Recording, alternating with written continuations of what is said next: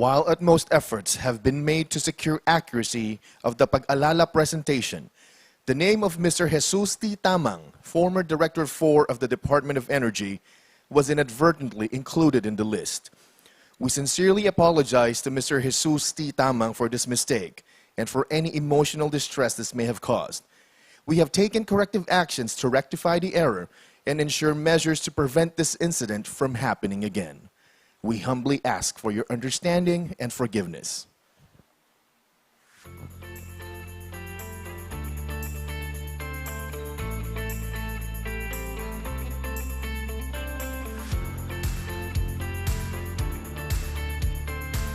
Good morning, members of the CES community. Mabuhay! Welcome to the 48th anniversary of the Career Executive Service Board with CESCon 2021. Resilience 4.0, courage, agility, and future-ready leadership. Please be reminded of our virtual house rules to make this an enjoyable and purposeful experience for everyone. For those in the Zoom room, please keep your microphones and cameras turned off while our speakers are presenting. If you have questions, please feel free to use the chat box for the Q&A option. Safety is always our priority. Rest assured that everyone needed to be on site for this event, such as performers and the production crew, are fully vaccinated, have tested negative in their RT-PCR tests, and are obeying health protocols and rules under the guidance of safety officers.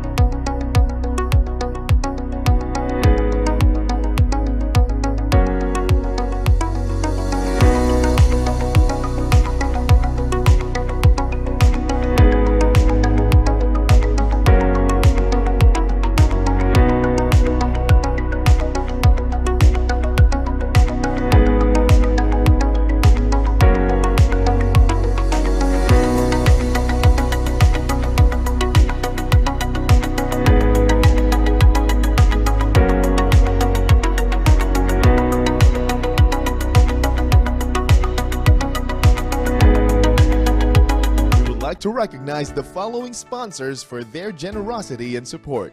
It was a pleasure coordinating with you. Thank you to the Home Development Mutual Fund, also known as the Pag-ibig Fund, Land Bank of the Philippines, Government Service Insurance System, Department of Environment and Natural Resources, Association of Career Executives Incorporated, Aboitiz Equity Ventures Incorporated, Tourism Promotions Board, and the Human Resource Innovations and Solutions Incorporated. Special mention to the Philippine Information Agency for promoting this event in their Facebook page and Twitter. Maraming salamat po at mabuhay sa ating mga sponsors. Nagsimula sa isang pangarap, Ako na po, ma'am. ika'y tutulungang ibahin ang buhay na nakasanayan. Naka 24 months ka na sa May pag-ibig. panghulog na ako sa motor. Uy, bagong motor! Gagawa ng hakbang para mapaghandaan ng forever Ingat ka ha. at harapin ang bukas ng may maaasahan. Simulan mo na ang forever mo ngayon. Fund your forever with Pag-ibig Fund. Register today.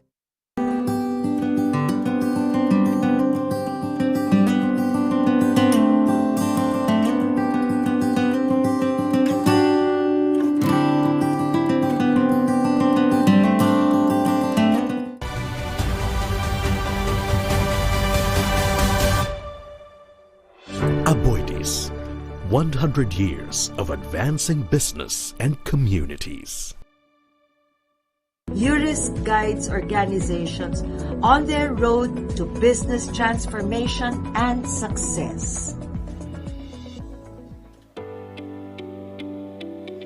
As we face the new normal together, let's all keep each other safe as we anticipate to explore the wonders of the Philippines once more. I woke up inside an artist's dream.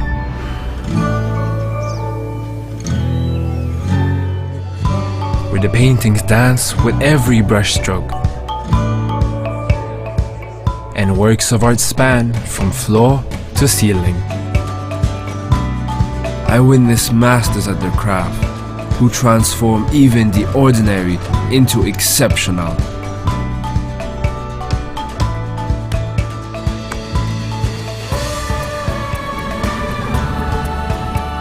Confections came in more colors than I could imagine.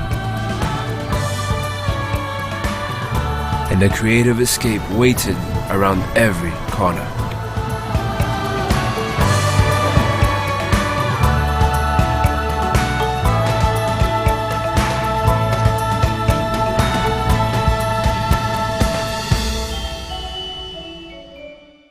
I just woke up from the time of my life. It started with a major throwback. Then I got to meet the big shots.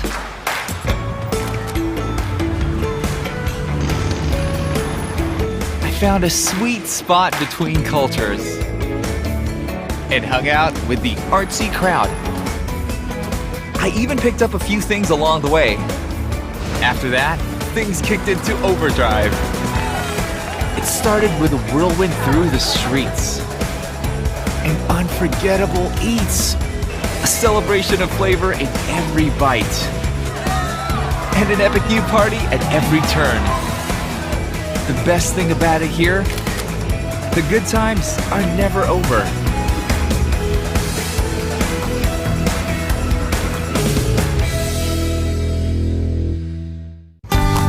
Today, I woke up in a historic playground where fun dates back to the 16th century. Things are pretty old school here. Really old school. We get our thrills in a giant sandbox and spend all day playing in the water, where adventures come by the hundreds. This is a place where time stands absolutely still. But we can never seem to.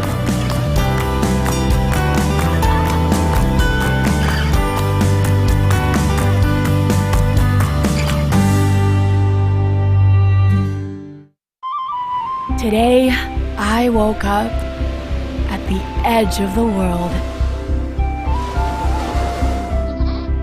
where time can't reach. Tiny houses stand untouched by the present. Rolling hills drop off to who knows. Customs are a little different here. Even the fashion is extraordinary.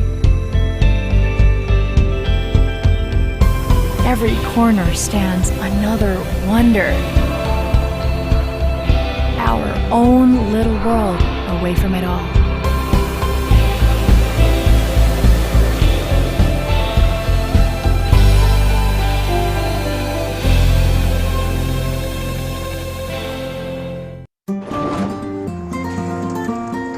I woke up to my own adventure book,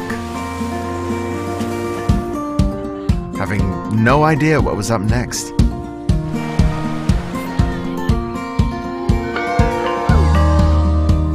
Each page was different. Every chapter, a new surprise. All I could do was go along for the ride. Trust my gut and let the story unfold. Because here, the best travel plan is to make no plans and just let life happen.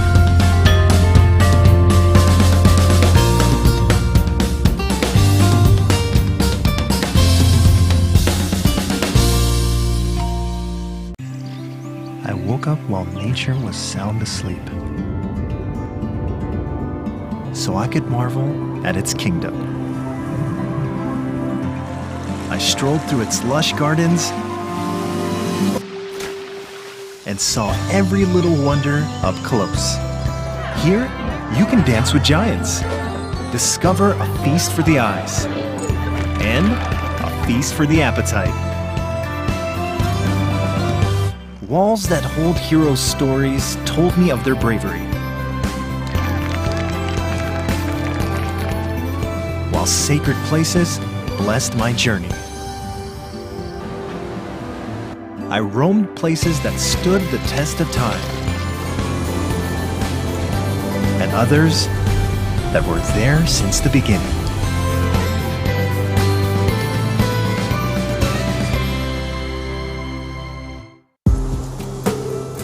Once I woke up in a hidden place.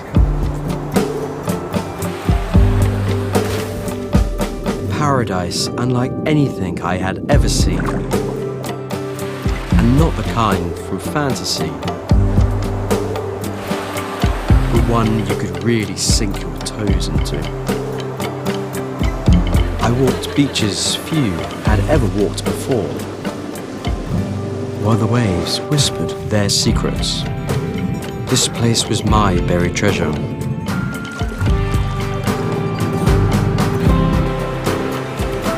And even though I couldn't stay forever, the story of the islands never leaves me.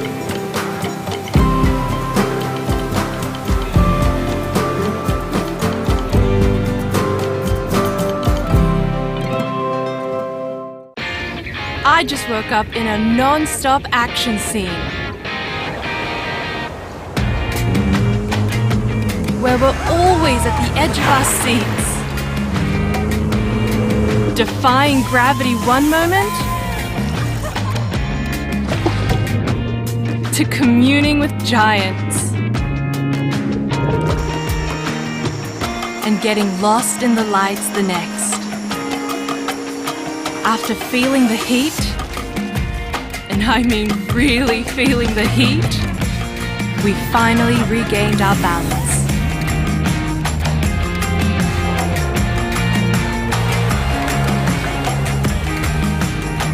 And found our epic finale.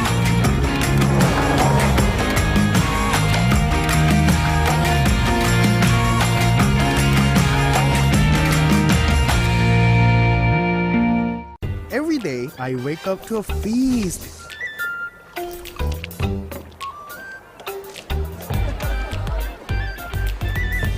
Where I can sink my teeth into history.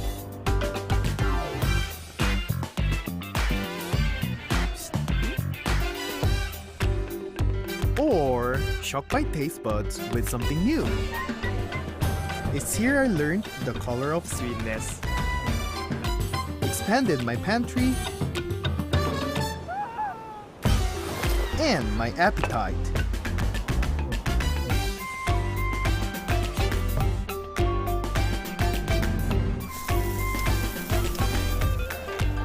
Every next bite only leaves you hungry for more.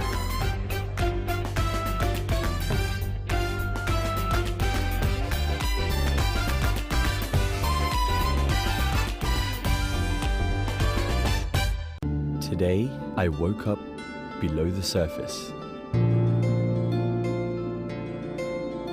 where I learned to face my fears and go with the flow.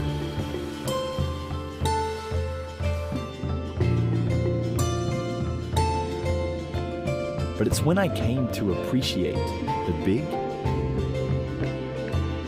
and the small,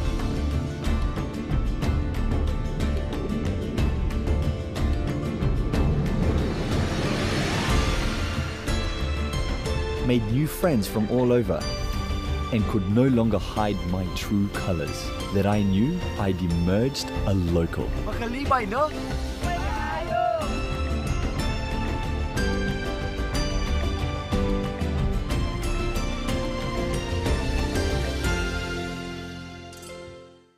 I woke up to worlds unknown.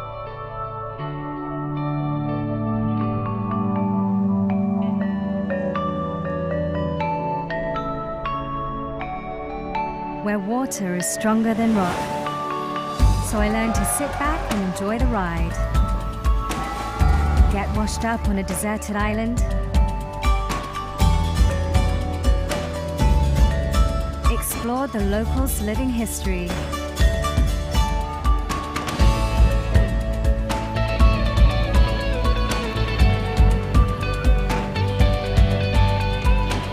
Perhaps even find a hole in the wall.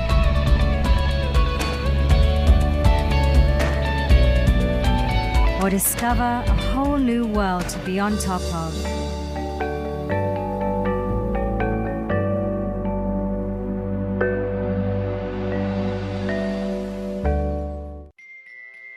Today I woke up inside a kaleidoscope.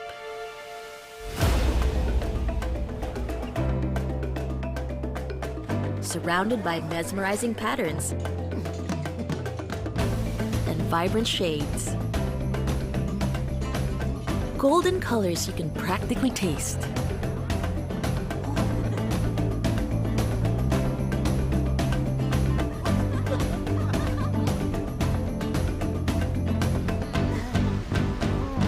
An endless stretch of powdery pink sand. Rainbow vessels riding gentle waves. A Technicolor dream just bursting at the seams. With ever-changing hues and views. But no fail, always a whole lot of fun.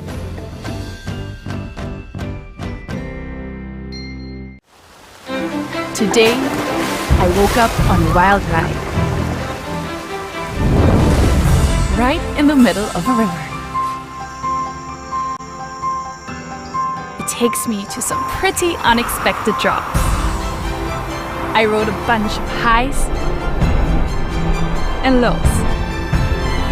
I screamed at the top of my lungs.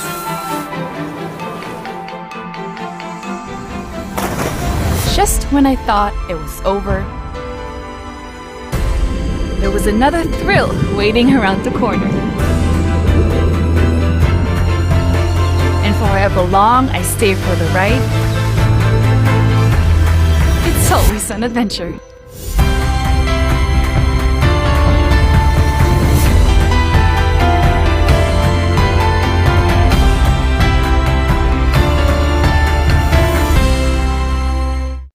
Today, I woke up where a bustling city sits in nature's splendor.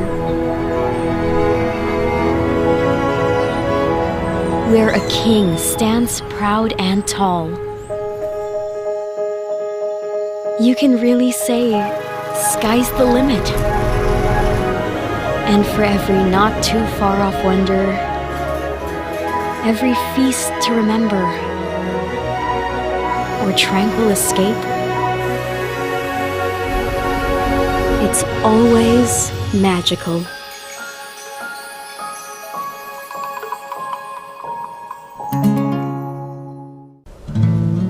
Every day, I wake up in a sea of green. A place where everything grows. Even dreams that weave themselves into our style and art. Here the land is rich and healthy.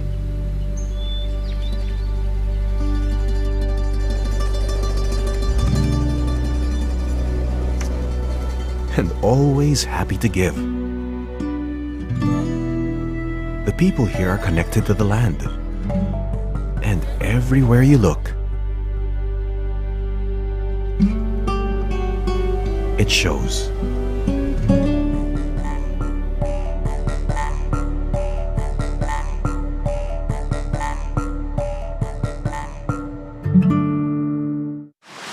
I wake up with a postcard every single day.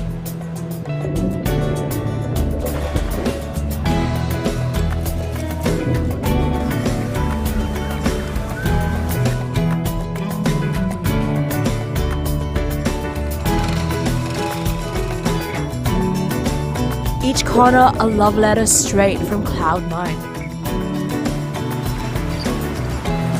Scribbled reminders to soak up the sun.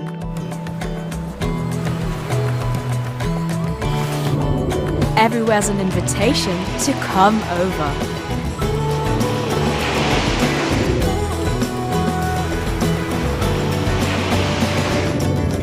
But it's the warmth I find nowhere else that makes me stay.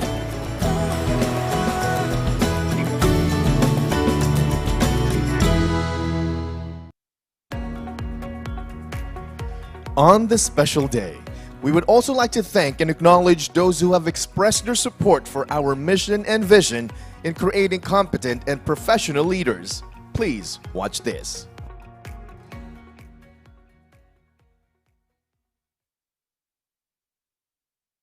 Hello mga ka-CES. They say once ESESO, always ESESO. So even while I retired last February, I am with you in this Congress, which is another event in your CES journey and adventure. From experience, CES learning and networking times like this are long remembered. After all, it is not always the destination, but the journey.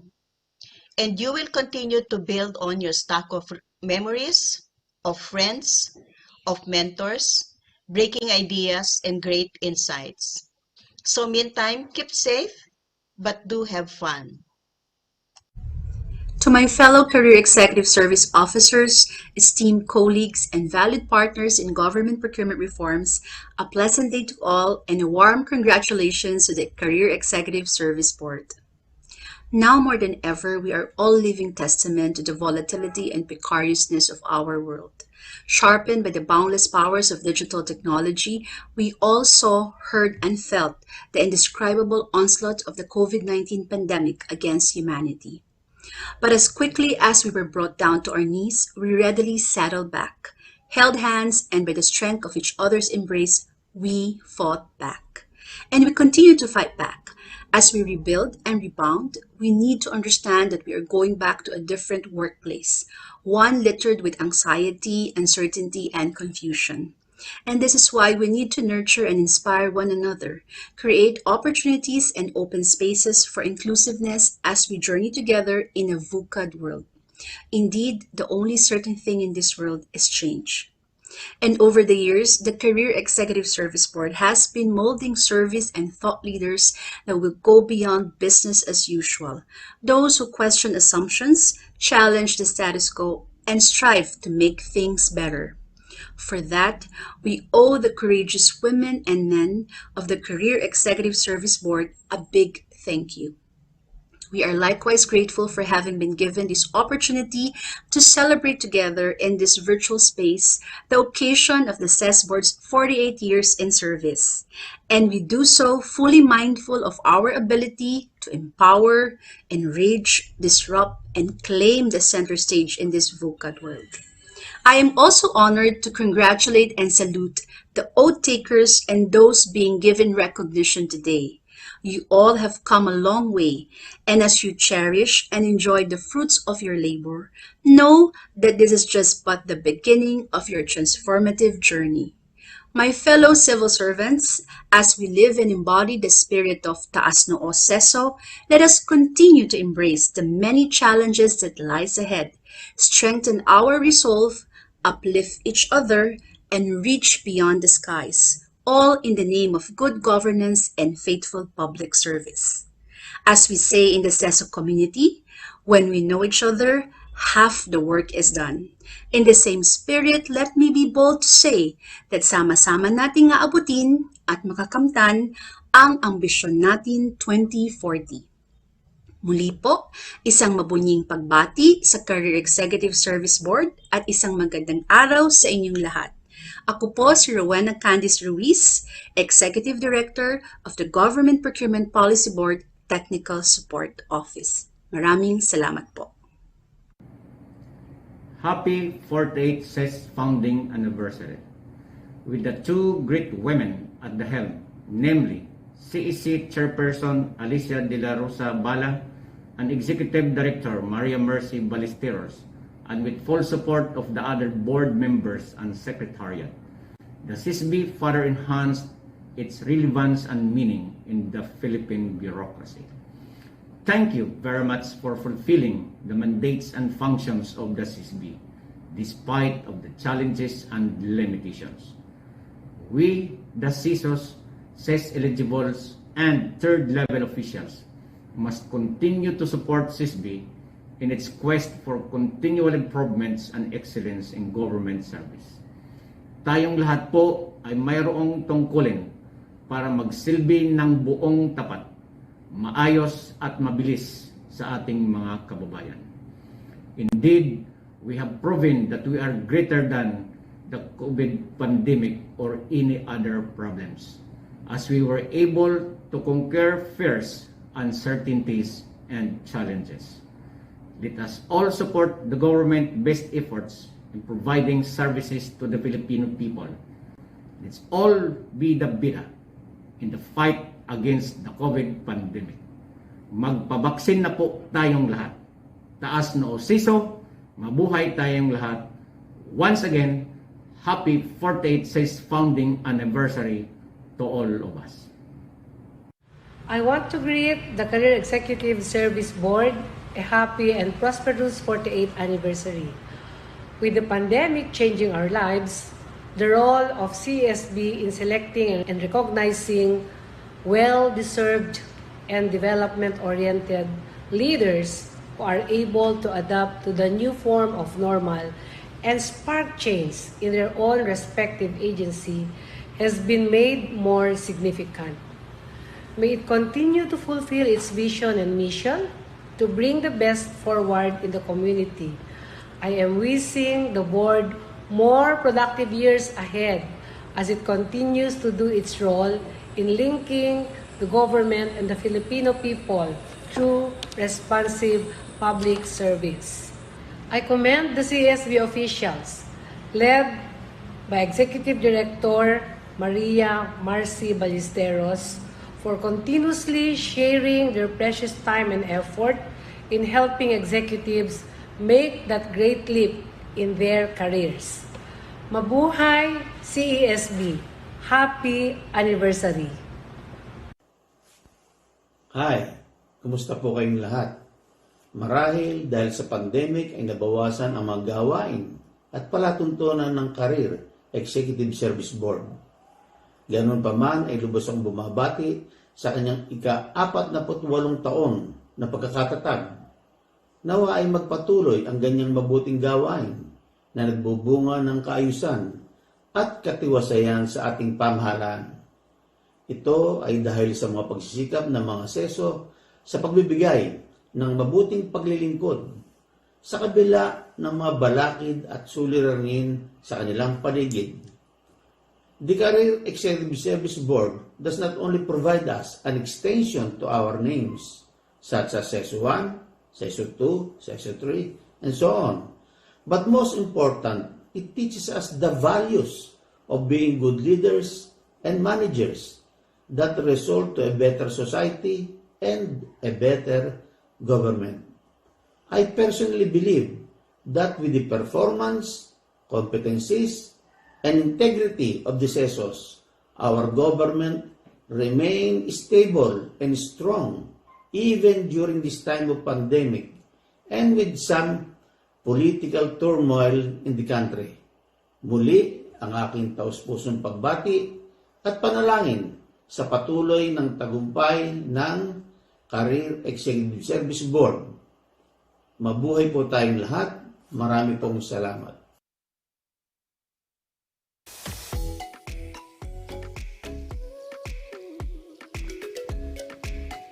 Hello everyone! Today is day 4 and the final day of CESCON 2021.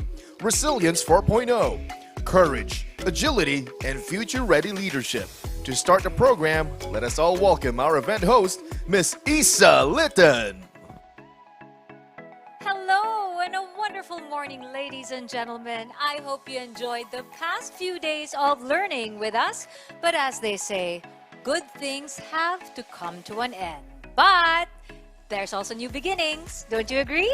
It may be the last day, But, of course, it's not the least of our workshops, seminars, and activities. By the way, I'm Isa Litton, your host, and this is a month-long celebration of the 48th founding anniversary of the CES, and CESCon 2021 is just one of the highlights. So to start things off today, we have our talented Career Executive Service members ready to take on the CESCon Dance Challenge.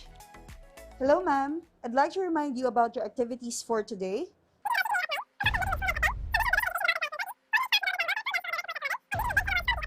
Nakuha niyo po ba, ma'am, lahat?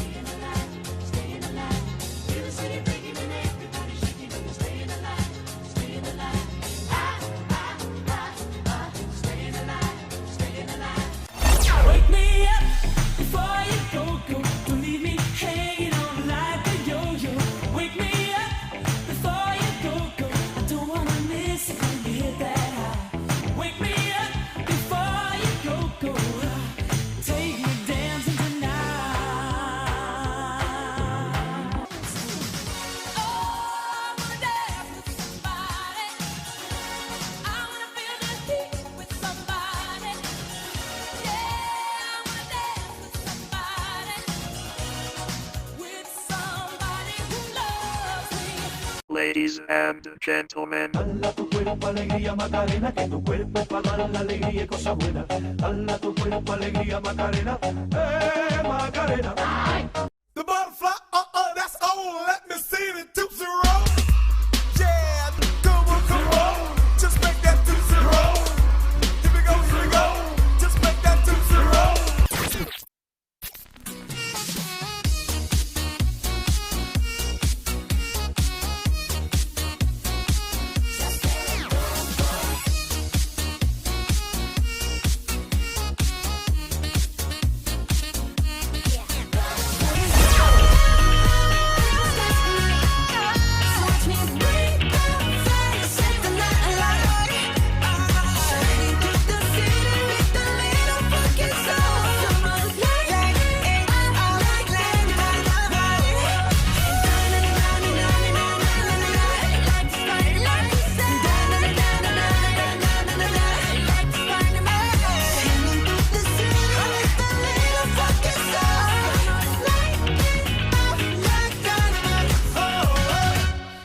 Ma'am? Ma'am? Ano po kayo? Sige po.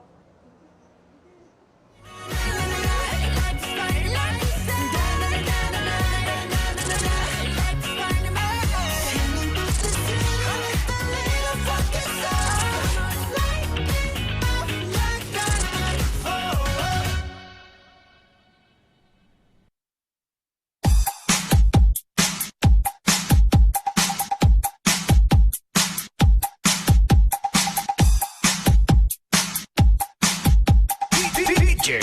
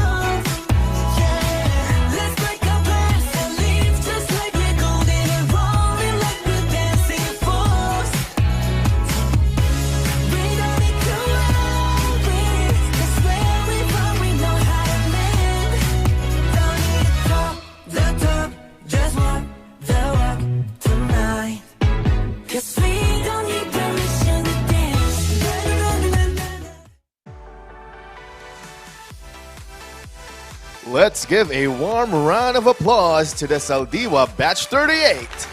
Los Generales, the Department of Education, Division of Bacolod City, and to the Food and Drug Administration, Mindanao West Cluster. Well done, and thank you very much for that dance number. We have another icebreaker for all of you. It's a simple game to celebrate the fun facts surrounding CES's 48th founding anniversary. Listen up, here are the mechanics. Ladies and gentlemen, the mechanics are simple. All you need to do is go to kahoot.it and enter the game pin shown on the screen.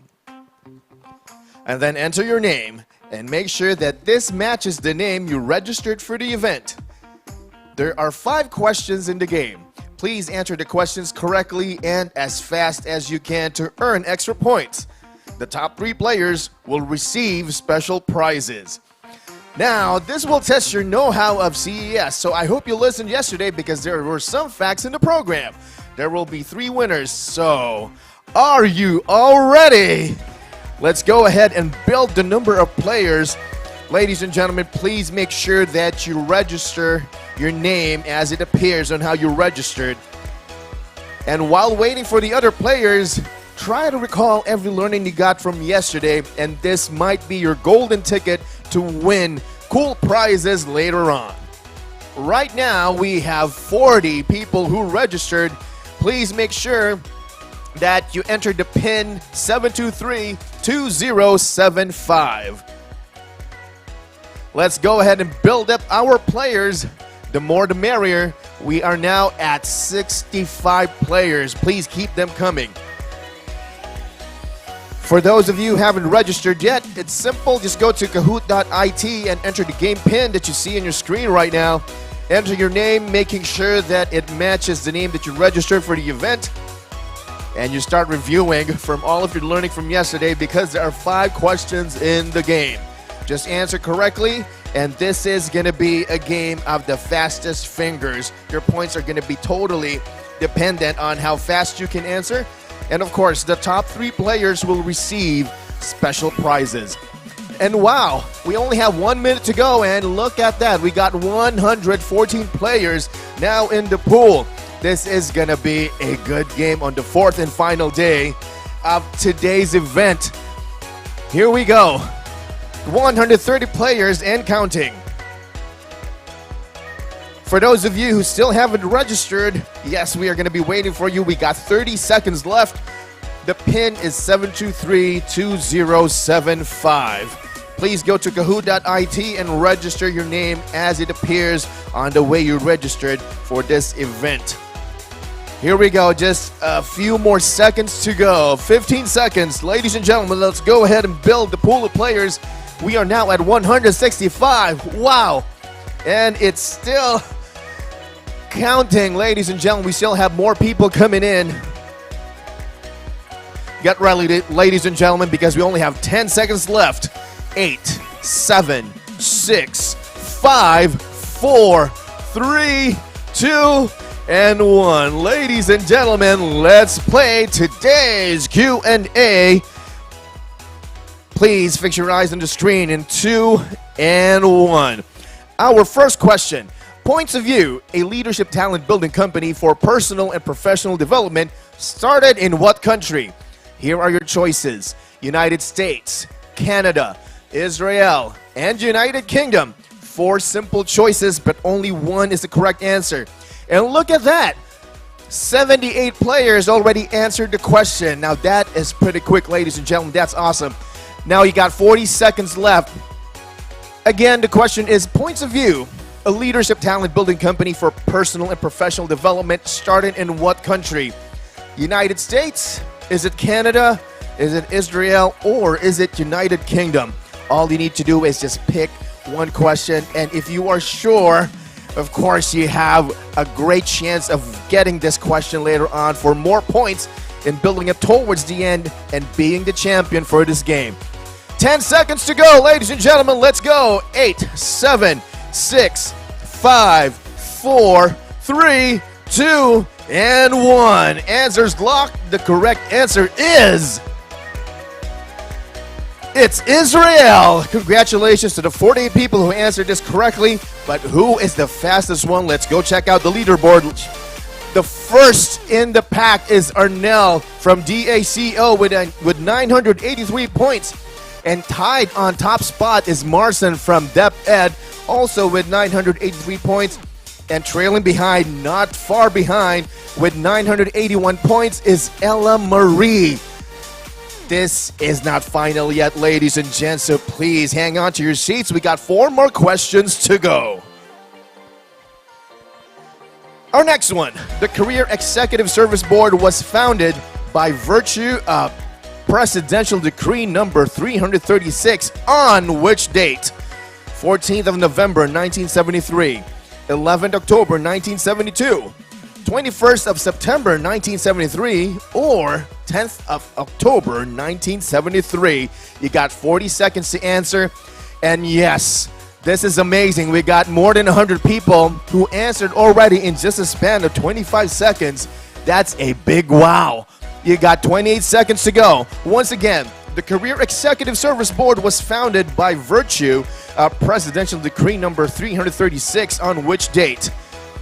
14th of November 1973, 11th of October 1972, 21st of September 1973, or 10th of October 1973. You got 6 seconds to go. 3, 2, and 1. Answers locked. Let's see who got the correct answer. And yes, majority of you answered 14th November 1973. You guys are correct, all 73 of you. But is it enough to get you at the top spot? Let's go check the leaderboard. Right now, maintaining a strong lead is Arnell from DACO. And behind him is Francis from DBP with 1,917 points. And at third is Ella Marie with 1,909 points, maintaining consistency in just 2 questions. We got 3 questions to go, ladies and gentlemen. The suspense is now building. Who is going to be champion for today's Q&A? Let's go ahead and see. Let's look at the third question. The Agile Move session developed operational and leadership agility through a group discussion exercise, insight sharing workshop, Mentimeter and Kahoots aided poll survey, and business case simulation exercise. I'm sure you remember this, ladies and gents, and from what it looks like, I think you just did, because already 120 people answered in a span of 25 seconds. We got very, very active participants today, ladies and gents, just like the first 2 days. Now, 28 seconds to go. Question is, the Agile Move session developed operational and leadership agility through which exercise? Group discussion exercise, insight sharing workshop, Mentimeter and Kahoots aided poll survey, and business case simulation exercise. You have 10 seconds to go, ladies and gents. 6, 5, 4, 3, 2, and 1. That's it for the third question. Now let's see who got the correct answers. And a lot of you got it right. 89 people answered the correct answer. It's business case simulation exercise. Already 3 questions, ladies and gents. Let's go check the leaderboard on who's leading the pack. Once again, maintaining consistency and a strong hold in the lead, it's Arnell from DACO with 2,893 points. We got a new player at the second spot, Marcin from Department of Education with 2,857 points. And bumping Ella Marie to the fourth spot, we got the third one, Luella May, with 2,830 points. Wow, this is a turn of events, ladies and gentlemen. Anything can happen with the next 2 questions. Let's go ahead and play. The People Ignite Chief Operating Office, who has been igniting with the company for 17 years, is Teresita Albert, Vivian Hunsay, JV Wong, or is it Josie Quintana?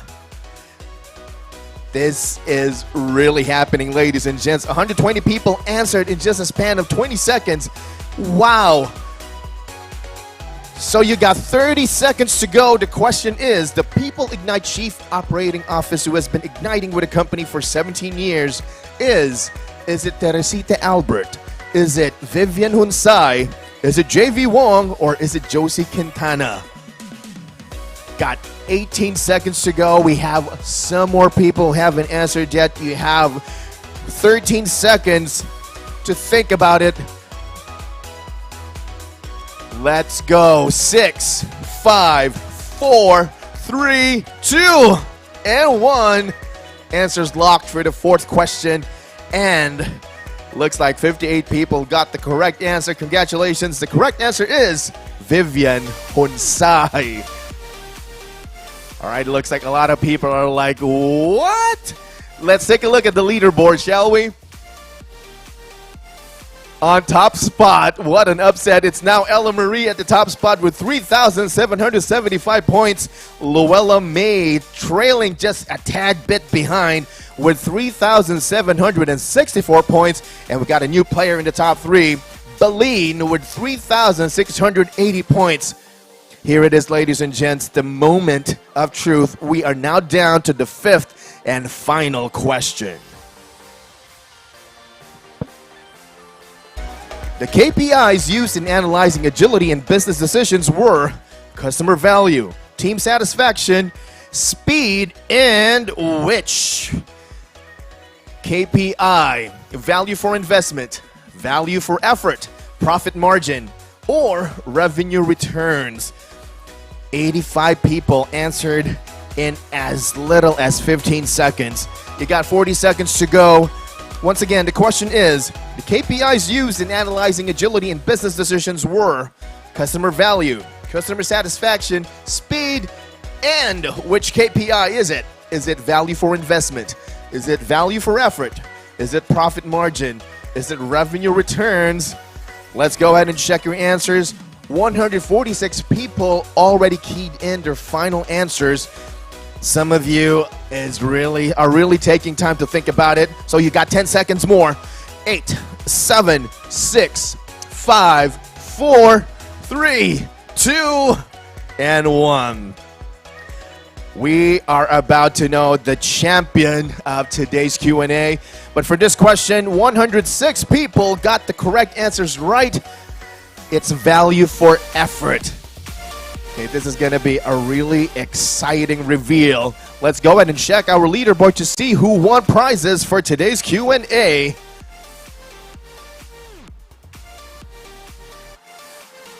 Now, we are really building excitement right here. So here we go. On third spot, we got Beline, who got 5 out of 5 questions right with 4,650 points. Wow, that's a lot. That's her on the third spot. On the second spot, we got Luella May, who also got 5 out of 5 correct with 4,691 points. And today's champion, Ella Marie, who got 5 out of 5 and got 4,731 points. Congratulations to all of you. Now, the third prize will be getting 500 pesos cash. Second prize is 1,000 pesos cash. And for our champion, it's 1,500 pesos. Congratulations to all our winners.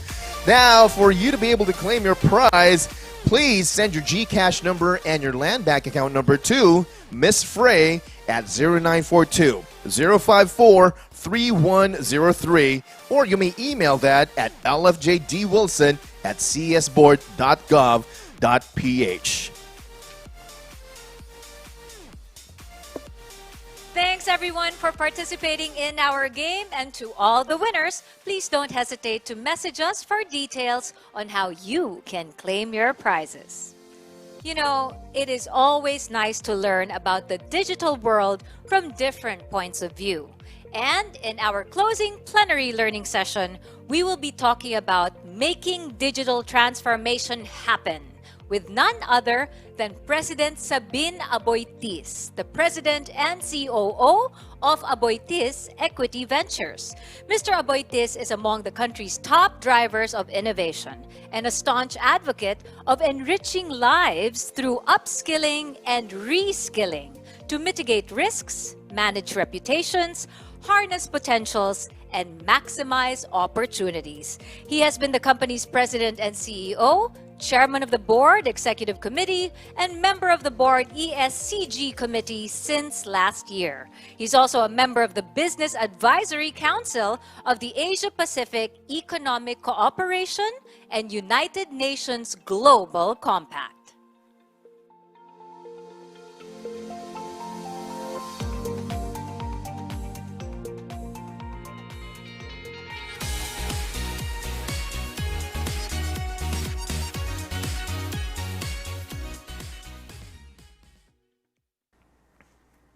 His Excellency, our President, Rodrigo Roa Duterte, the Honorable Alicia de la Rosa Bala, Chairperson of the Civil Service Commission and Career Executive Service Board, Ms. Maria Marcy Cosare Ballesteros, Executive Director of the Career Executive Service Board, distinguished leaders from the government, all our partners, our friends, and colleagues, good morning.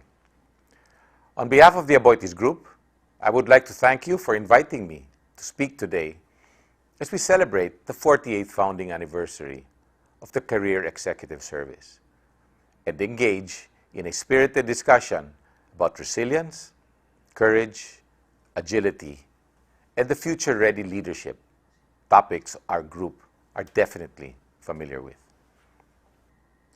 As validated by our substantial investment and partnership with the Asian Institute of Management to found the Aboitiz School of Innovation, Technology, and Entrepreneurship, or ASITE. We believe data science and artificial intelligence, or DSAI, holds the key to transforming business and government by accelerating productivity, driving value, and opening up new revenue streams. We envision data science to be a permanent aspect of the way we develop and support our business models and our decision-making capabilities. But there is a more pressing and ambitious matter behind our enthusiasm. Everything we do, whether collectively as a business or as individual members of an organization, is guided by our brand promise to advance business and communities. This simply means that the way we measure success in business should also reflect how much improvement has been made on the lives of our community and stakeholders. Achieving this requires taking advantage of foresight and of maximizing ways to help us see around the corners, especially in times like these when everything has been upended. More than ever, the world needs data science and digital transformation to help us navigate through ambiguity and uncertainty. Let me give you an example of this. The Aboitiz Group worked with NEDA on a project to develop a system to improve our country's contact tracing results, making it quicker and more accurate. Here, we saw the potential of data science to create societal good, which emphasizes how we really need to work together on a digital transformation. Our collective experience this past year has shown how vital a strong public-private collaboration is in responding to a crisis, and we look forward to making strides in this endeavor. This year, we took digital transformation to the next level. In addition to supporting education that will produce a new breed of data scientists, we also launched our newest business unit, the Aboitiz Data Innovation. This new company is a service provider for the public and private sectors, as well as the Data Science Governance Center to support our entire organization. Part of the group's preparations is streamlining our data science team structure and adding DSAI to our learning and development curriculum. We have begun to upskill our team members in this area to equip them for roles and demands of the digital revolution. Of course, not everyone is expected to become a data scientist, but we want all our team members to understand and take advantage of ways that the DSAI can move them closer to our long-term strategies. One of the biggest challenges our government faces today is keeping up with the digital revolution, and therefore, we consider it our duty to step in and support. Another example of this is how our banking unit, Union Bank, helped the Bangko Sentral make policy changes for digital banking that allows Filipinos to open bank accounts from their own phones and know your customer processes to be done online. A digital transformation will leap us forward and allow us to play on the global stage. The advanced world outside the Philippines is already living and breathing it in both the professional and the personal lives. Countries like Singapore have created environments for themselves that have allowed this to happen, and we need to do the same. We need to take all the knowledge we can from the people we work with all over and bring it home with us. Our hope is that the digital transformation will ultimately deliver solutions that address the challenges our country and humanity face, especially for our most vulnerable communities. We've already begun to scratch the surface of how data science can change the world for the better, so we must continue to experiment and learn. Perfection is the enemy of progress, Churchill said. So let us not allow ourselves to be dissuaded by failure. The potential good we can do will outweigh them in the end. Thank you and good morning. Thank you very much, President Sabin Aboitiz. I believe you will now be presented with a certificate of appreciation. On behalf of the Career Executive Service Board, let me now read the citation and award the Certificate of Appreciation to Sabin M. Aboitiz, President and CEO Aboitiz Group, for having shared his expertise and imparted valuable lessons as resource speaker in the 2021 CES Lifelong Learning for Leadership Congress with the theme Resilience 4.0, Courage, Agility, and Future-Ready Leadership, given this 12th day of November 2021. Signed, Maria Marcico Sara Ballesteros, Executive Director, Career Executive Service Board. Our second speaker is Mr. David Hardoon. Mr. Hardoon is the Managing Director of Aboitiz Data Innovation and Senior Advisor for Data and Artificial Intelligence at Union Bank of the Philippines. Prior to his current roles, Mr. Hardoon was the first appointed Chief Data Officer and Head of Data Analytics of the Monetary Authority of Singapore. Ladies and gentlemen, please welcome Mr. David Hardoon.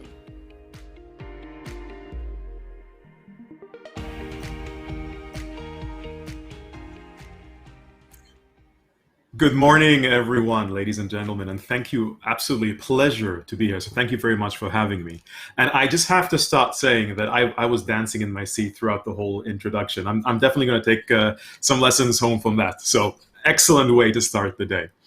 Let me dive straight in. And what I wanted to do and talk in the next, so I think 25, 30 minutes, whatever how much time we have left, on some of the considerations and some of the points that organizations in general, and specifically the public sector, should think about in terms of operationalizing AI and data science. So if I may have the slides please put up. Now, when I say operationalizing data science and AI, what I mean by that is also the necessity and need for us not just think about the potential benefits, the insights, the value, and how important this field may be in terms of helping organizations, be it commercial or otherwise, but really putting our eye on the bullseye in terms of how do we do it? How do we walk the talk? As one person told me many years ago when I was in more of a sales organization, hope is not a strategy. So that's the objective of operationalization. If I can have the next slide. Now, very briefly, and actually, this was shared with me, and please go, there's a link in the bottom. I think this will be shared perhaps with all of you. That kind of gives an overview of some of the pillars that one needs to consider. And I thought this is still very applicable for the world of data science. And I will try my best to touch on some of, if not all, some of these in the remaining few minutes that we have in terms of obviously strategy, leadership, user focus, culture, and workforce development. How we should be thinking about these and how we should be ultimately approaching them in order to internalize data science and AI, and as I mentioned, operationalize it. One thing I would like to mention, and I think it does bubble up many times, especially when discussing with consultants, is this whole realm of culture, that we need to make sure the culture is right and so forth. I would like to push back on that and actually say that we all have the right culture. So it's really more in terms of how do we make sure that data science and AI is aligned to the culture of the organization. We're not all Google, we're not all Facebook, we're not all Amazon, we're not all a bank, we're not all a power company, we're not all within the different government agencies, transportation, etc., and so forth. So it's really important not just to look over the shoulder and say, let's copy and paste, but how do we contextualize it to us? So that's all I wanted to say. I will leave it to you to look in this in a bit more detail, but I thought it was quite a nice overview from Deloitte. If I can have the next slide. Now, I cannot start talking about data science and AI without giving a slight touch on definitions, just to make sure we're all on the same page. And I don't mean by any way and whatsoever that I am the authority about the definitions on data science and AI, and I'm correct. There are many truths out there, but just like I said, to have us on the same page. Just to kind of share a joke, if you ask 10 people to define data science, you'll probably get 15 different answers. So that aside, what is it? What is it really? Well, it's interesting because it is actually multiple disciplines. It is multiple perspectives and multiple fields all coming together with a singular, to an extent, purpose. That purpose, as someone has actually put it to me, is the reverse engineering of the world. There is an outcome, there is an objective, there is an interest that we want in terms of identifying from citizen engagement, feedback, issues, in advance, if we think of roads where there's likelihood of potential accidents, whatever it may be, it doesn't really matter, but there's an underlying outcome. And it is how to use this world, and I'll go into a bit more detail of data science, to leverage on data that's available to us, in order to achieve these outcomes. So when you think about data science and AI, if you take away anything, there'll be two main points I'd like you to take away. One of them, which is this, is it's reverse engineering of the world.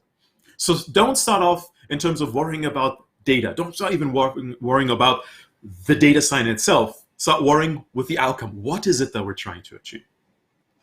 So data science, as I mentioned, is a hybrid of multiple disciplines. It is mathematics and statistics. And I used to get comments of saying, oh, it's just statistics.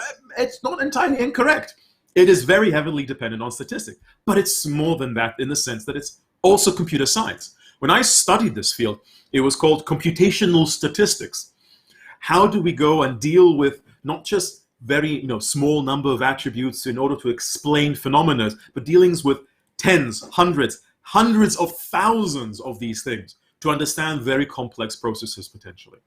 And then the other dimension, which is extremely important, and sometimes with no intent, but sometimes inadvertently forgotten, is the business and domain expertise, which effectively drives us as to why we're doing it, and how ultimately it can be embedded in the process.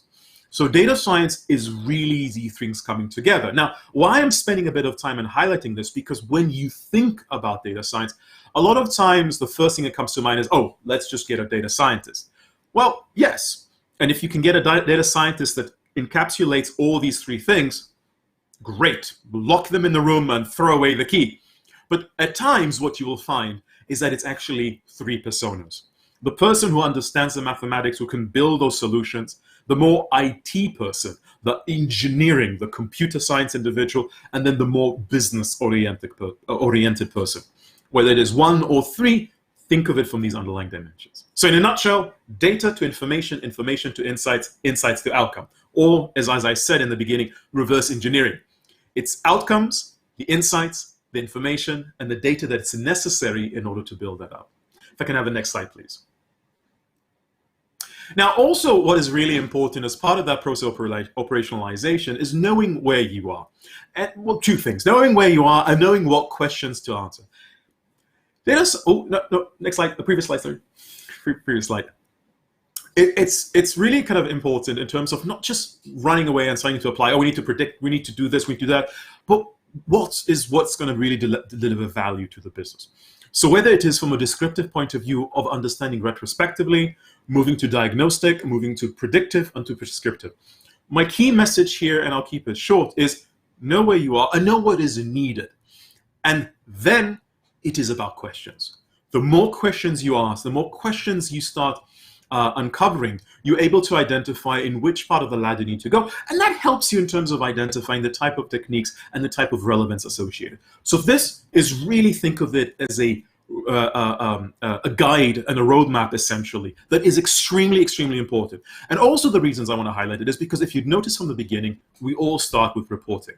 The key question is, when do we move beyond that, essentially? The next slide, please. This one is just half a joke, as I always love cartoons. It is not obviously the solution to elixir of everything. And as the guy said, and after big data solves all our problems, we're right away flying magical unicorns. I can guarantee you that data science and AI is simply one component, it's one tool within the shed.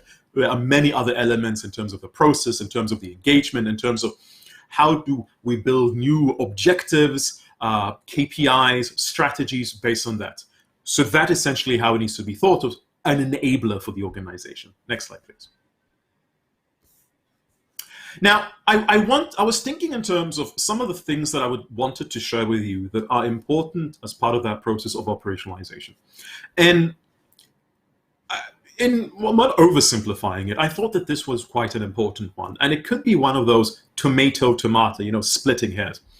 But it is a mindset. You have a hypothesis-driven approach and you have a data-driven approach. Now, you may say to me, but David, hold on a second. Both hypothesis-driven and data-driven actually both need data. Absolutely. It is the mindset. And that's why I said it's splitting hairs. In a hypothesis-driven approach, you start with a hypothesis. We believe, or I believe, this happens because. And we go away and find data to try and corroborate that. I believe that people come into our center, or the type of people that are applying for a work permit, or etc. There is a hypothesis, and we look for data to corroborate the hypothesis. In a data-driven approach, and this is sometimes where the challenge kicking in, is we throw away the hypotheses that we may have had. We purely go on what the data is telling us. So we end with a hypothesis. Now, of course, the two things can come together, and we can see, well, is the hypothesis that's resulting from the data corroborating what we believe or what we thought? But like I said, it's the starting point. Either a good, either absolutely fine. And if I go back to that roadmap that I was mentioning, in the end of the day, it is what we're pursuing and what we're interested in. But keep this in the back of your mind as you're thinking about when you go down the path of addressing specific areas and issues. Do we already have a hypothesis which we simply need corroborated? Or actually, we may want to challenge our hypothesis, or we don't know. We don't have a hypothesis, essentially. So remember, hypothesis-driven, you start with a hypothesis. Data-driven, you start with data. You finish with a hypothesis. Next slide, please. Secondly, as I was alluding to, it's all about questions. Many times, and again in my previous life when it was more on the vendor and consultancy side of the house, a lot of times I've heard the question of, how can data help us to do something? It is the wrong question to begin with. Why do I say it is the wrong question to begin with? Because then you inadvertently fall into that Pandora's box of, do we have the right data? Is it the right quality? What are the issues associated with it? How can we do it? No. So don't get me wrong. Data is extremely important. And of course, at some level, you will ask yourselves, because at the end of the day, we want to be data-driven, as I just said. You will ask how data can help us. But that is the question from a business lens that we do not want to start with. So I was being a bit dramatical when I said the wrong question. The question which we want to start with, and if we can have the next slide, is what is it that we want to accomplish? Next slide, please. What is it that we want to accomplish? How are we going to operationalize it? So if you come to me and say, David, I want to be able to identify X, Y, and Z. Okay. Why is it that we want to do that? How are we going to go about doing it? If we're able to do this, if we're able to identify, if we're able to predict, perhaps I want to know in advance when an organization will do this. I want to know potentially when certain instances will occur. Again, depending on the need, it could be more retrospective, it could predictive in nature. How do I use it? I've seen many cases whereby it was possible, it could be done, it could be built, but then the organization realized we don't know how, or we can't inject it within the process. So these are the questions.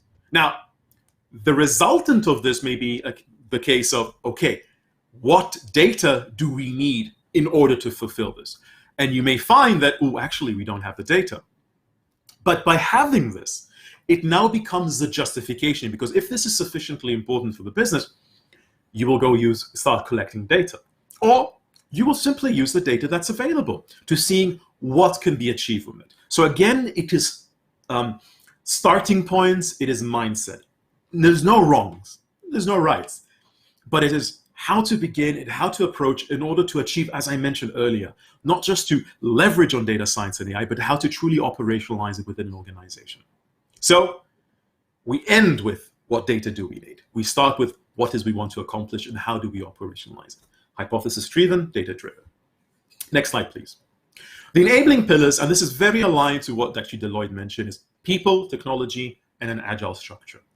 People, and I think these sessions are wonderful, a testimony of that. It is extremely important to continuously learn, to continuously upskill. Doesn't mean everyone needs to become a data scientist, but it does mean, just like everyone can use Word, everyone can use Excel, it is in terms of how do we use the outputs? What does it mean to us? How do we ask those questions? In fact, sometimes the biggest challenge and the starting is because we're not quite sure what questions we can ask. We're not quite sure how to ask the questions. So there's a need of that empowerment within the organization, from senior management, all the way from the top, all the way to the ones who are newly joined in the organization. Together with, depending on the speed in which the organization wants to take, injecting expertise that has already experience of doing it. So people, very, very important. Technology, we can't run away. Despite everything that I was saying, which is more from a process perspective, from a business point of view, in the end of the day, it is leveraging technology. And in fact, one of the reasons that data science and AI has become such a compelling force in the industry is because of cloud computing. So how can the government make use of the exact same technological infrastructure, facilities, capabilities, in order to achieve a similar, if not the same, if not more? Because in fact, there are certain things the government that can do that no industry can do on its own. How to leverage it, and how to bring those different pieces of the puzzles together, moving from a more monolithic approach to a more modular, flexible and scalable type of environment. And then finally, the agile structure. And that to me is more of that mindset. Data science and AI is rapid questions, rapid possibilities, looking and exploring, change. Imagine from the simplistic sense of getting people to top up for potential pension and understanding their nature and their needs. It means we're able to build possibilities and understanding based on data, and we can continuously do so. The environment changes. How do we learn from that? How do we understand certain moods? And so forth and so forth. So how do we embed an agile structure to a structure that may not be as agile in terms of adapting to change?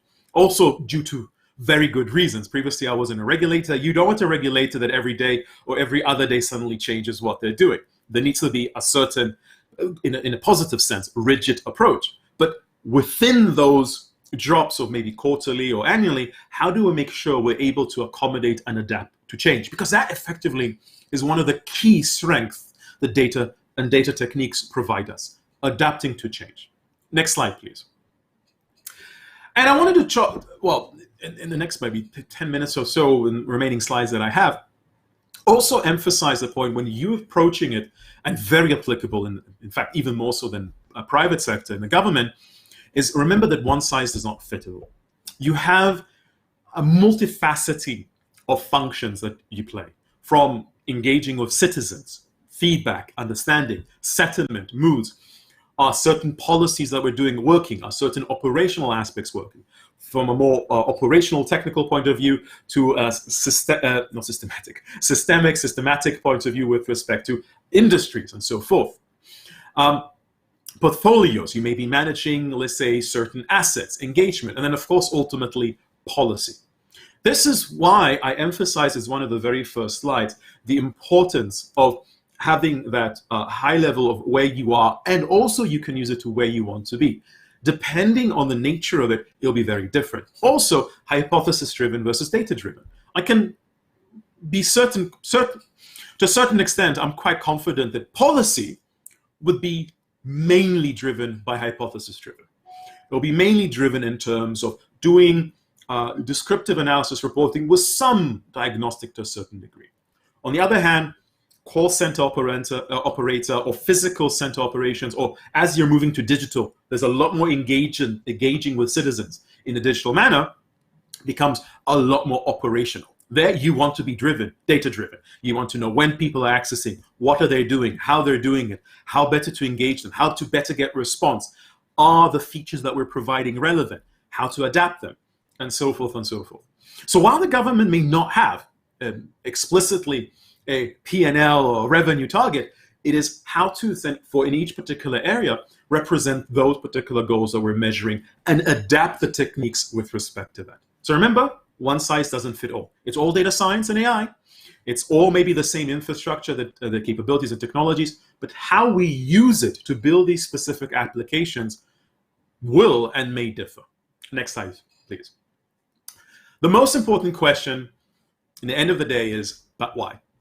Why do I say that? Is because, as I mentioned, data science and AI is about reverse engineering the world.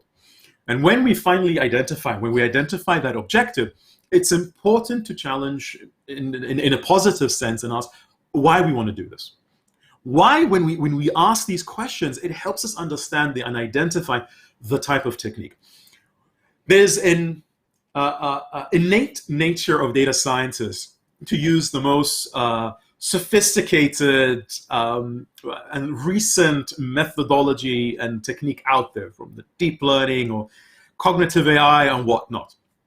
But why can help us identify, actually, in order to achieve that operationalization, we don't need the most cutting-edge machine learning technology. We need this one, because this is getting us, and it's answering the objective, and it's able to surface up the needs of the business. This is kind of a continuous process in order to make sure that we're using the tools. Unfortunately, and I really do mean that, unfortunately, data science and AI is not like a traditional IT tool or traditional product where it's a phone and you know what you can do with a phone.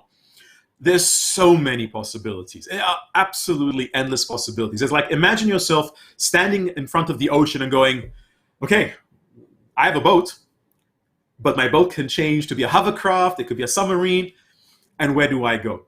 So all of these questions are to really help create a perspective of where are we going, why are we going, and what are we trying to achieve? And then in the most rapid manner, demonstrate, are we able to achieve those benefits? Next slide, please. Similarly, and this goes back to the point of actually two natures of focus on people, I call it technologically human. One is obviously in the empowerment of people.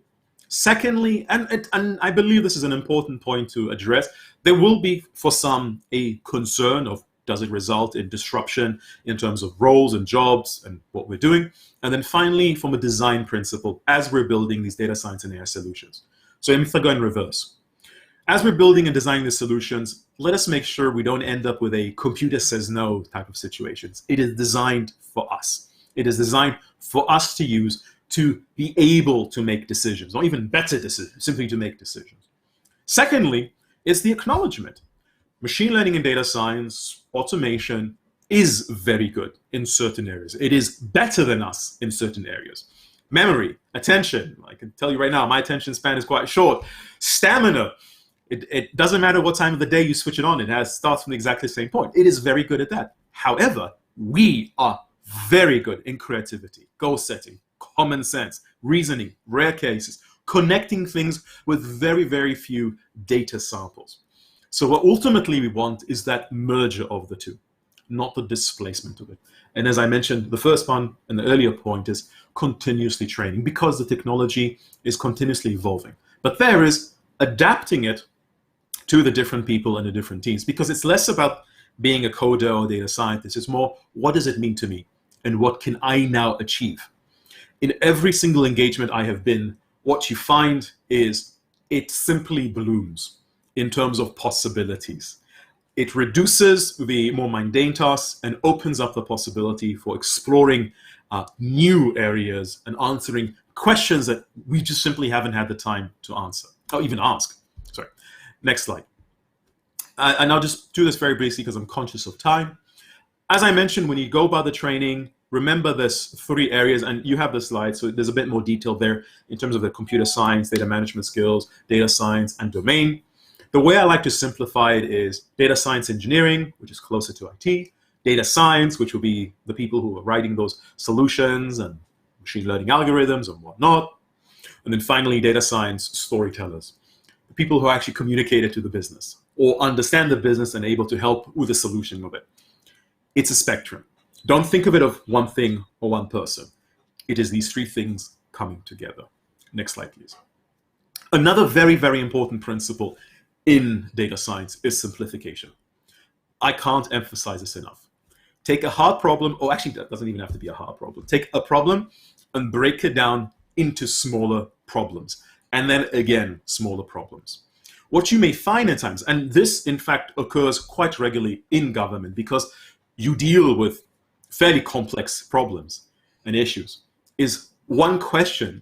When you look at it, you actually realize it is multiple questions. So that's what you want to do. You want to take those questions and break it down into subcomponents. Why? It is again that process of agile methodology and then the ability of building solutions, small or large, to addressing specifically those sub areas. It will rapidly excel the adoption. It will rapidly excel the ability to operationalize, and it will rapidly excel the ability to leverage the outputs and the insights that are coming. Or you may find that my one big question, or my one question that I'm trying to address, when I break it down into the 3 easier ones, I realize actually 1 and 2 I can do because it's a data-driven problem. I can apply data science and AI. I can get these people to support me from a solution perspective. But question 3, I can't do. There's no data.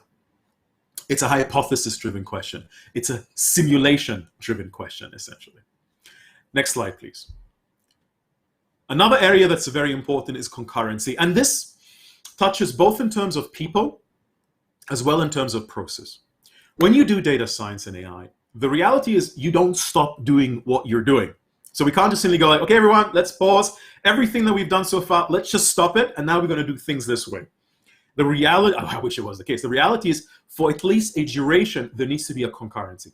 When you have built a new solution, when you've done something new, you need to run it in parallel in order to validate, in order to see, does it truly work? Does it provide that insight? Is it helpful? But what it means operationally in that process, in that timeline, however short or long it may be, you almost have double the team. You have double the process, essentially. So I'm just highlighting this as senior people, managers, when going down.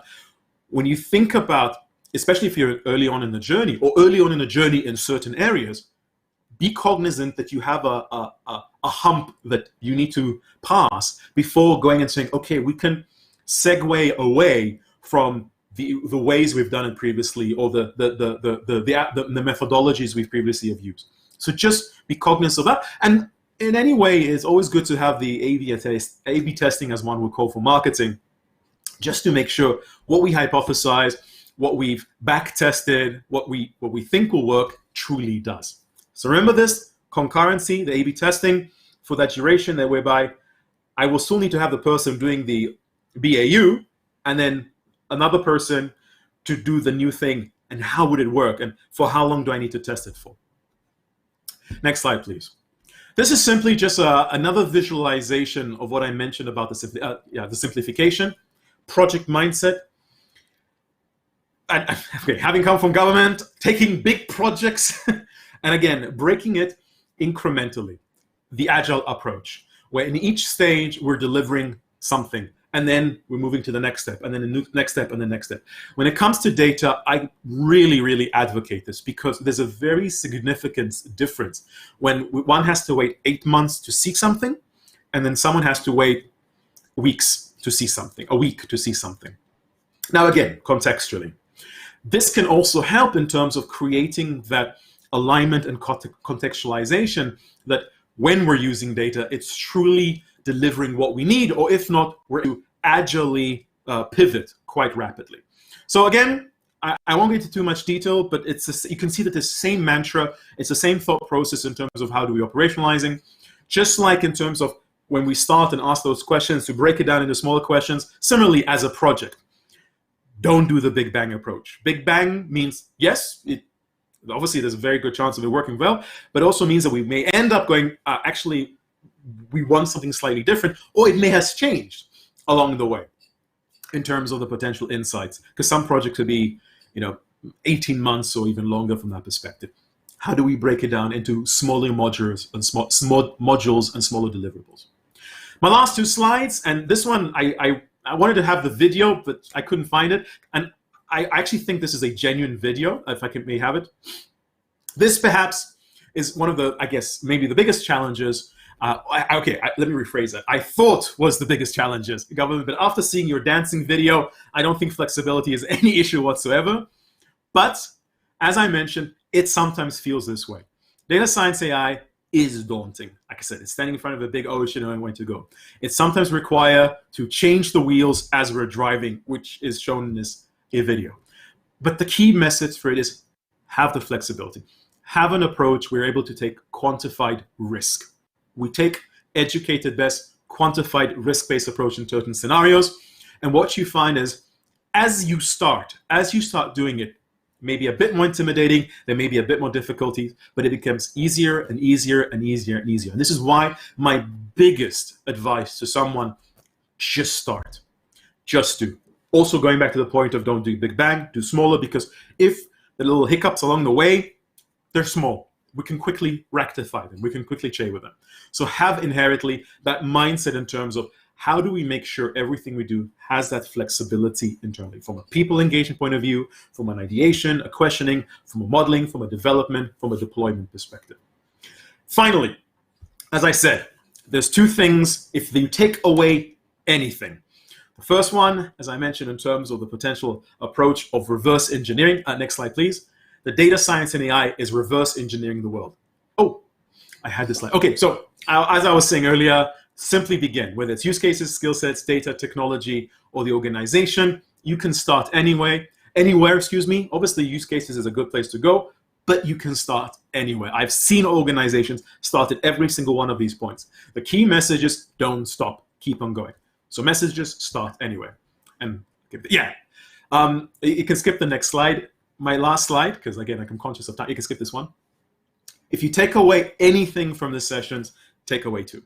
One is reverse engineering. It's about having an outcome that you're interested in, and data science and AI is that magic that can help uncover it, or at the very least, give you the possibilities to do it.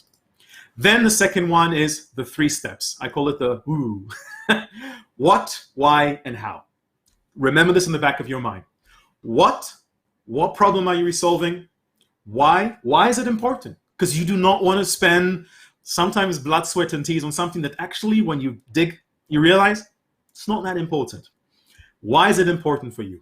Why do we want to do it? How do we want to do it? And then finally, that's the last thing you end with, is how do we do it? To use it, the methodologies needed, the data, the IT, the technology. The how is the very last. First one is the what, second one is the why, then it's the how. So if the 2 things to remember, it's these 2. And with that, thank you very much. I hope you found this helpful. Thank you, Mr. Hardoon, for your insights. I believe we will now present you with your Certificate of Appreciation.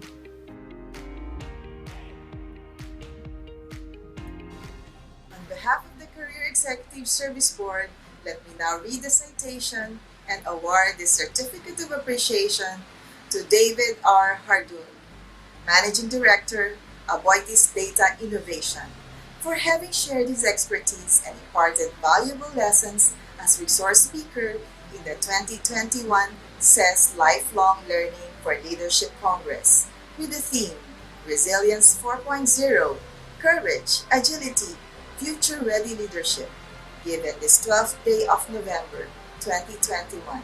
Signed, Maria Marcy Cosare Ballesteros, Executive Director, Career Executive Service Board.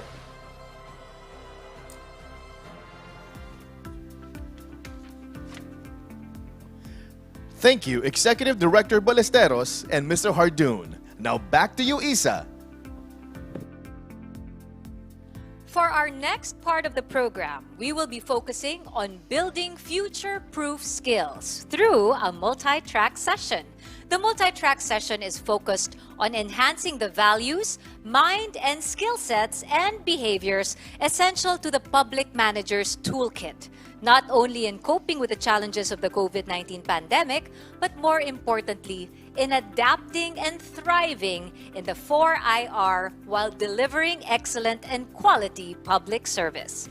First, there's a 45-minute talk on creating a positive and effective work-from-home environment. It will provide participants with an understanding on how different conditions at home can affect productivity when working off-site. Participants will get insights on how some of these factors or structures can lead to ineffective or unproductive work-from-home environments. They will also recognize some measures that can mitigate these factors, as well as practical approaches in addressing the psychosocial factors that can affect behavior and performance when working from home.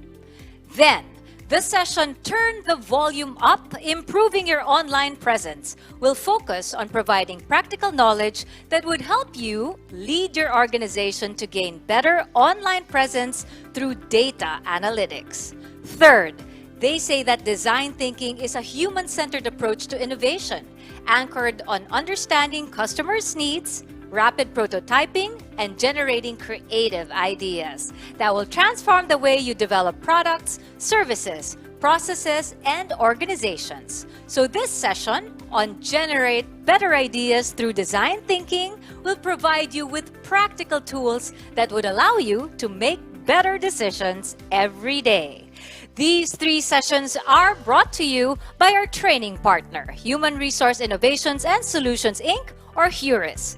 Facilitators will be Mr. J. Eduardo Sabat on improving your online presence, Mr. Alberto I. Entao on creating a positive and effective work-from-home environment, and Mr. Alan M. Alas on generating better ideas through design thinking.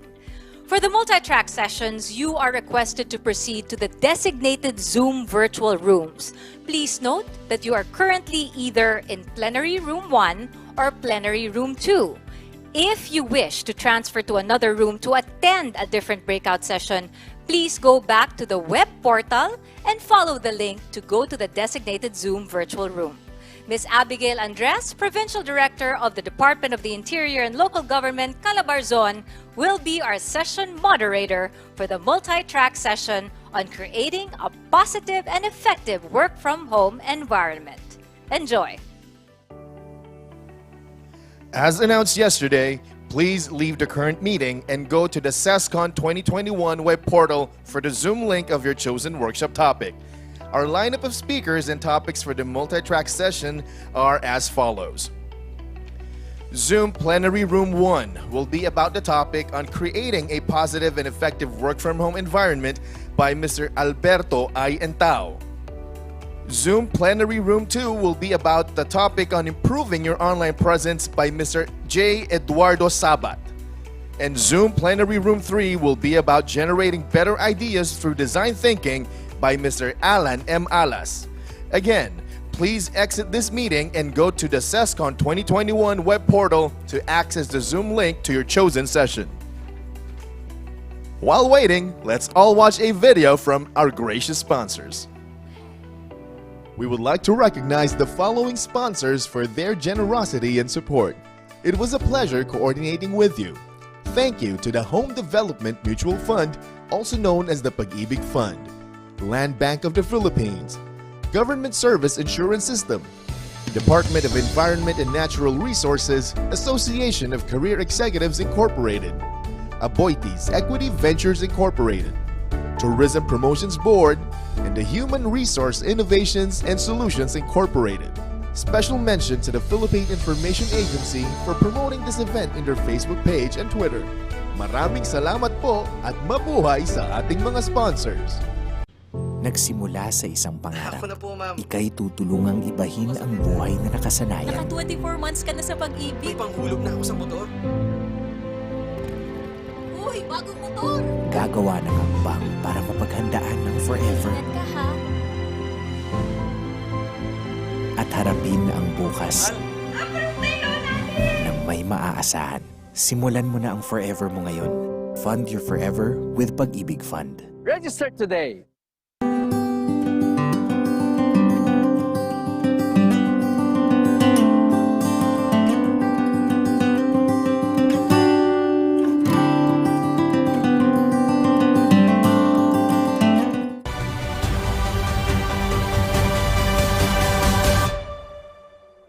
Aboitiz, 100 years of advancing business and communities. Organizations on their road to business transformation and success. Once again, here is our moderator for this session on creating a positive and effective work from home environment, Director Abigail Andres.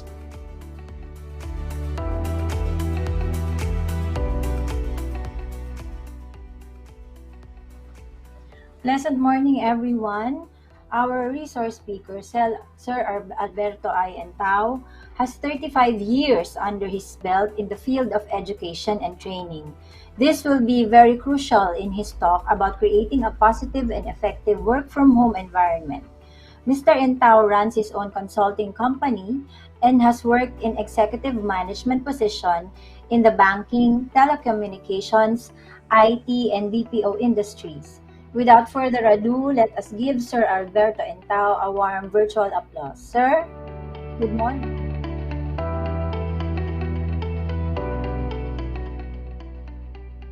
Hello and good morning, everyone. Thank you very much for the opportunity to be here this morning and for giving us the opportunity to share some of the things that could help you in creating a positive work environment. So without much ado, let me just get on with my presentation.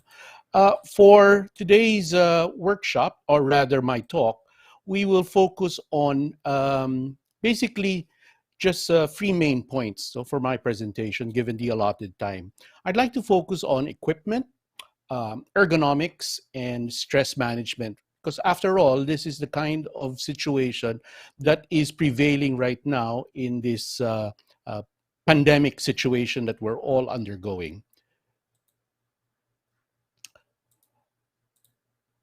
What makes working from home demanding? Well, the current situation has imposed this as a de facto choice. Wala tayong choice dito, na naabutan natin ito dahil sa nangyayari ngayon sa panahon dito sa buong mundo. We are undergoing this pandemic due to COVID, and so we have no choice. And what has happened is we've had to adapt to this type of situation. And because many institutions, many corporations, many groups were not prepared for this, there has been this challenge. And some of these challenges would be, well, the lack of face-to-face supervision. Whereas in a live situation, we see our coworkers were able to, get over and discuss things. This time, we have to do it offline. We have to do it virtually. So there is a lack of face-to-face supervision. And that leads to a lot of other challenges. And one of these would be managers worry that employees will not work as hard or as efficiently. As Stephen Covey would say, the speed of trust, in his book, The Speed of Trust. If there is that low level of trust, then certainly there is that feeling of uneasiness when there is lack of visual control. When in reality, if you look at it, when we're in the offices, we're not actually under 24 or 8 hours total visual control. Our managers are not hovering over our shoulders and looking over what we're doing. Rather, this kind of challenge, which is a trust issue, stems from the fact that it's unfamiliar. The other kind of challenge that comes with this type of situation is that employees feel that their managers are out of touch with their needs. obviously, things are done remotely, and this creates that kind of feeling with employees.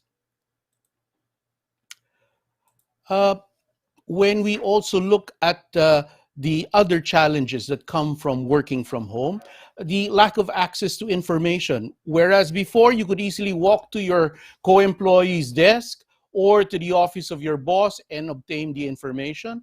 Well, right now we're limited to doing phone calls, text messaging, or video calls.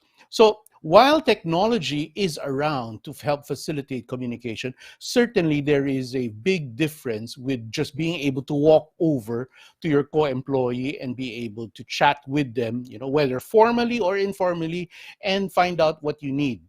Um, Emails, text messages, chats, they don't readily convey emotions. No?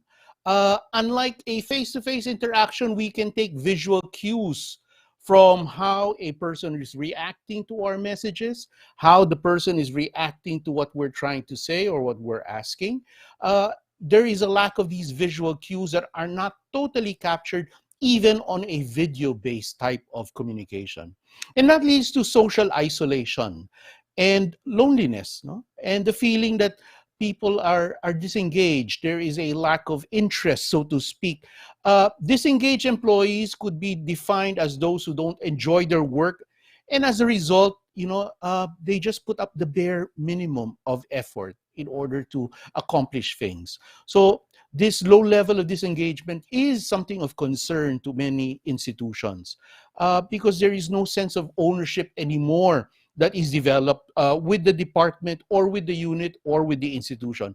In other words, walang pakialam na. No? Ang pakialam lang ng mga tao nangyayari sa iba is ako lang ano ang nangyayari sa akin. So nagiging self-centered ang ating mundo.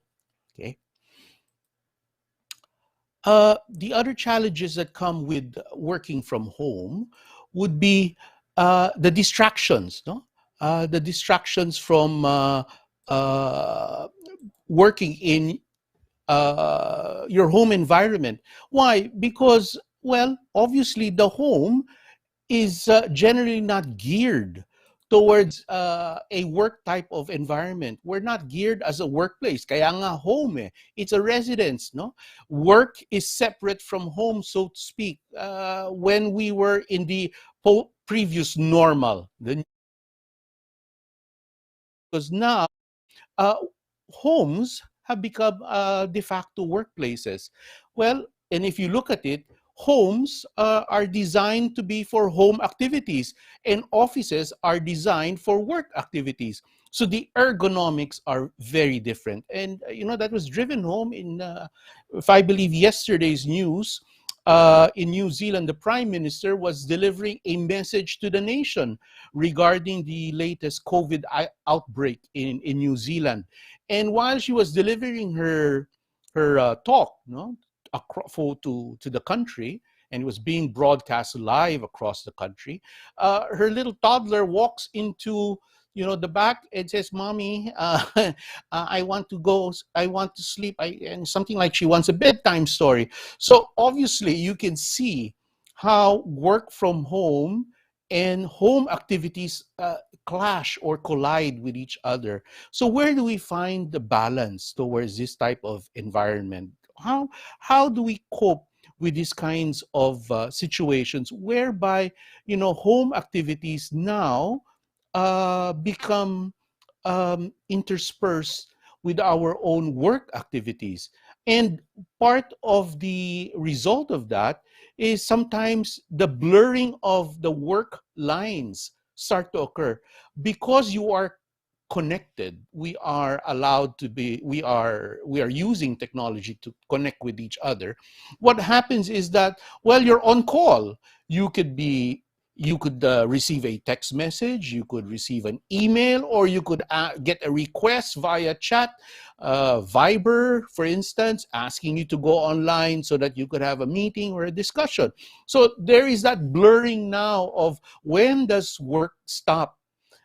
Whereas before, there was a hard stop, so to speak, pagdating ng 5:30 or 5 o'clock, whichever the case may be for many of us, because at that point in time, we psychologically switch off because we're going home. And when we get home, yes, it is possible for managers, for supervisors to get in touch with us, but it was more of not necessarily the norm. No?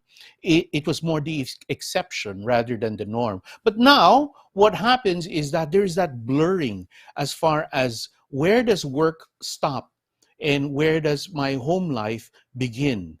So certainly, these are some of the challenges that come from working from home. Uh, so how do we deal with these challenges? How do we function effectively as far as these challenges are concerned? Well, the first thing we need to do is to establish a structure. Aristotle said something like, we are what we repeatedly do in our lives. So there is a certain rhythm in the way we do things. And when we define a structure, as a noun, a structure is the arrangement of and relations between parts and elements of something. So we try to arrange things so they make sense.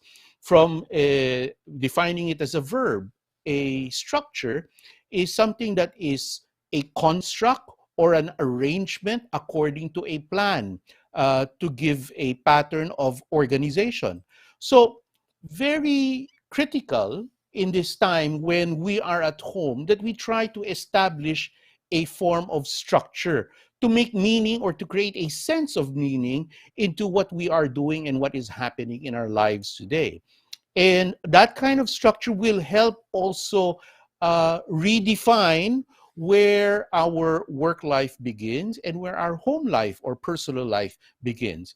So what are some of these structures that can help you? First is establish a functional work area. A functional work area will need a equipment, and we have to arrange it into a certain pattern that is effective for all of us. So we are creatures of habit, and establishing a set pattern of behavior plays a key role in the development of emotions, memories, and pattern recognition. As they say, familiarity creates a certain comfort zone, and the distress that we feel in this type of situation of this pandemic is the distress comes from the unknown, not knowing how to deal with something. No? So familiarity is one way where we could try to make sense of all of this chaotic situation that is happening around us. And that leads also to a structure of producing a productive work structure or a productive work schedule. And when we say a productive work schedule, just like you have a work schedule going to the office and working in the office, we will now to try to adapt that kind of structure when you are working outside of the office in your own homes. The second way of dealing with working from home and the challenges that go with it is the effective utilization of video technology and audio technology, obviously. Certainly, technology is there to help us. And this is the time right now where advances in technology allow us to connect with one another, even if we are physically located away from each other. And the third is I'd like also to talk a little bit about how we can deal with the psychosocial effects of working from home. And one of the things that has been effective and proven to be effective is the use of mindfulness techniques to manage stress and anxiety that you may be feeling in this type of situation. Mindfulness has come about, and if you look at, for instance, your Apple device, you will find under the health application, a portion that says mindfulness minutes. So right now we are actually, and scientifically it's been proven that spending time doing mindful activities will help establish a balance in our life. I'll talk about a little bit of mindfulness later on. So let's move on then to ergonomics. when we say ergonomics, we talk about optimizing your work area, and it's creating a zone where you're able to be effective in your new environment. And that means having the right set of tools, no, to be effective and efficient with your work. So let's talk about the basic equipment that you need in order to be effective in working from home. Just a disclaimer, no, I am I the next the next slide that I will be sharing is equipment or application software that I use, no, as a consumer, and it's from a personal standpoint. So whatever I share here does not necessarily is I'm endorsing it from the point of being a user, not because I have anything to do with these companies. Of course, you're free not to use it and use anything else. I'm using this and I found it effective, and if it works for you, then certainly that would be great. But this is just an example of some of the solutions that you could utilize as far as equipment is concerned. You know, during the start of the pandemic, there was a big rush for people to buy cameras, no webcams, microphones, headphones, that kind of thing. And there was a shortage. Lazada, Shopee, and all of these online suppliers, no, all of a sudden were out of stock because people started to rush over and buy this equipment. And I realized you could save a lot of money by just repurposing your old phones. For instance, I'm sure somewhere in your home, you've upgraded your phones and you've probably gave away, if not gave away, your old phones may just be lying around unused. Sayang naman. So you may have an old iPhone, you may have an old Android phone that is just lying there unused. Well, you can repurpose your phones and use them as webcams, because first and foremost, these phones are very powerful, because these phones are actually equipped with wonderful cameras. Right now, when we travel, people no longer bring these huge, bulky cameras because they have a camera on their hands, which is their phone. And the phone takes wonderful pictures. The lenses are fantastic. It's all automatic. It takes wonderful video. So it's the same thing as a webcam. In fact, your phone is also equipped with a microphone. So you could repurpose your phone as a webcam, and instead of spending money buying an expensive dedicated webcam, then why not just repurpose your phone and use it as your webcam? And what I've done is I use Epocam. You can download this. There is an iOS version, an Apple version, and I think an Android version. I've also used DroidCam, which is available in Android phones, and they also have an there's also an iOS application for it. What you do is you download the application into your phone, and then you also download the application from their website. They'll give instructions into your computer for the drivers. So if you're a PC, Windows-based PC, you download the drivers for Windows. And if you're an Apple user, you download the drivers for a MacBook. And you install that into your system, and then you run your phones. There are instructions on how you can do this, and your phones, voila, become your webcam. Just like what I'm using right now. I'm using an old iPhone 6 because I've upgraded my phone, and now it's found a new purpose in life, and it's serving me well. I didn't have to spend for my webcam. Now, you might say, well, my computer has its own built-in camera. Great. It certainly does. There are some computers that may not have it. So here is an option for you without spending too much money. But there is also a downside towards using the webcam, the built-in camera and microphone in your computer. And we'll talk a little bit about that later when we.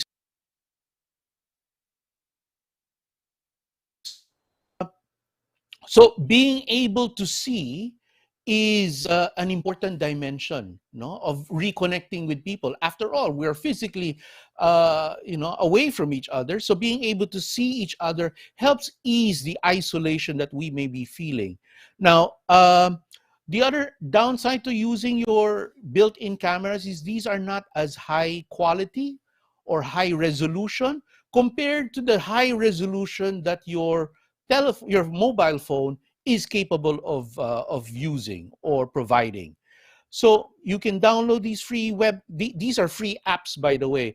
The downside to using the free apps is there are ads that come across the page, and sometimes lately I've heard that with some of these two apps, the ads start marching across the screen. So you may be on a call and there's this ad that is marching across your screen, no, across your camera. You can do away with that by getting the paid version. I got the paid version, so for a minimal amount of investment, I'm happy with what I have. As far as being able to communicate and allow people to see me quite well, as far as the resolution of my camera is concerned. So we talked about the visual dimension of minimizing isolation. What about audio? Oh, this is an important dimension. Um, Consider using a separate microphone. Why should you consider using a separate microphone? Like I said, the microphones built into your laptops may not be as high resolution. And if there's one thing that you can sacrifice video, but certainly you cannot sacrifice audio. Now, look back in the early years. I'm sure maraming dito kabatch ko sa edad, no? So let's look back at the early years, no? When we did have video-based communication. How did we communicate? It was all via audio. Lahat telepono, party line, pakibaba ng telepono ginagamit ko, no? The young people, the millennials right now, hindi nila alam what the party line means and anong ibig sabihin na makipag-away ka sa party line. But for those of us who lived through this kind of period, no? Telebabad, no? Staying on the phone, talking to your girlfriend, boyfriend, or your loved ones, no? We could stay hours and hours on the phone and we get into fights with our party line because you're staying on the phone for so long, no? So it's all audio-based. Wala tayong visual at that time. So it's critical that you can hear and understand the person at the other end. And that is what it means with using a good microphone. And there are lots of low-cost choices, no?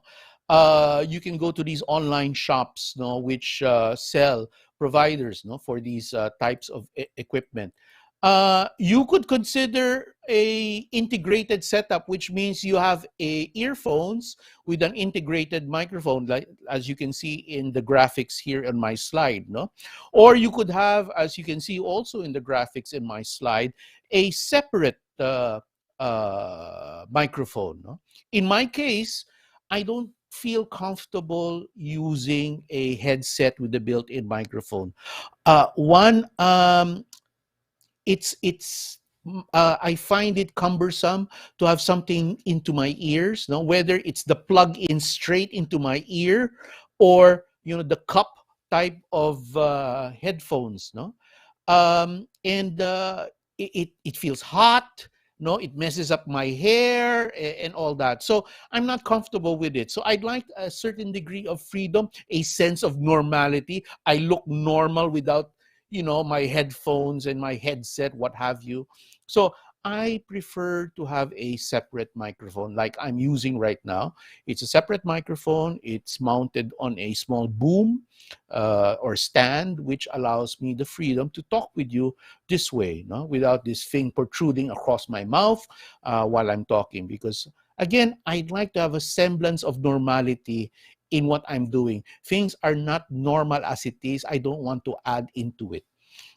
Well, there are advantages to using a headset with an incorporated speaker and microphone because one, it allows a certain degree of confidentiality. In my case right now, I am using also my TV set as an additional monitor. So I've extended the display of my laptop into my TV.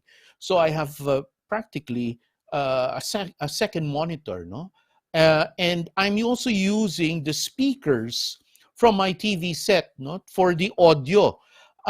So there's an advantage to using a headset with a built-in microphone. There's a certain level of confidentiality because only you can hear what is being said by the other party.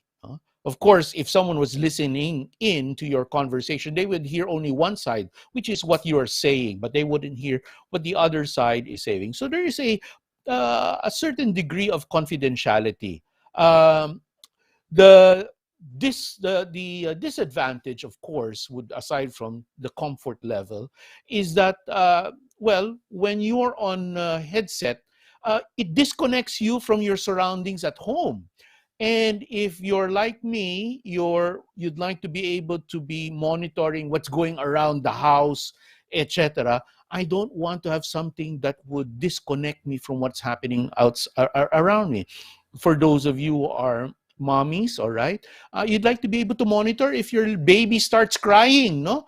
Eh, kung naka-headset, if you're wearing a headset, you won't be able to hear that your baby is crying or your child is crying or needs help or fell down or what have you, no?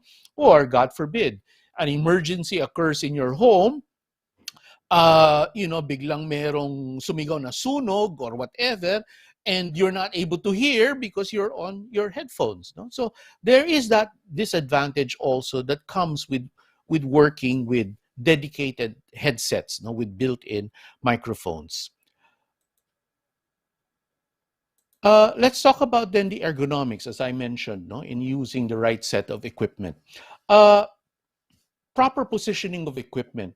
If you are using your equipment, in a particular manner where it leads you to adopt a wrong posture, and you do this for long hours, because right now we do things virtually, so you sit on your chair and you have a wrong posture, that can lead to a lot of body aches and pains. No? So ideally, the monitor should not be higher than your eye level. Why is that? No?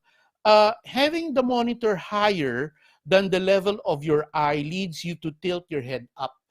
All right. So if it's higher than your eye level and your monitor is above, the eye level, that leads you to start tilting your head up. And this causes neck strain. And if you look at the average weight of the human head, the average weight of your head is around 5 kilograms. That's 11 pounds, all right? That's balance your head weighing 11 pounds, 5 kilograms, all right, is balanced on just 7 vertebrae on your neck and supported by around 20 muscles. So what happens is if your monitor is too high, you're tilting it, you're creating a lot of pressure around that area. Too low, and if your monitor is positioned lower than your eye level, what happens is you're also causing strain on your neck, on your shoulders, and also on your back because you're hunched, trying to see what is on your screen. So ideally, again, position the monitor so that it is not higher than your eye level. And then consider using a chair that supports your neck, your shoulder, and your back. All right. Or the other solution is you consider purchasing a adjustable height table. If, let's say, you cannot adjust the height of the monitor, well, one way of adjusting the height of the monitor is, stacking maybe, I don't know, books or maybe wood so that you can put the monitor on top of that. You can buy also all these things, online, which allows you to mount your monitor by raising it higher, by either attaching it to this monitor mount, which allows you to raise or lower the monitor, or just putting it on top of this block that you can buy online so that it's higher. The other solution, of course, a bit more expensive, is to purchase a table that allows you to adjust the height. And these tables can be available electronically. You press a button, the table moves up. You press another button, the table can move down. So that allows you to adjust the height your screen, of your laptop, etc. So and it helps manage the ergonomics as far as your body is concerned. There is a manual version where you use a crank to move it up and down, or you use something that is electronic, costs a bit more, where you just press a button, it's plugged into your outlet, and the motor raises the table up or down.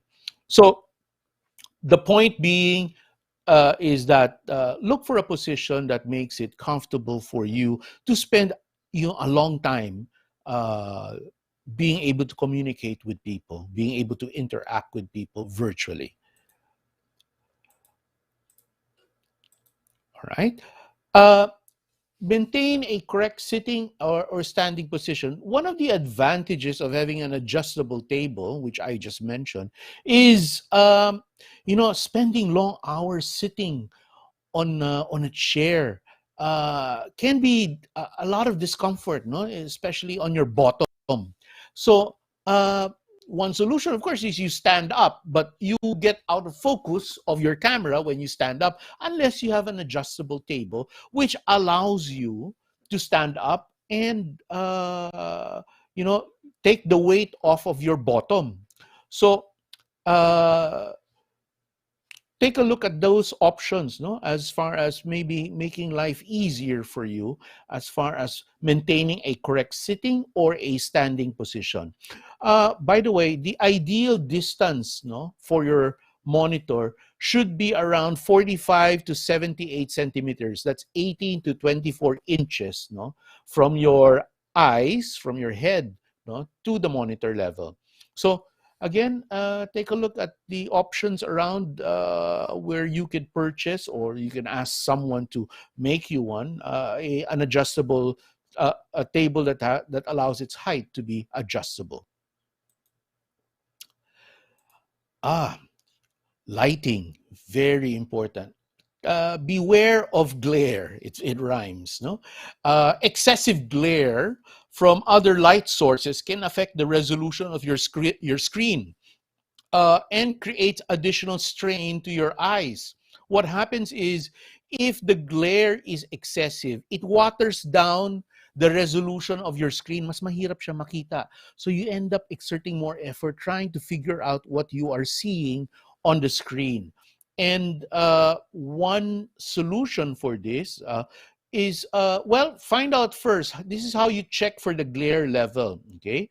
To detect the reflective glare, if that is happening, no, or you're experiencing that, no, look at your screen right now, and then look for a book or a piece of paper or a folder, all right, and try to block the light. Position the folder above your head in such a manner as it blocks the light and allows you to see your screen. If that happens, if by moving the folder around, you're able to achieve a position whereby your screen looks better, then that means glare is your problem and it's coming from that direction.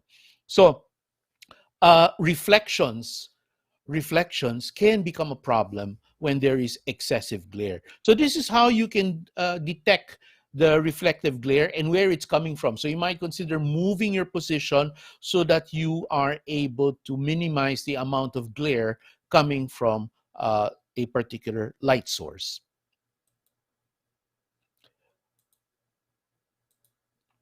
So obviously, we want to avoid light sources directly hitting our eyes, no? So if you look at the graphics here on my screen, a light source ideally should be just above your head.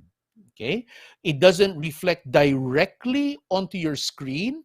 It allows you to see your keyboard very clearly. Now, the other graphics, all right, will show where light sources may have a negative effect as far as your eyes are concerned. So if it is positioned in these directions, as you can see in the graphics, then the reflective light hitting your eyes, no, can cause discomfort, as far as working efficiently is concerned. Again, we're trying to be more efficient we're trying to find a way in which we can be more effective where we are from, given the circumstances. Yes, we spend long hours in working with our mouse, this little thing here. This has been the cause of what you call the carpal tunnel syndrome. So that's pain in your wrists, in your fingers, etc. Funny because my daughter was complaining the other day. Sabi niya, Papa, my finger hurts. O sabi ko, why? And I figured it's because she's online and, she's clicking on all of these things. It turns out, aside from the classes that she's been attending virtually, the other reason why her fingers hurt is because of these games, no? They're using these game controllers and masakit yung thumb kasi kakapindot, no? Again, this is a situation which illustrates that, prolonged positioning of your body parts can result in pain, and that can happen with your wrist, no? If the prolonged position of your wrist in trying to manipulate your mouse, if it's done for long hours, then it can result in pain. And there are some ways in which you can alleviate this. You can rest your wrists by shaking them, all right? Allow blood to circulate again through your wrist. The other is to use certain exercises to make your wrist more flexible. Let me show you some of these exercises. One exercise, I'll just move a little bit back, is you get your hand, twist it around so that the thumb is pointing forward, all right? Position the other thumb and push against the hand, and then move your elbow up so it forms, like a letter L with your wrist, and then pump it up and down, pushing at the same time with your other hand, pushing with your thumb towards the elbow. That creates a certain level of flexibility. For those of you who are in the martial arts, this is an exercise they use in Aikido. And in Japan, for instance, where there are a lot of people who are engaged in the martial arts, I would see people there in the trains, and they would be doing this. So it tells me that they're probably Aikido practitioners.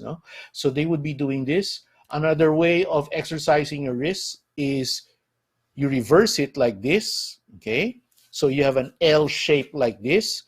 Grasp the wrist, put your thumb here, push towards your chin this way, maintaining this, at a horizontal level. That's another way to exercise your wrist. Here is another exercise for you. Your fingers, grasp, pull backward, hold for 5 seconds. Now, again, caution. When you do these exercises, do it slowly. Hindi yan nakukuha sa biglaan, no? Especially if you're someone who's not physically engaged in activities. Otherwise, you'll end up injuring your wrist. So don't force it. Just try little things, little steps. Maybe tomorrow, increase the amount of pressure. Maybe in a week or time, maybe more pressure. The idea is to build up your strength and build up the flexibility of your wrist. So this is another exercise. This is another exercise, all right? You can do it with both hands so that you balance it off. Here is another exercise.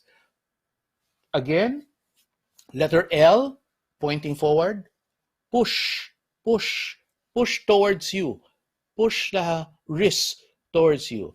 So here are practical ways in which you can strengthen your wrist and minimize carpal tunnel syndrome.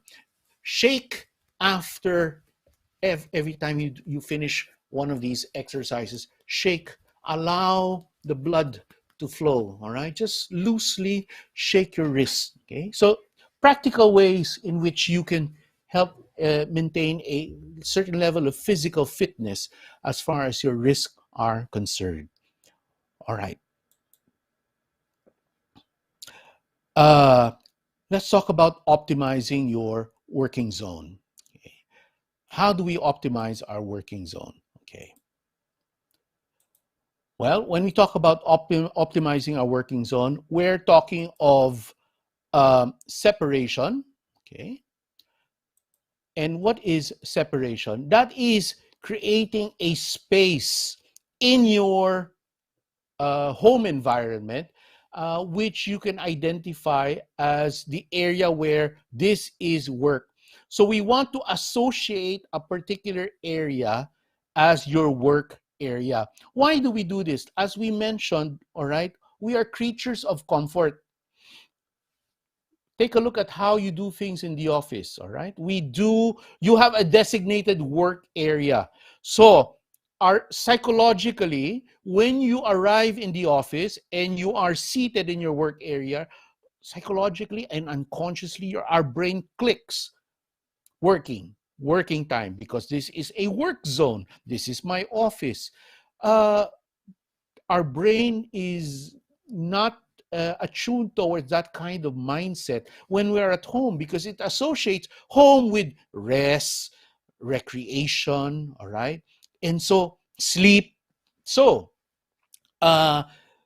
when you have, if you can, I know there are limits to this, because certainly not all homes may have the requisite area or space for this, but try to designate a particular area where you always go through that area, because that is where you'll get work done. And as much as possible, if it is possible, all right, don't use your bed as your work area, because you'd like to separate that your bed is for resting, for sleeping, and work is in another area.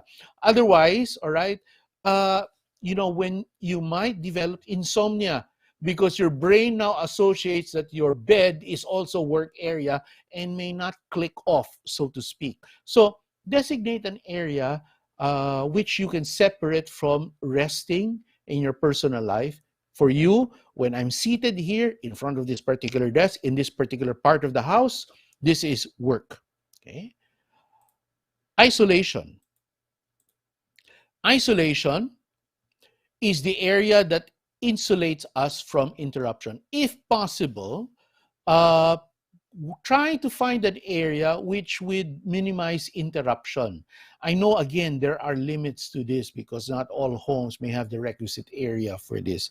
In my case, I have two work. I've designated two work areas. One is my room, because it's convenient for me to work from my own bedroom, for example. But I have a desk, and my desk is separate. So I associate work when I sit here in front of my desk. This is work area, and I can close the door.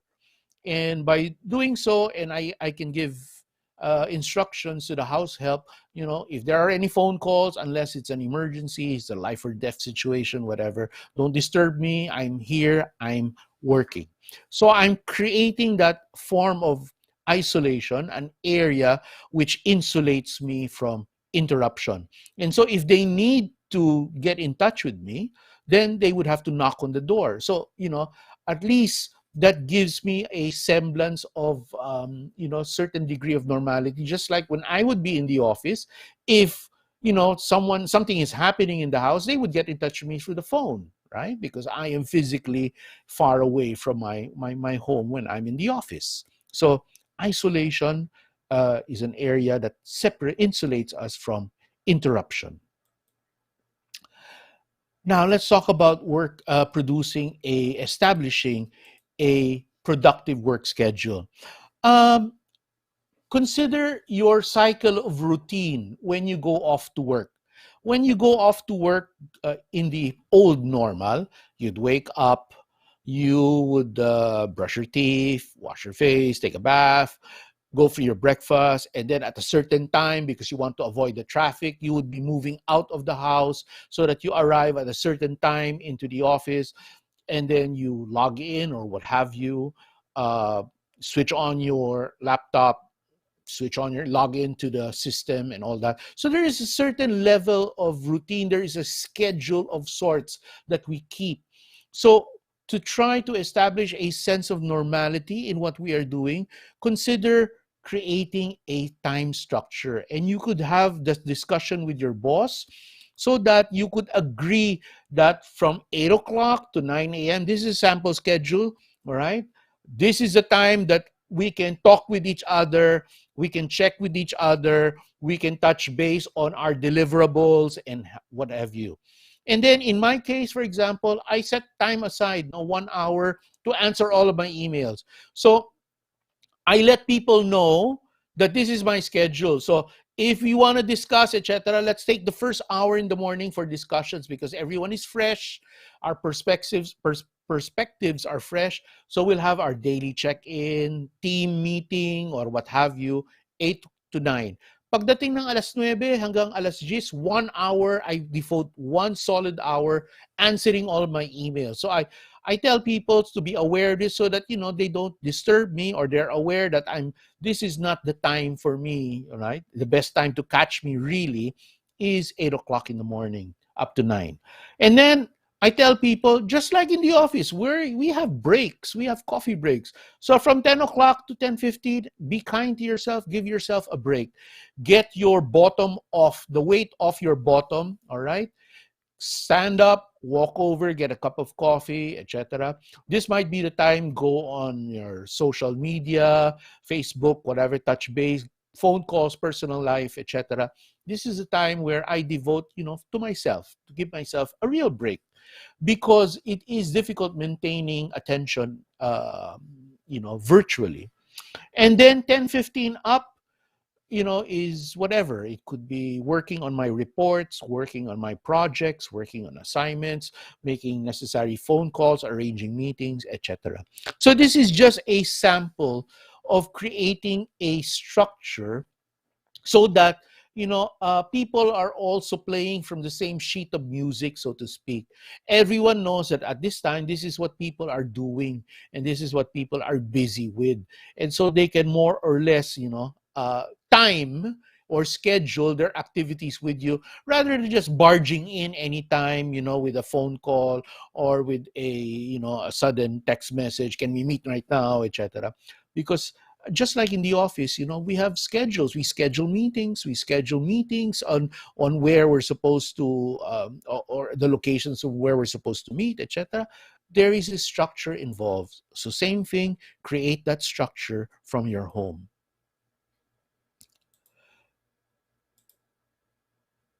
Now,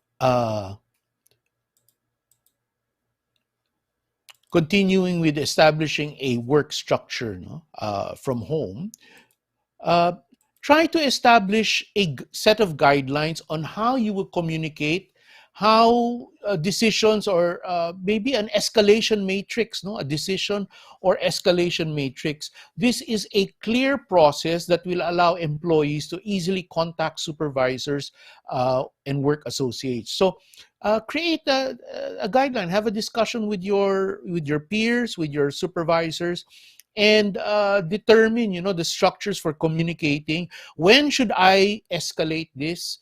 When can I make a decision on this? That's very common also, no? In the financial industry, for example, let's say in the banking industry, a teller would have a certain level in which they're allowed, a figure where they're allowed to decide on their own. Anything beyond that, they escalate or they elevate to an officer for a decision. So something similar, no? Create that process. Establish rules of engagement for communication. And by establishing these guidelines, then you try to also establish when we can switch off, so to speak, when work stops, so that I have personal time, and anything that intrudes on my personal time, of course, is more of an exception rather than the norm. So structures, rules of engagement are very important, and this must be established together with an agreement of sorts, with your team. And this is where you set your expectations for frequency, the means on how you will communicate. No, there are many ways in which we can communicate with each other. Like, for example, your escalation matrix would be for things like these. You can decide on your own. But if it's beyond a particular limit, then you have to CC me in the email. Otherwise, no, you don't have to CC me or include me in the email. But if it is a certain level like this, then maybe don't just include me or CC me in the email. CC also our unit head, our department head, or the boss of our boss, etc. No, so the means also it be for things like these, decisions like these, a phone call would suffice or a text message will suffice. All right, and the timing for communicating. No, when should we have our team meetings via Zoom? When can we do team meetings via telecon instead of just Zoom, so that it's easier? When do we just do it via chat? So the timing for communication is also very important. Oh, teleconferences, no? Video, okay? The brain works harder to process nonverbals. Uh, and why does it work harder to process nonverbals? Well, simply because, one, there are no cues. So there is a dissonance, no, in conflicting feelings, no. The conversations, when they're done virtually, they don't feel natural. When you are, for example, silent in a Zoom call, it feels disconcerting, right? What happened? Did you get disconnected? No. But when we're talking, when having a conversation naturally, silence is a real rhythm, no? It's a natural rhythm in real life conversations. No? The other thing is cameras make us self-conscious, no? Is my hair okay? Is my makeup okay? Etc. How do I look? Etc. Is my shirt okay? Is my background showing? Etc. All of these, no? Create certain challenges with working with videos. And obviously, the attention span on video calls drops faster compared to face-to-face discussions. No? That's why I always make it a point to remind people when we have, for example, workshops, all right? Workshops that go beyond 2-3 hours on call are just simply painful, difficult, right? Because the attention span to be on camera is just so difficult. So it's shorter, all right? Because it's not natural. So bear that in mind when you have meetings. Try to keep them short and simple, especially when you're doing it, virtually. I mean, meetings, live meetings, already can, if it goes too long, can be, sense of discomfort. What more when it is not a natural type of meeting, when you're doing it virtually? All right. So how do we optimize videos and telecons? Well, you set the agenda before the call. You create the structure again as far as what are the elements that we will be talking about. No, there is nothing more discomforting than going blindly into call and not knowing what's going to happen.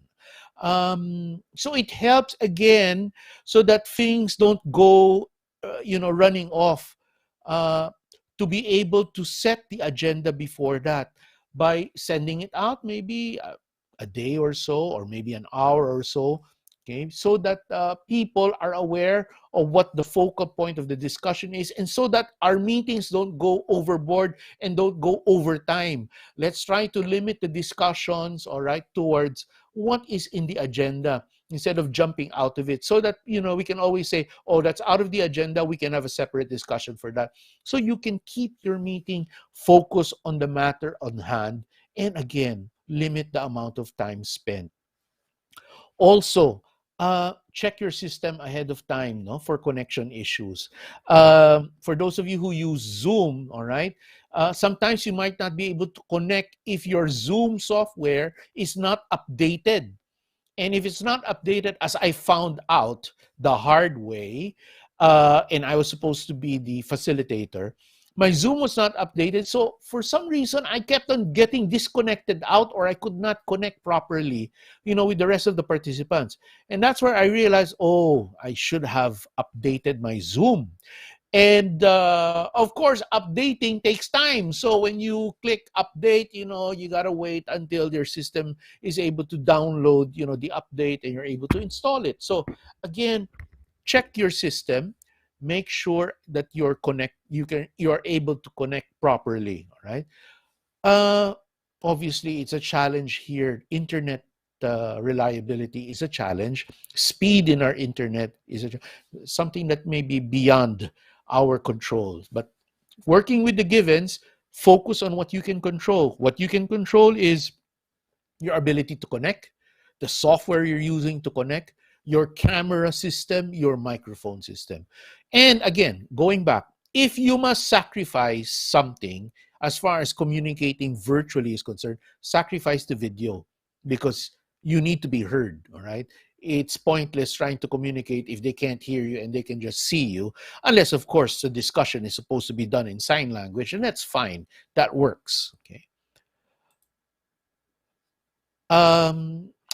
Maybe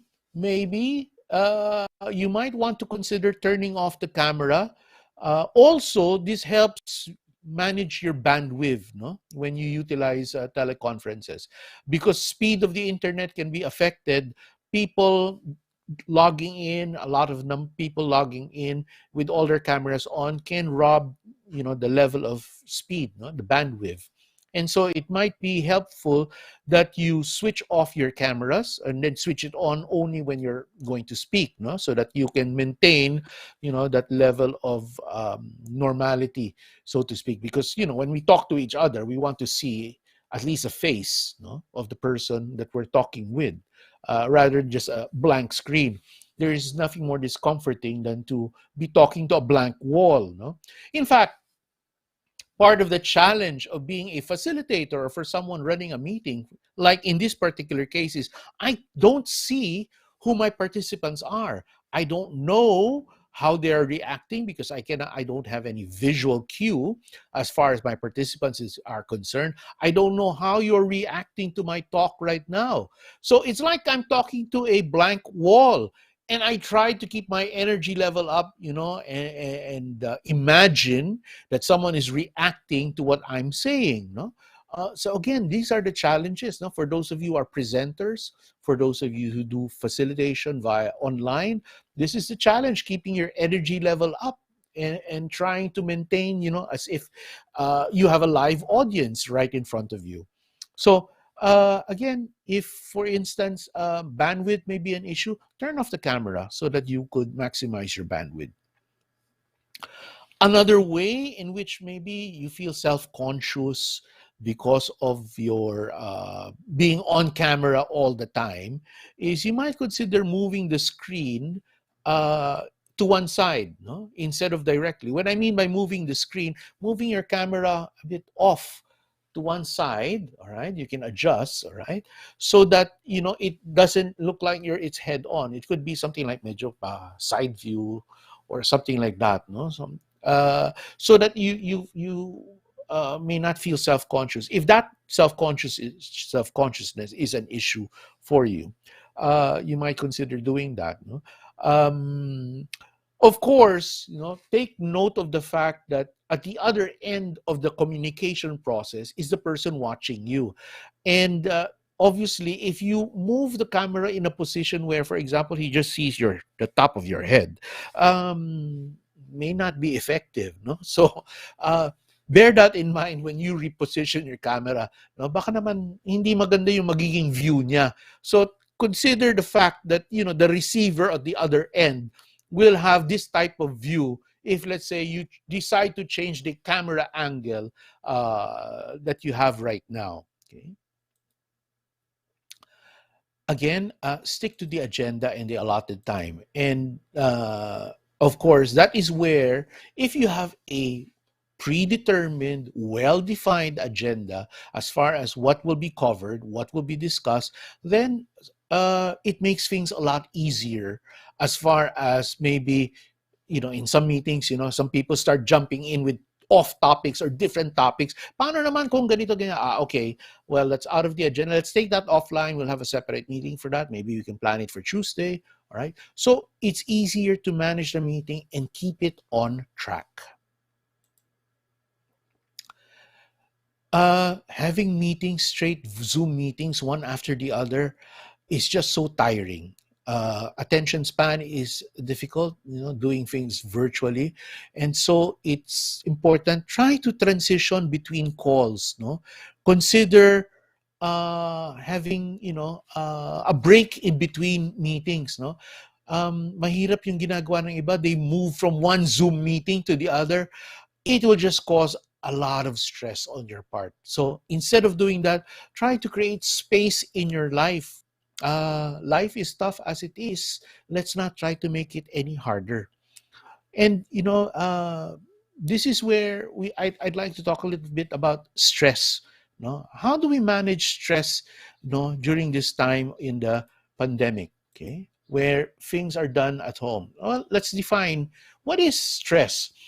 Well, number one, stress is a normal response, not abnormal. We all feel stress, and it's because it's a reaction of the body to a situation or a stimuli in the environment, and it could include good stress, eustress, and bad stress, which is called distress.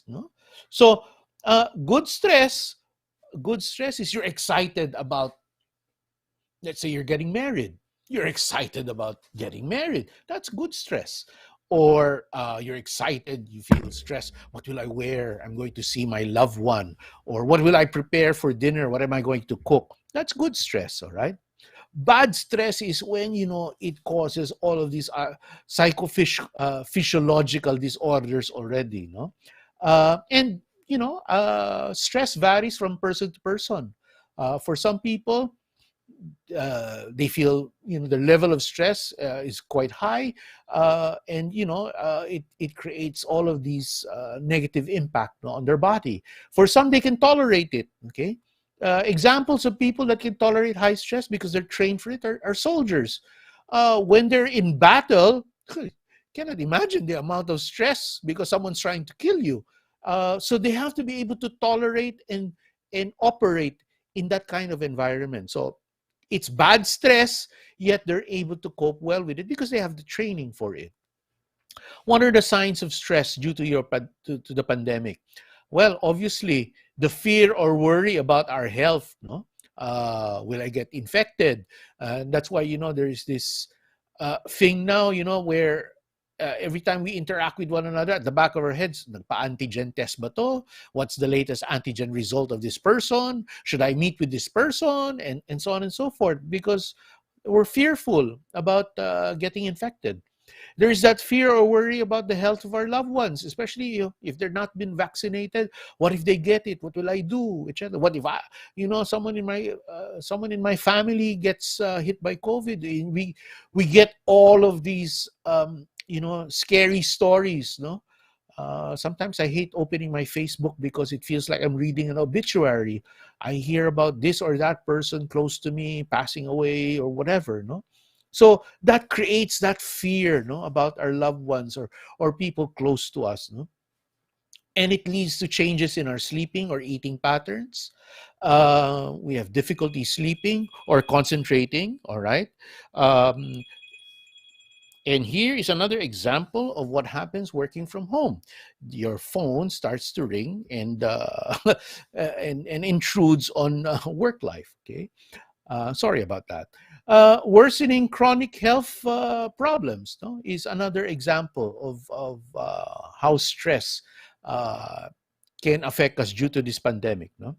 The increased use of alcohol, tobacco, smoking, or worse, drugs, to help us sleep, to help us to cope, with the ongoing situation. How do we cope with stress? Well, I talked about mindfulness. What is mindfulness? Mindfulness. The founder or the person most associated with mindfulness is a gentleman named John Kabat-Zinn. You can find his book in Facebook. No, he created in 1979. Kabat-Zinn worked with chronically ill patients, patients who were dying, okay, and who were not responding to traditional treatments. No, and he created an 8-week stress reduction program.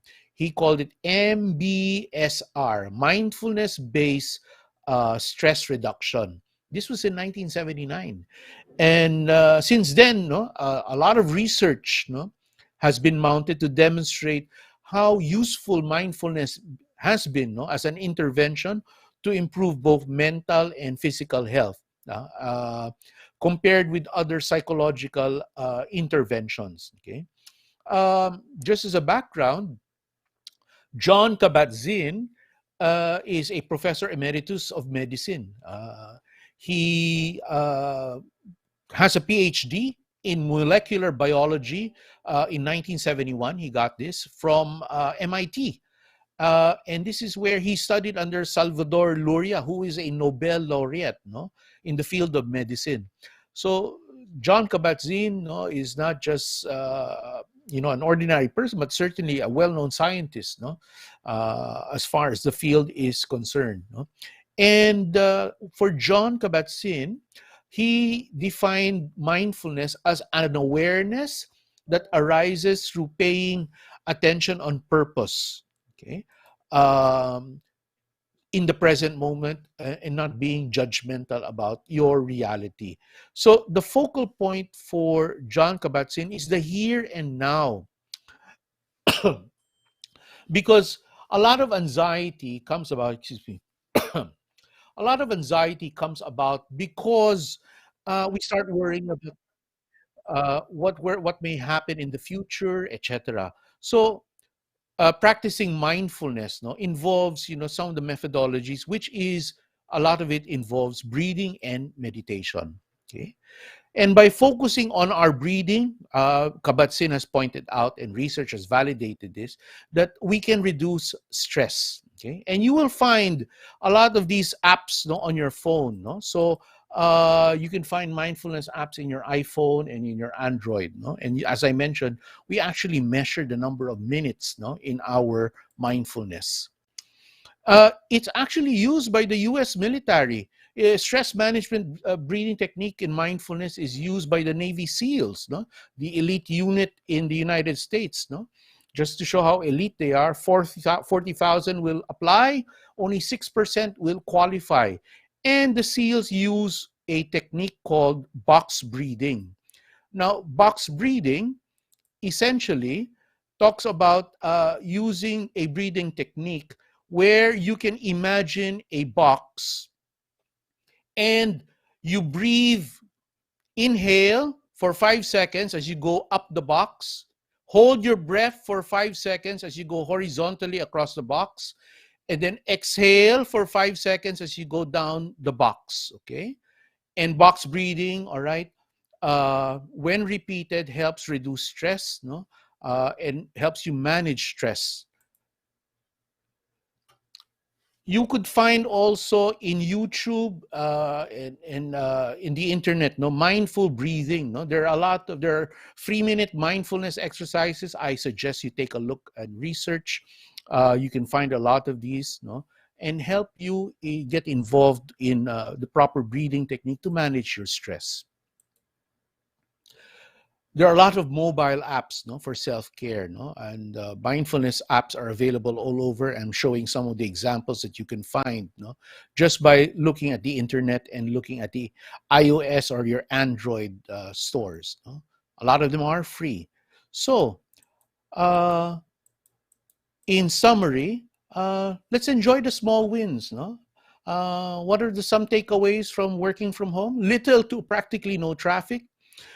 Being at home during bad weather conditions, no? Sometimes a break in routine can be invigorating. Doing out of the ordinary doing extraordinary can be rating. And bear in mind, systems are starting to become more flexible. Telemedicine is being moved forward quickly in many departments. We've seen already vaccines develop, and of course, these new cures that are being developed. So we are developing the necessary protocols to manage the pandemics. No? So certainly, with these advances, life will become bearable. I am confident in that. So thank you very much for spending time with me, and I do hope you learned a little something from this presentation. Thank you very much, Sir Albert, for that very informative, practical, doable, and helpful tips on creating a positive and effective work from home environment. With that, as a token of our gratitude and appreciation, let us present to you the simple yet meaningful Certificate of Appreciation for joining CESCON 2021. Thank you very much. This certificate of appreciation is hereby awarded to Albert I. Entao Jr., Consultant, URIS Incorporated, for having shared his expertise and invaluable lessons as resource speaker in the 2021 CES Lifelong Learning for Leadership Congress with the theme Resilience 4.0, Courage, Agility, Future-Ready Leadership, given this 12th day of November 2021, signed by Maria Marcy Cosare Ballesteros, CESO 4 Executive Director, Career Executive Service Board. Thank you so much, Albert. Thank you very much.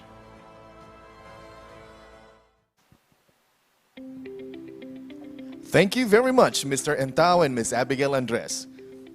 We would like to show our utmost gratitude to our moderators for their time and participation in CESCON 2021.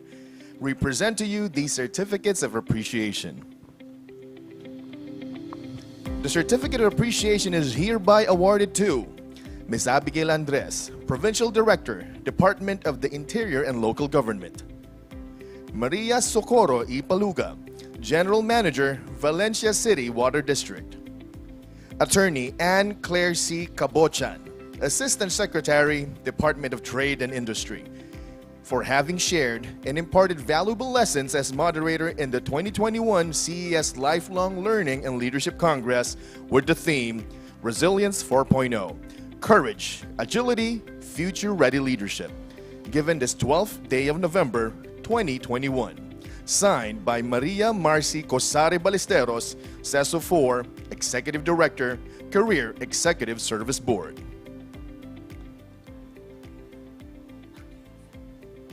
Now back to you, Isa.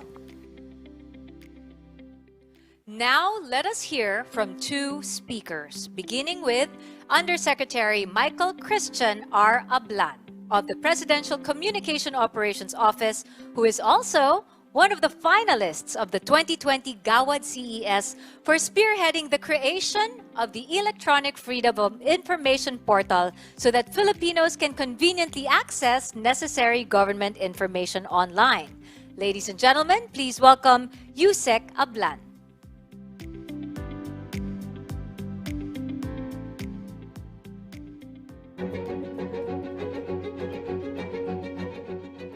Chairperson Alicia De La Rosa Bala, and the rest of the members of the Career Executive Service Board, Executive Director Marcy Ballesteros and the rest of the CES Board family, my fellow career executive servants, participants, organizers, isang magandang araw po sa inyong lahat.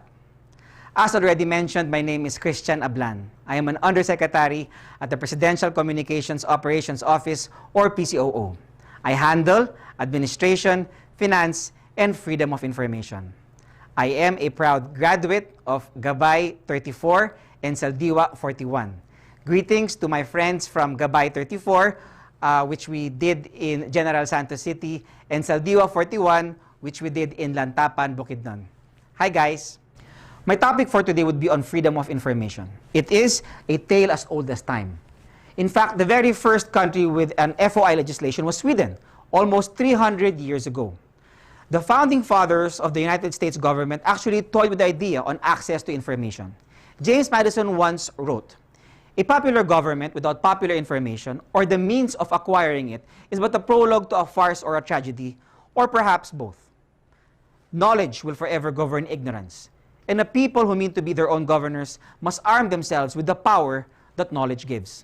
Such powerful statements from James Madison. He understood the importance of right to information with other human rights, with other political rights. In fact, it is found in the United Nations Declaration of Human Rights of 1948 and is found in our 1987 Constitution. It is Section 7 of Article 3.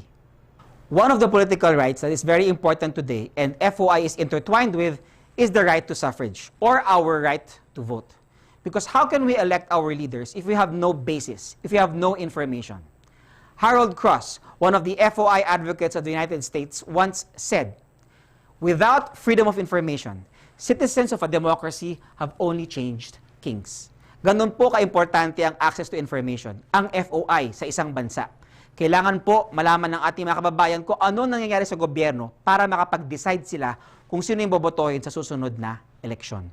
It took a person such as President Rodrigo Roa Duterte to sign Executive Order Number 2, Series of 2016, to operationalize the right to access information.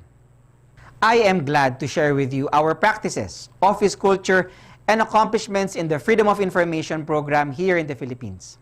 The PCOO is tasked as the lead implementing agency of EO Number 2. But if you take a look at the executive order, there is no mention of a project management office, much less a supervising agency. The policy merely assumed that government offices will automatically comply and implement the directives by drafting an FOI manual and providing information to citizens who request for information. Fast forward to 2021. 5 years later, the PCOO was designated as the supervising agency. We have a 40-person project management office comprising of 3 divisions, 1 unit, that oversees the implementation of EO Number 2 across the entire executive branch, which consists of 190 national government agencies, 110 government-owned and controlled corporations, 112 state universities and colleges, and over 600 local water districts.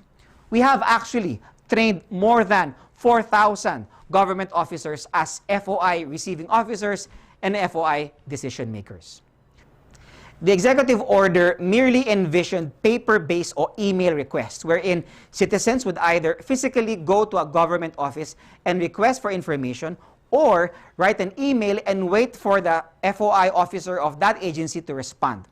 However, we thought that there should be a centralized portal where citizens can go and check out all the different government offices, and we have done that. We have already foi.gov.ph, which has over 500 government offices involved. If you check the website right now, we have over 80,000 FOI requests, which is public and readable by everyone. The FOI website is centralized for the convenience of the Filipino citizen so that he or she can access more than 500 government agencies in one portal. But behind the portal is where the secret lies. The PCOO does not answer all of these 80,000 FOI requests. Instead, we have trained more than 5,000 FOI officers spread across the archipelago and at all levels of government. The PNP has the most number of FOI officers with 3,000, followed by the Department of Education or DepEd, which have FOI officers down to the school and principal level. Next to that is the DNR with FOI officers down to the Penro and Senro level. And of course, the GOCCs, we have PhilHealth with FOI officers spread to all of their offices in the Philippines. So how did we do it? How did we accomplish this? This presentation will tell our story and hopefully will inspire our colleagues in the Career Executive Service who have faced similar challenges. No mandate, no budget, and no people. First, no mandate. All we had was a verbal instruction from the Office of the Executive Secretary to implement EO Number 2. But we had a problem. Under the EO, agencies were required to produce their FOI manuals within 120 days of signing. Signing was on July 23, which meant we only had until November to convince agencies to have their own FOI manuals. But how could we do that without any express and written mandate? Well, strategy number 1, we used our strength. At ang strength namin ay ang pangalan namin. Our department is known as the Presidential Communications Operations Office. So when we wrote to your principals, to your heads of agencies, we capitalized on the presidential, and you actually responded to us. So we gathered you, we had our training seminars, and we helped you in crafting your FOI manuals. But maximizing our strengths still did not answer our lack of mandate. And so what we did was we showed our principal, the President and the Executive Secretary, that PCO deserved to be the supervising agency on EO number 2. Secretary Martin Andanar and I issued FOI memorandum circulars helping agencies on how to comply with the EO. And by the end of 2016, the OP issued memorandum circular number 10, formally giving the PCO mandate to supervise the FOI program. So, mandate, check. Our next problem would be budget. There is no budget for the Freedom of Information Program for the 2016 and even 2017 national budget. So how are we going to implement this national program without money allocated for the program? This is what we did. Strategy number 1, for our trainings, we did it at minimal costs. Venue, Mabini Hall, for free. Maraming salamat po sa ODESFA at saka sa ODESGA. Meals, we did it during the afternoon, after lunch. And out of pocket po, bumili po tayo ng pinakamurang chiffon cake at ang pinakamurang tubig para lang matuloy ang training. Pagdating naman sa ating CapDev para sa mga stakeholders at people's organizations, we piggybacked on other activities. In 2017, nagkaroon po tayo ng mga ASEAN Roadshow. Doon po tayo nag-piggyback. Pag andun po yung ASEAN Roadshow, andun din po ang FOI team na at that time were less than 10 people. Next, personnel trainings naman. We needed our personnel to be knowledgeable about subjects related to access to information, such as data privacy and records management. So where do we get the budget for these trainings? Well, we reached out to our INGO partners and we wrote to them, and they actually sponsored us to do these required trainings and study programs. After that, let's discuss our eFOI portal. Very nice concept, but without any budget, you can't even make a simple website. And this was a complicated website. We learned that prior to the executive order, FOI was actually already part of our commitment in the National Action Plan of the Open Government Partnership. And we learned of different INGOs such as the World Bank and the ADB.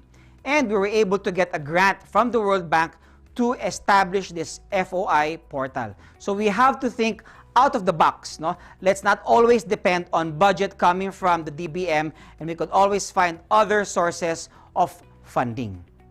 This is not to say that we did not ask for money from the DBM. We actually filed for a supplemental budget in 2017, and we were denied by the DBM. I figured they wanted to see proof of concept. They wanted to see that the PCO was actually serious with its mandate of supervising agencies in implementing FOI. So that's what we did. We showed them a proof of concept. Using our meager resources as well as our connections, we showed the DBM that we are very serious in implementing FOI. And by the mid of that year, we were granted our supplemental budget. And right now, FOI is actually a line item in the General Appropriations Act. Thank you so much, DBM. So, our next problem, we had no people. In order to work, freedom of information needs dedicated people. We needed lawyers, trainers, communicators, but at that time, 2016, my portfolio was on policy and legislative affairs. And we requested if we could have additional people, denied. So what did we do? Kinausap ko ang aking staff sa Policy and Legis Affairs na baka pwede after doing our policy and legis work, gumawa naman tayo ng FOI work. At talagang para sa bayan nga, di ba? Also, we capitalized on using interns. Sumulat tayo sa iba't ibang mga universities around Malacanang, and nagbigay naman sila ng mga interns at sila naman ang mga naging volunteers natin sa pag-implement ng Freedom of Information. And patuloy po tayo nagsusulat sa OPCCB ng DBM para bigyan tayo ng items. I'm very, very happy that after all of our sacrifices and hashtag para sa bayan, ay binigyan din tayo ng FOI Project Management Office ng DBM OPCCB. Maraming salamat ulit po sa ating DBM. So, those are our tips for you today. If ever you are given a program and you have no mandate, no budget, or no people, there is no excuse. You have to find a way. You have to think out of the box. You have to be flexible. You have to maximize your strengths, and you have to show proof of concept. If you do, your colleagues in government, DBM, DOF, OP, will of course support you afterwards. All right, so now let's go straight to FOI implementation 5 years after 2016, 2021. How did we achieve a high compliance rate from government agencies to ensure that our vision is realized? First, in terms of creating the e-FOI portal, we wanted to jump the gun on other government offices who we heard was interested in creating an FOI page or an FOI tab on their website. We did not want to repeat mistakes made by other countries such as the United States. In the US, back in 2016, when you want to request for information to the DOJ, you have to visit the DOJ website. If you want to request for information from the DOE, you have to request information straight from the Department of Employment website. We did not want that to happen in the Philippines. We wanted to have a centralized website wherein citizens will be able to visit and all of government will be there. So we needed to jump the gun. And we created this website early on, as early as August, with our grant coming from the World Bank and talking to our development partners. And by November, or the launch of the FOI program, we already had an up and running FOI website, which is still foi.gov.ph. From an initial 15 pioneer agencies on our portal, to date, we have more than 540. So that's one reason on how we were able to get a high compliance rate in FOI implementation. Second, using incentives. Now, unlike other offices and other programs where there is a strong disciplinary provision, the executive order only imposed admin liabilities for erring officers. So, we did not have a stick. But that is not a problem because we thought we could use a carrot. And what is the best carrot? We found out of the performance-based bonus issued by Task Force AO25. We requested and we successfully included compliance to the FOI program as a requirement for the performance-based bonus, o mas kilala bilang PBB. Documents included in PBB compliance for FOI included FOI manual, FOI reports, FOI summary report, and of course the agency information inventory. So if you do not have a stick, you can always use a carrot. Incentives are always good. Third, we needed to invest in capacity development and capacity building. Why? We learned that policy does not implement itself. Ulitin ko, policy does not implement itself. In FOI, it does not mean that agencies will automatically disclose information to the public and the public will not necessarily ask questions from government. We needed to address supply and demand. And how did we address this? Well, we organized FOI roadshows, FOI campus caravans, conferences, and seminars to strategically widen the reach of the FOI program to effectively and efficiently raise awareness in the right to access information. And even with the pandemic, we shifted our platform virtually and even created an online course with our friends from the Development Academy of the Philippines, Project Sparta, and coursebank.ph. And finally, we have the annual FOI awards. We thought, in addition to the performance-based bonus, another incentive scheme would be awarding government agencies who comply with the FOI program. And we have continuously run the FOI program from 2016 up to 2021. All these activities have resulted in the Philippines being recognized as the first Southeast Asian nation to be a member of the prestigious International Conference for Information Officers. How were we able to do all of these with so little? It goes back to every staff that is behind every activity, program, and project in FOI. The people that sends and receives our correspondences, our allies and partners and stakeholders, and of course the ever-supporting army of FOI officers across the bureaucracy. One of the things that contributed to our accomplishments is our value for our stakeholders. We have partnered and maintained engagements with government agencies like you, NGOs and civil society organizations, international FOI implementers, to name a few. We grabbed every opportunity for collaboration. Within our office, I make sure that FOI PMO personnel are undergoing continuous professional development. I see it as an imperative for effective talent and competency management. As their skills improve, the FOI projects that they handle also see improvement as well. Micromanagement negatively affects for some of our employees. Instead, I share responsibility and accountability with our division chiefs and unit heads and project leads through our FOI Management Committee. We conduct quarterly meetings to assess the accomplishments of the FOI projects and programs, which will be shared to the rest of the FOI PMO staff during our general quarterly meeting. I employ the individual objectives and key results over and above the IPCR to each of our FOI PMO staff. I conduct individual consultation with them to set their annual targets. And as the pandemic took a toll on our mental health, the FOI PMO reached out to the Philippine Mental Health Association, or PMHA, to cater to our FOI PMO personnel who are in need of mental health counseling.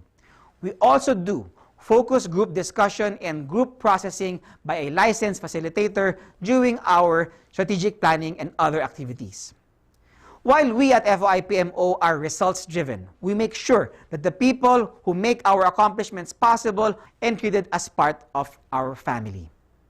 And that, my dear friends and colleagues, is our story. I hope you found inspiration from this talk.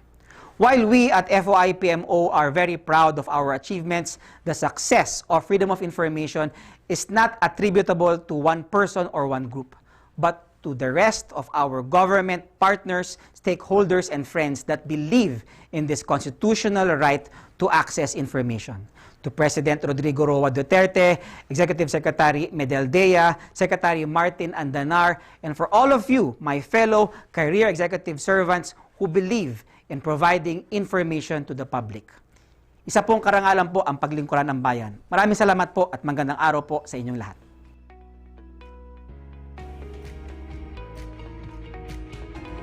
Thank you very much, Yusek Ablan. Now, for our next speaker, we have Director Lolibeth R. Medrano of the Intellectual Property Office, who is a two-time finalist for the Gawad Career Executive Service Award back in 2018 and 2020. She also served as Undersecretary at the Office of the President of the Chief of Staff, Director of the Environment Management Bureau, and Head Executive Assistant of the DENR, among others.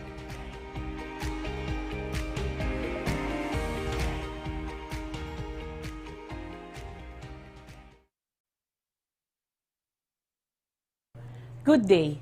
Let me start by sharing a story I've read 6 years ago, one which I've been using to welcome new patent examiners joining the Bureau of Patents of the Intellectual Property of the Philippines.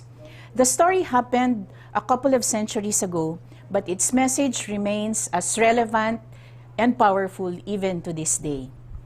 In 1666, London was devastated by a great fire, including the St. Peter Cathedral, constructed in 404 AD, located at the highest point of the city. Sir Christopher Wren, a renowned architect, was commissioned to build the cathedral.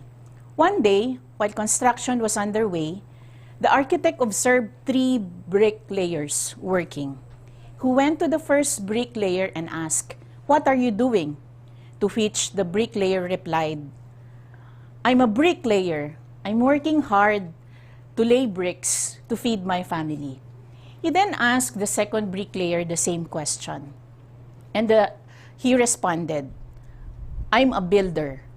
I'm building a wall." He approached the third bricklayer who was focused on his work. He asked the same question, "What are you doing?" With a gleam in his eye, he answered, "I'm a cathedral builder. I'm building a great cathedral for the Almighty." What an inspiring answer. One may look down at his lowly job, but he had this admirable perspective of seeing it as part of something greater and bigger. And by doing so, his task, no matter how small, became important. And because of this, he is inspired to lay bricks every single day until the cathedral is completed. That struck me, and this story has stayed with me, a reminder of why I do what I do. This story has inspired many versions, but the fundamental elements of the story are unchanged. Three people working on the same wall, doing the same work, but with different perspectives. I particularly like this story because not only is it relatable, but more importantly, the messages are universal. They are relevant to a small, struggling MSME or a Fortune 500 company, whether in the private or public sector. When we reflect upon it, I am sure we can arrive at numerous takeaways. Among them, two important things: vision and inspiration.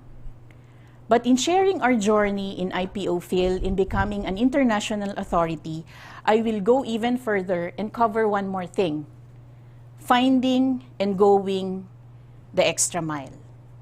These three elements, vision, inspiration, and going the extra mile, made it possible for us to implement the program that we are being cited for. Our designation as the 23rd International Searching and Preliminary Examining Authority by the World Intellectual Property Organization Assembly.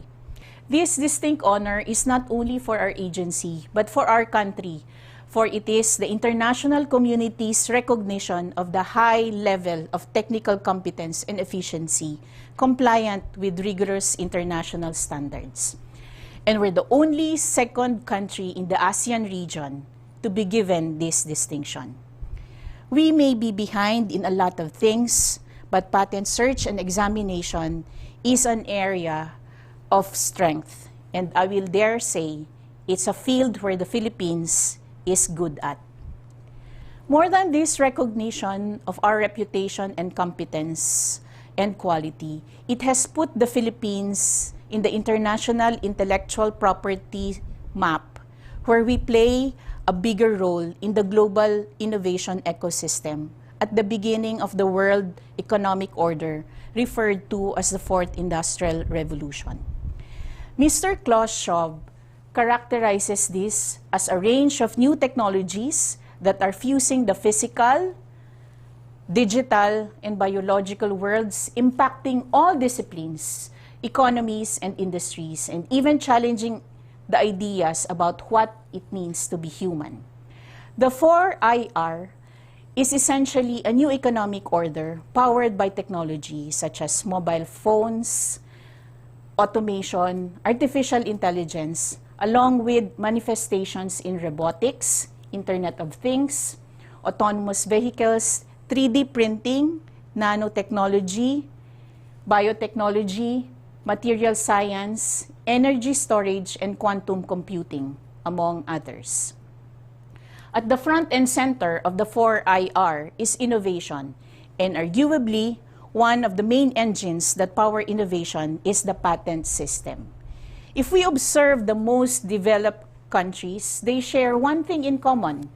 They're extremely strong in innovation, and they continue to harness and use technology to develop products and services.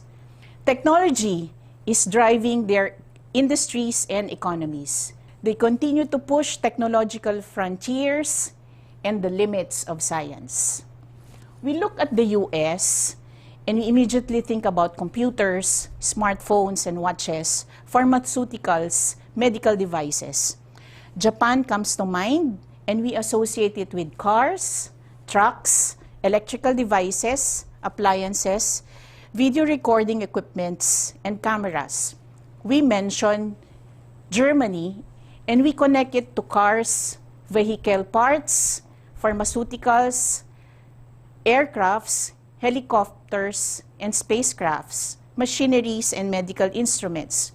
We think about South Korea and we see smartphones, electrical machinery and equipment, computers, vehicles, medical apparatus, among others. And of course, we think of China and we think of mobile phones, computers, automotive parts and accessories, cars, almost everything comes to mind. In fact, they say that the world is made in China. It is no accident that these countries, in fact, are the heavy users of the international patent system.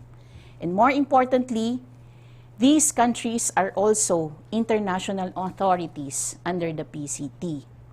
Integral to the economic and industrialization plans of this country is the strategic use of the intellectual property system, particularly patents.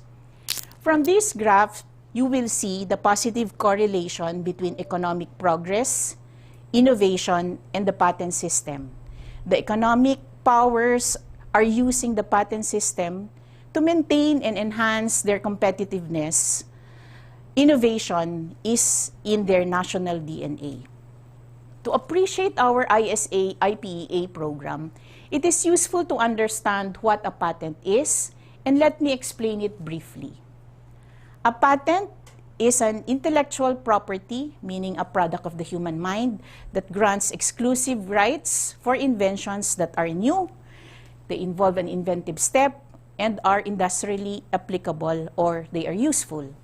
A vaccine or a method of producing the COVID-19 vaccine are perfect examples of patentable inventions. Before a patent is issued, it undergoes extensive scrutiny or substantive examination process pursuant to national laws to ensure that only significant inventions are given protection. This leads us to the next question. What is the patent system for?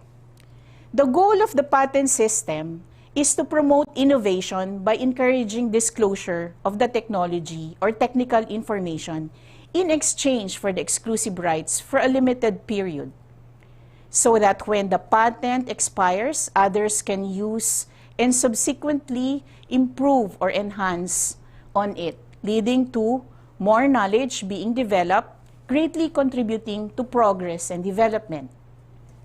To illustrate, remember the old television sets? Black and white, picture tubes, bulky with 4 legs, connected with an antenna with manual switch. Compare it with what we have today.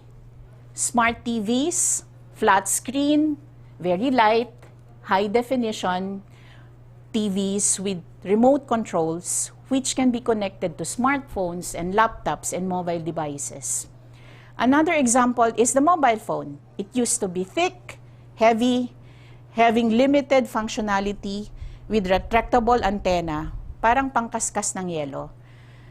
But now, we have smartphones. We have thin, light, with unlimited functions, such as using it as camera, as a recording device, sending email, and just about anything we can think of. These clearly illustrate how the improvement and diffusion of technology was made possible because of the patent system's disclosure function. So can you imagine if the technologies behind electricity, light bulb, cars, airplanes, vaccines, drugs, and medicines were not disclosed? The world as we know it today would be entirely different. In the country, the first Philippine patent was issued in 1948 over the process of extracting oil from coconut meat. And since then, the Philippine Patent Office, now IPOPhil, has gained more than 70 years of experience and competence in patent examination. One important aspect of patent is that it is territorial in nature, meaning they are only valid in the country where they are issued. However, while there is no such thing as an international patent, there is an international patent filing system under the Patent Cooperation Treaty, or PCT, where an inventor can file one single application and seek protection from some or all of the 153 countries, including the Philippines, which became a member in July 2001. The applications filed through the PCT would then be examined by selected individual patent offices applying their national laws. Before the patent application goes to these selected countries, it undergoes through preliminary search and examination by an ISA-IPEA. The ISA-IPEA prepares the international search reports and written opinions on the patentability of the application. These reports serve as basis of the different patent offices to grant a patent. On account of the importance and legal rights involved, only those offices which possess the technical expertise and efficiency and pass the rigorous standards are designated as international authorities, most of which are patent offices of developed economies. The Philippines is among the very few developing countries that is included in the list of international authorities. In 2013, then Director General Ricardo Blancaflor envisioned IPO Phil as an ISA-IPEA by 2017. I was tasked to spearhead this multi-year program with able assistance from a core team of dedicated patent examiners. Just to explain the context of this goal, innovation was becoming the buzzword for economies, and at that time, Asia was poised to overtake North America as the dominant region where patent applications were coming from, largely because of Japan, Korea, and China. At the national level, IPO Phil was doing its part in building a national culture of innovation with a network of more than 81 universities, government agencies, and research and development institutions under the Innovation and Technology Support Office. The members of this network come from all over the country, were actively engaged in research and patent activities. This was supplemented by capacity building on patent drafting and patent search.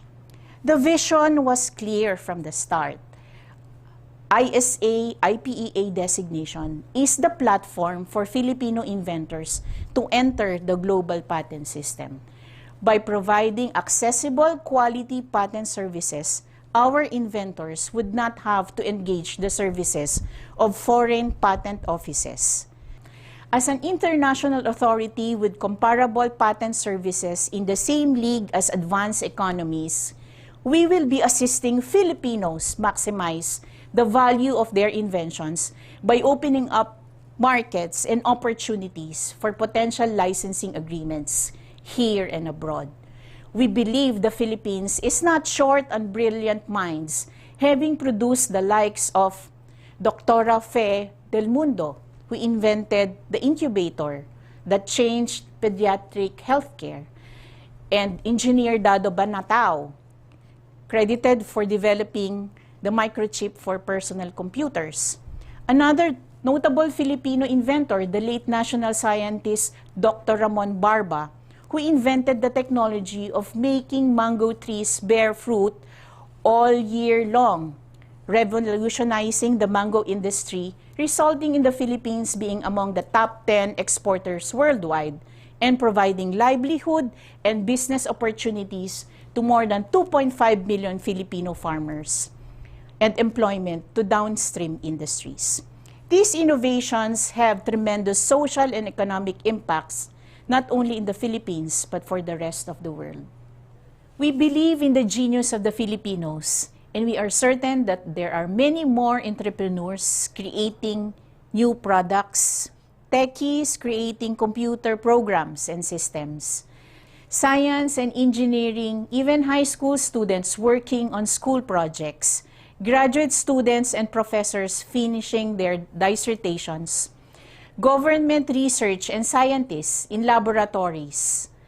There is a robust R&D community out there that is a goldmine for patentable inventions. This is what the IPO field had in mind when we pursued the ISA IPEA program.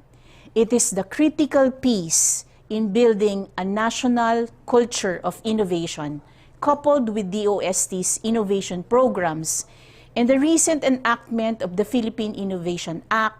The national environment is ripe for us to make a headway in innovation.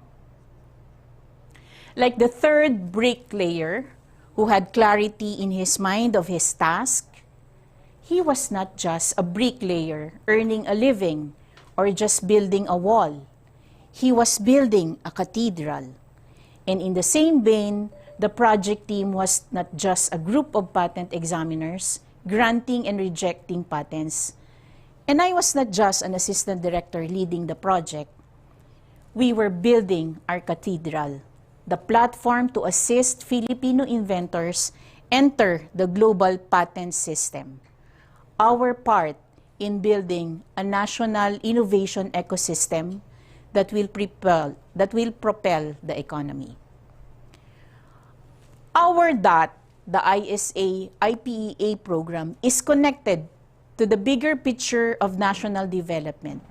We were not just doing it for ourselves to earn our salary or the prestige of our office. We were doing it for the country. We were thinking that our program is something that even our children and great-grandchildren will be proud of. Malinaw sa amin kung para saan kami bumabangon araw-araw. As Stephen Covey put it, we began with the end in mind. So we had our vision, and it was clear, and it had enormous impact.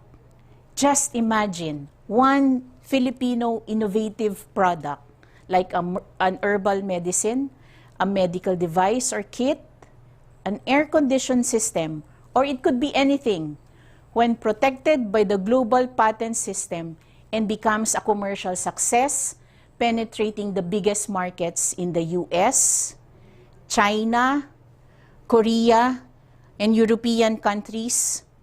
Think of how it can boost the national economy. The possibilities are endless. To realize this, we had to roll our sleeves and do the hard work.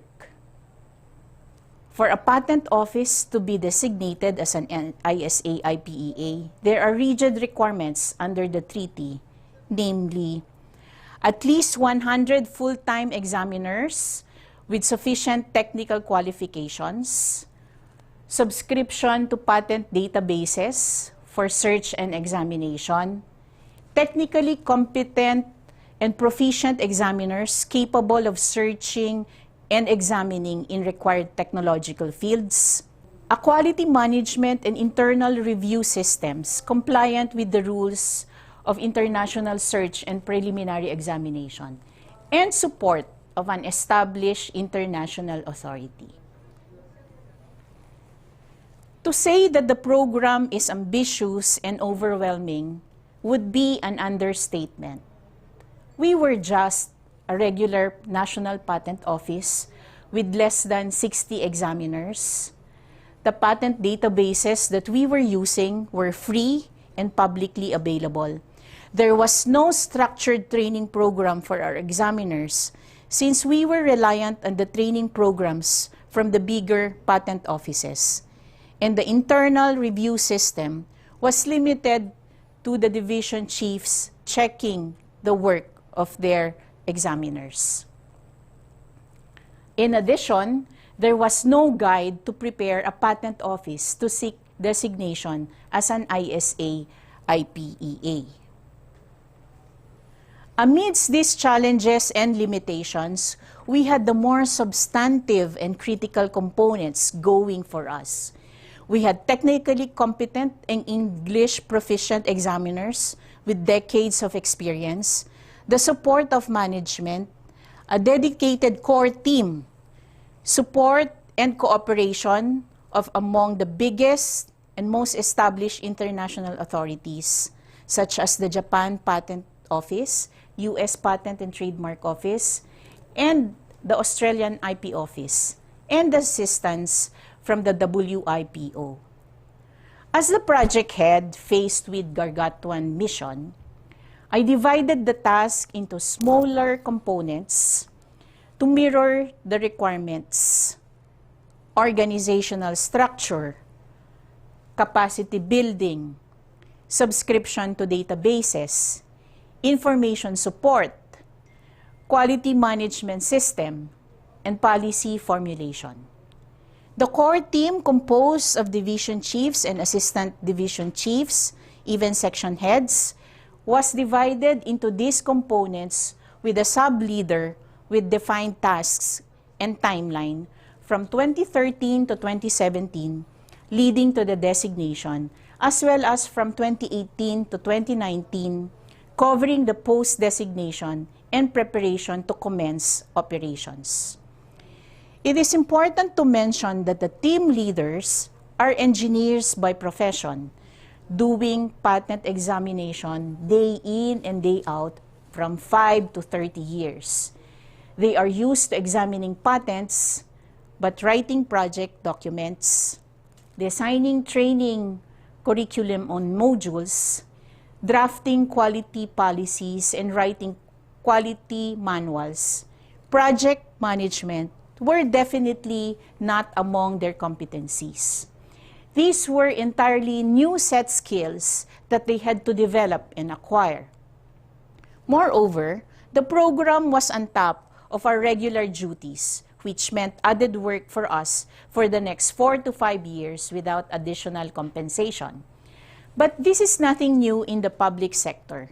On the contrary, I think this is becoming a norm in government agencies. I am sure that most, if not all of us, have found ourselves in or in similar situations. In the government service, we live by the maxim, reward for good work is more work. This is where the second element comes in, inspiration. With the vision so clear to us, it is something way bigger than ourselves. We were inspired, and with inspiration, work ceases to be labor.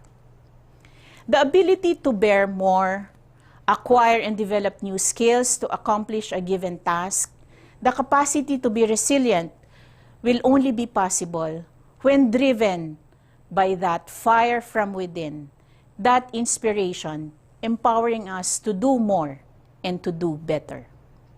If we were to make a list of the qualities of a good leader, the ability to inspire will certainly make it to the list, and rightly so.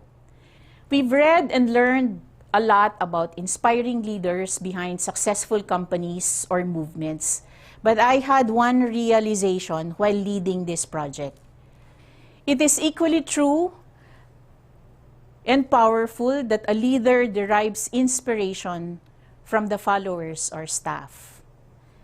Leaders are human beings, no matter how committed or professional we are.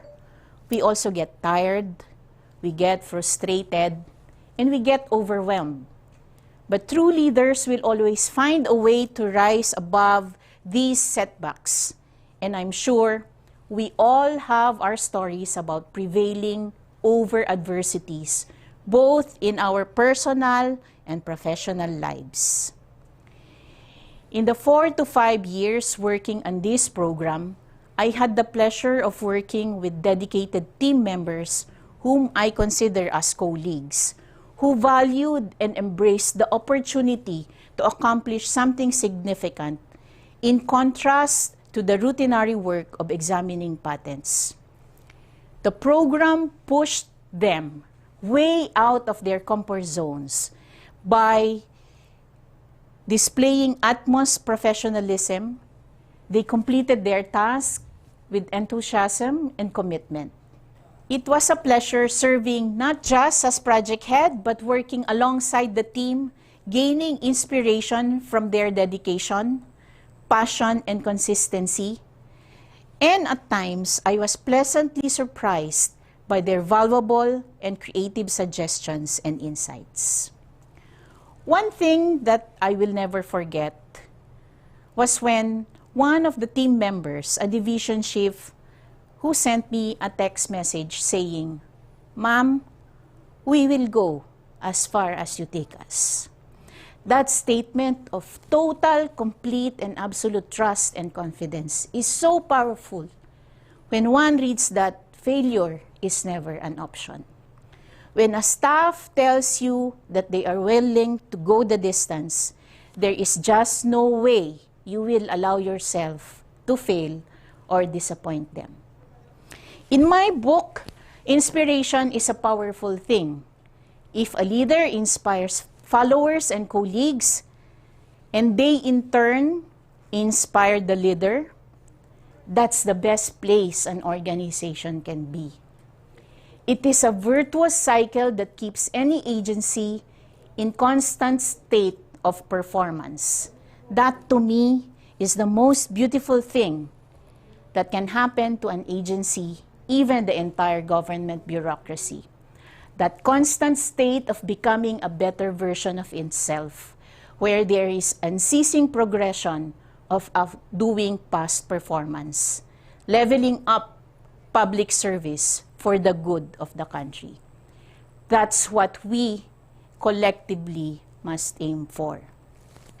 I know that we all have our share of experiences when we have been inspired by small, selfless acts of service, kindness, and dedication of our staff and colleagues, which have reinforced our commitment and service to our agency that will forever be etched in our memories.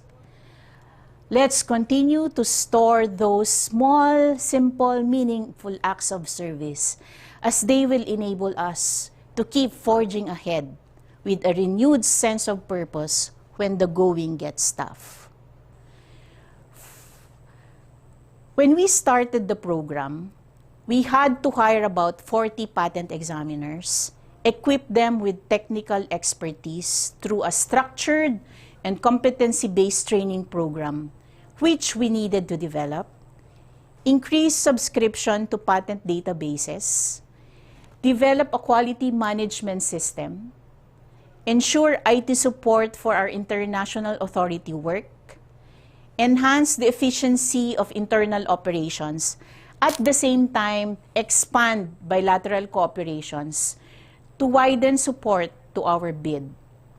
This complex and ambitious project that took more than 4 years depended on the final approval of the international body, the WIPO General Assembly of 153 member states. Failure was never an option, and you can just imagine the pressure that we carried with us at that time.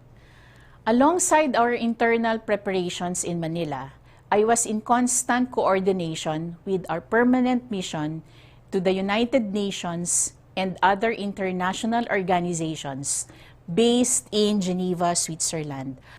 Our permanent mission was sounding us off if any member state had issues with our application so that we could respond to them immediately. Thankfully, everything went well, and so on that glorious day in October 5, 2017 in Geneva, the IPO fill was unanimously designated as the 23rd ISA IPEA in the world by the WIPO General Assembly, a recognition of our competence and efficiency, a source of national pride. But our story does not end there. And in fact, that was only the beginning.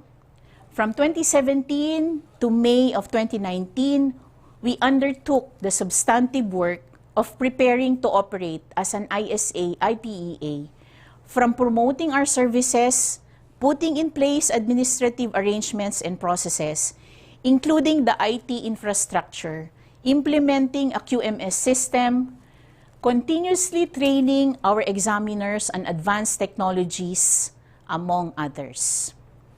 A big challenge was for us to make the Filipino inventors use the PCT system. We know that it's very expensive to file a PCT application.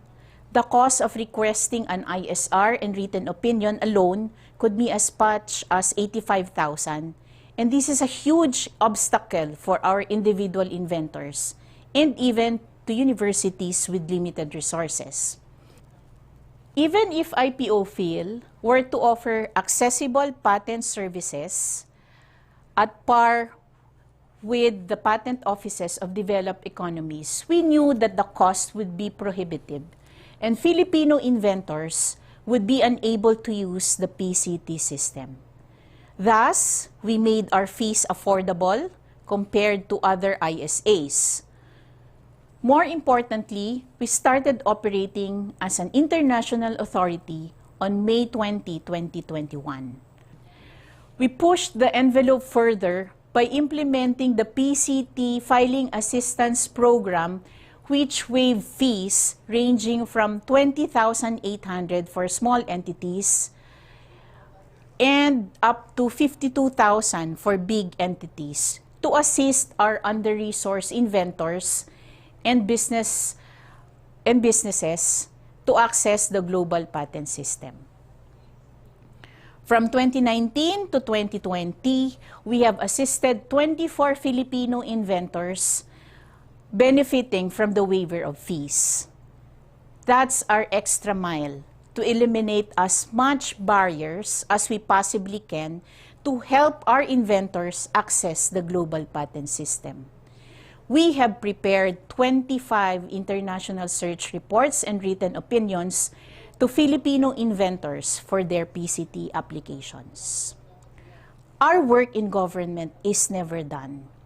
There is always something that comes up. There are new areas and concerns that need our attention. There are new laws that mandate us to perform additional functions. And we try to do as much as we can with the limited resources and time at our disposal. In this sense, many describe the work in government as a thankless job, and our reward is the thought that we've served to the best that we can. In closing, I wish that we've found our cathedral to build, or we're in the process of building them, or if we built them, that we constantly reinforce it, or we'll find more cathedrals to build. In any case, I wish that after this National Congress, we have once again filled our cup, replenished our reservoir of inspiration, as we continue to inspire others and find inspiration from others, serving with a renewed sense of purpose. Because this country deserves the best from each one of us. Maraming salamat po. Thank you, Director Medrano. We have many milestones to celebrate, and among them is recognizing the excellence of the 2020 Gawad CES finalists. To confer the 2020 Gawad CES Award to the finalists, let us hear from none other than His Excellency, President Rodrigo Roa Duterte.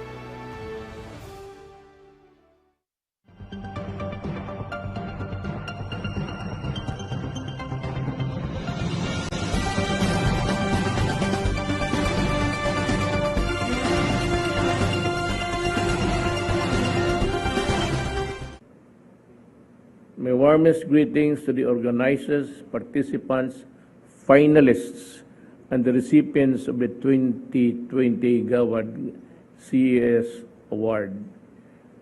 It always pleases me to honor our career civil servants because without them, there would be no continuity and stability in implementing the policies and programs of government and in providing public service to our people. During this pandemic, we have seen how admirably your civil servants have worked at the front lines of our war against COVID-19 virus. With that being said, and without further ado, I hereby confer the Presidential Gawad CS to Michelle Christian R. Ablan, Undersecretary of the Presidential Communications Operations Office, and to Lolibeth R. Medrano, Director 4 of the Intellectual Property Office, Department of Trade and Industry. May you continue to serve with excellence, professionalism, and integrity. Again, congratulations at mabuhay kayong lahat.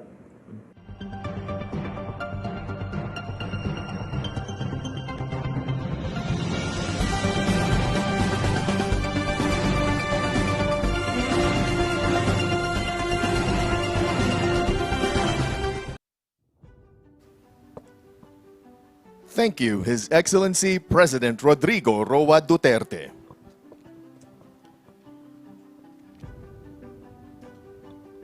The Gawad CES Award is a presidential award that recognizes members in the career executive service for their exemplary performance and significant contributions in various fields of public service. The Gawad statuette, named Perfection Ritual, was designed and conceptualized by UP College of Fine Arts Dean Dr. Leonardo Rosete, later assigned to Mr. Jose Manuel Sicat, chairperson of the Department of Visual Communication of the same college. The statuette was meticulously conceived to illustrate gender balance, representing both the male and female gender. Recipients are also awarded 100,000 pesos prize money. For our awarding of the Gawad CES, may we call on Honorable Alicia de la Rosa Bala and Executive Director Maria Marcy Cosare Ballesteros. Our first Gawad CES awardee is none other than Presidential Communications Operations Office Undersecretary Mitchell Christian R. Ablan, CESO 2. Please accept this statuette presented to you by Executive Director Marcy Ballesteros on this day, November 12, 2021, on behalf of the whole CES community. Thank you.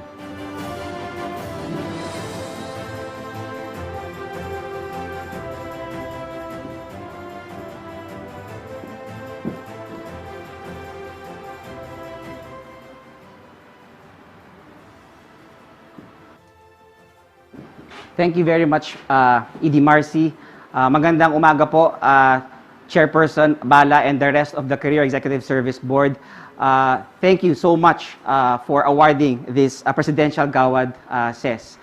Nagpapasalamat po ako sa Search Committee. Suntok sa buwan po yung ginawa namin early this year. Di po namin alam kung mananalo kami at ito napalaran po kami. Maraming salamat po. Salamat din po kay President Rodrigo Roa Duterte for believing in me and appointing me as an Assistant Secretary 5 years ago. Hindi ko po makakalimutan po yan, President Duterte, and for this Presidential Gawad CES. Salamat din po kay Secretary Martin Andanar who recommended me to the President and nominated me for this award. Thank you so much, boss. And to my real boss, I'd like to thank my wife, Attorney Ria Burbano Ablan, for always supporting me. This is the fruit of all of our labors and sacrifices. And may it be an inspiration for our child, Bea. I'd also like to thank my colleagues at PCOO, especially my FOI family. Special shout out kay Eden Mendoza, who fixed all of my papers, and also kay Danica Orculio, who also orchestrated my presentation earlier. Without the both of you girls, I will not be standing here today. Finally, I'd like to thank my mom, no? Dr. Eileen Riego Javier, who serves as an inspiration for this particular award. She, while working at the National Kidney and Transplant Institute, won the 2006 Outstanding CEO Award presented by President Gloria Macapagal Arroyo then. You serve as my inspiration, ma'am. This award is for you. Ulit, maraming salamat po sa inyong lahat at sa CES Board at kay President Duterte. Isa pong karangalan ang paglingkuran ng bayan. We're only here for a short time. Let's make it count. Mabuhay po and God bless. Thank you for that acceptance speech, Yusek Ablan. Our second Gawad CES awardee is the Director 4 of the Bureau of Patents at the Intellectual Property Office of the Philippines, Attorney Lolibeth R. Medrano. Please accept the statuette as presented to you by Honorable Alicia de la Rosa Bala and Executive Director Marcy Ballesteros. On this day, November 12, 2021, on behalf of the whole CES community.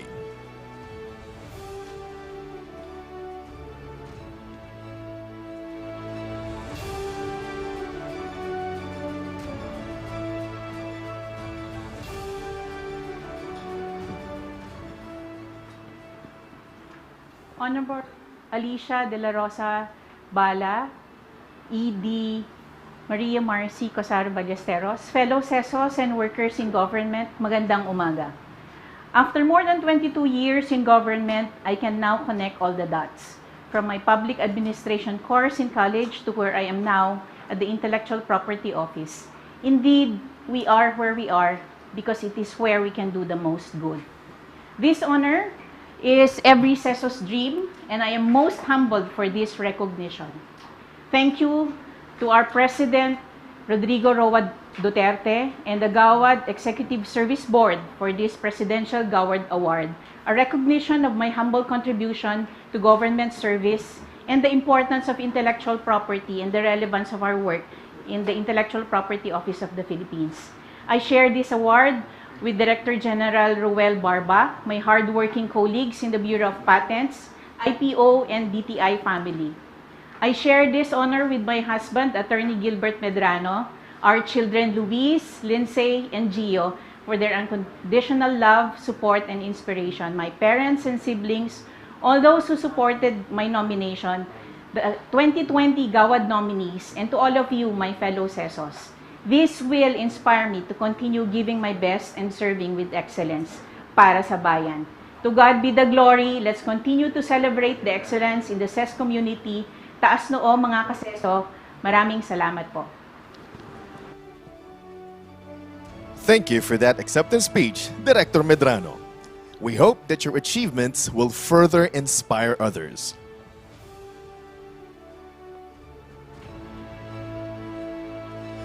We would like to invite the Honorable Chairperson, Alicia de la Rosa Bala, to deliver her congratulatory message to our 2020 Gawad CES winners.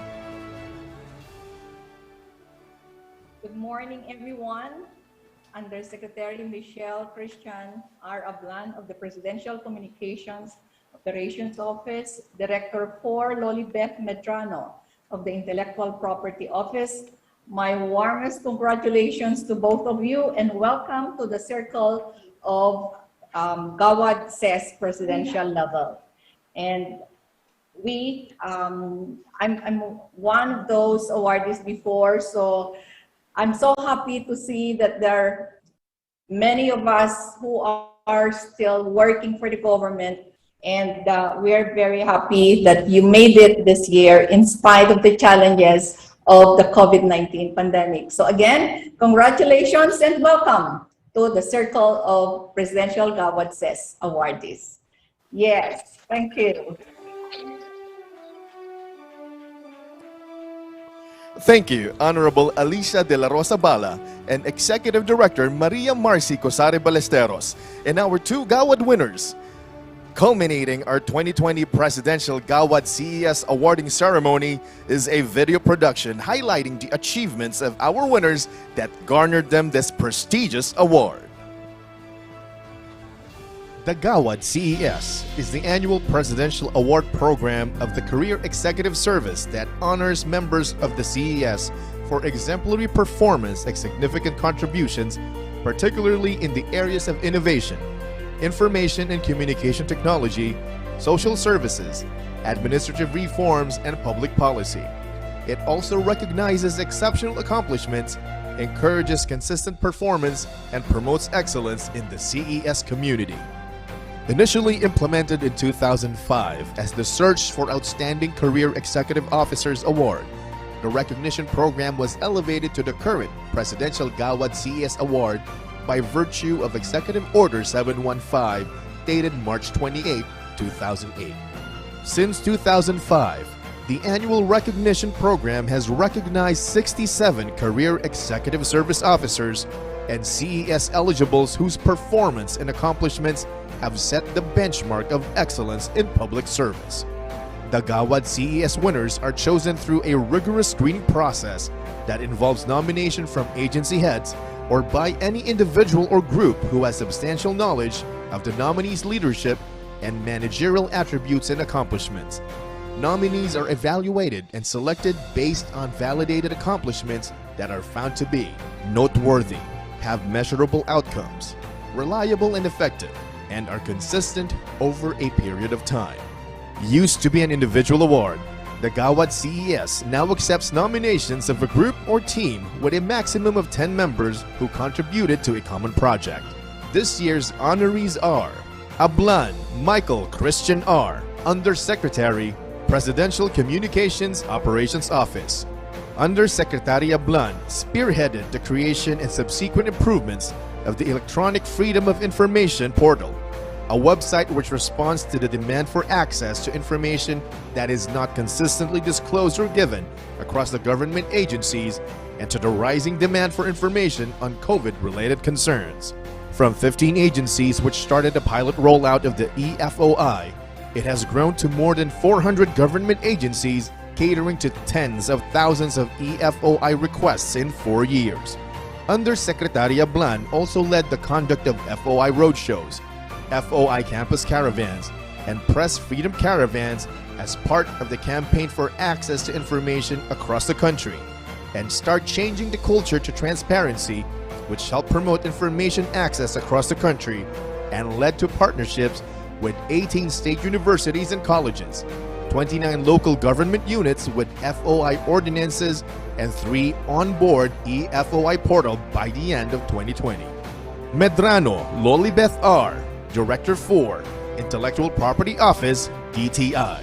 Director Medrano spearheaded the transformation of the National Patent Office into our International Authority for Patents, providing world-class patent services, assisting Philippine inventions to enter the global patent system, which led to the IPOPHIL's International Searching Authority, International Preliminary Examining Authority designation, bringing the Philippine inventions to the world. The designation of the IPOPHIL as ISA IPEA is a recognition of IPOPHIL's competence and expertise in patent search and examination as good as the patent offices of developed countries. To make this possible, Director Medrano and the IPOPHIL went through more than 4 years of institutional and individual capacity building to address organizational challenges and limitations, such as human resource acquisition and development, access to patent and non-patent databases, and process improvement.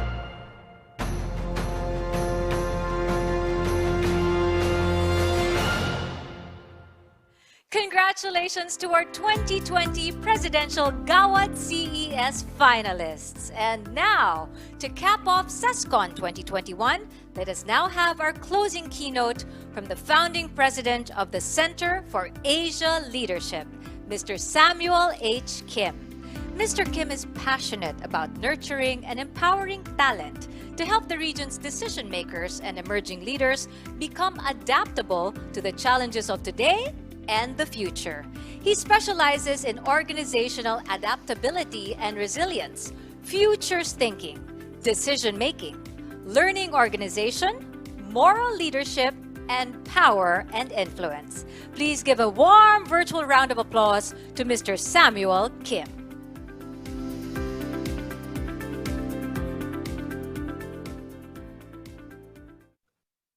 All right, good morning, good afternoon, good evening, wherever you are watching today's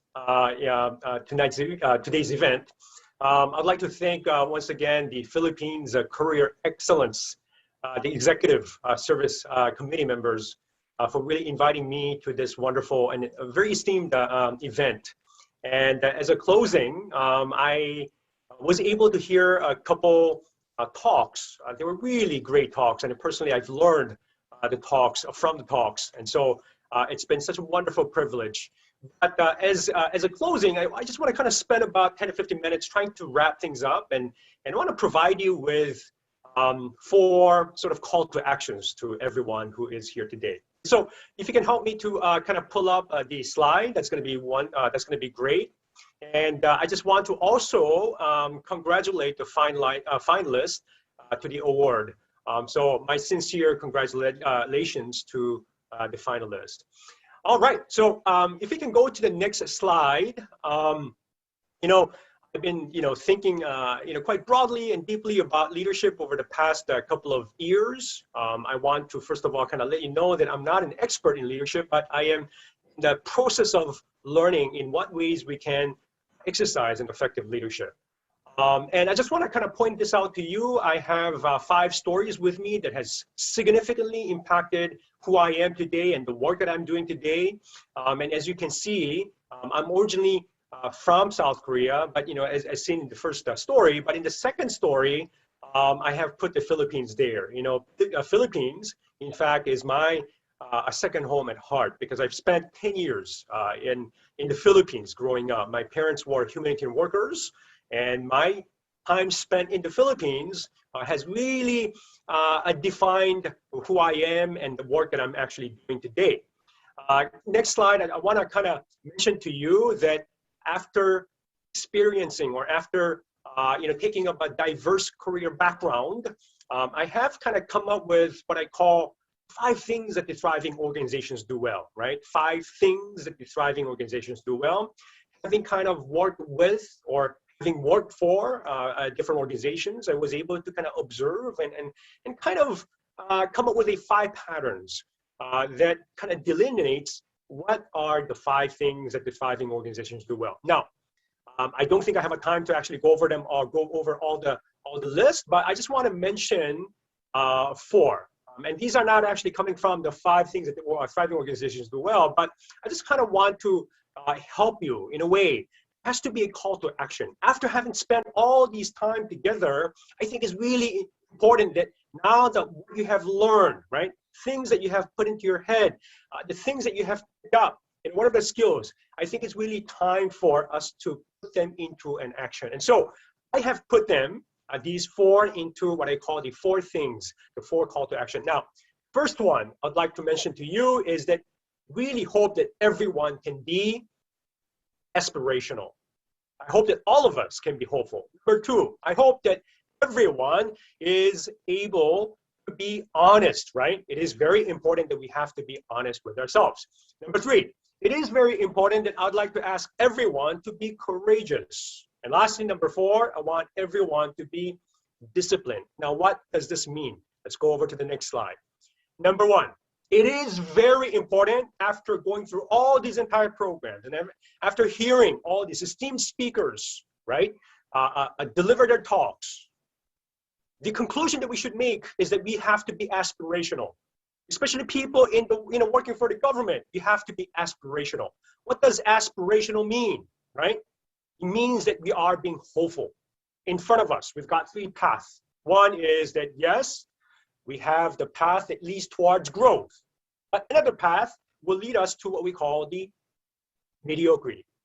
Or the third path that could lead us to could be what we call decay or decline. You know what? The 3 paths in front of us. How do we choose it?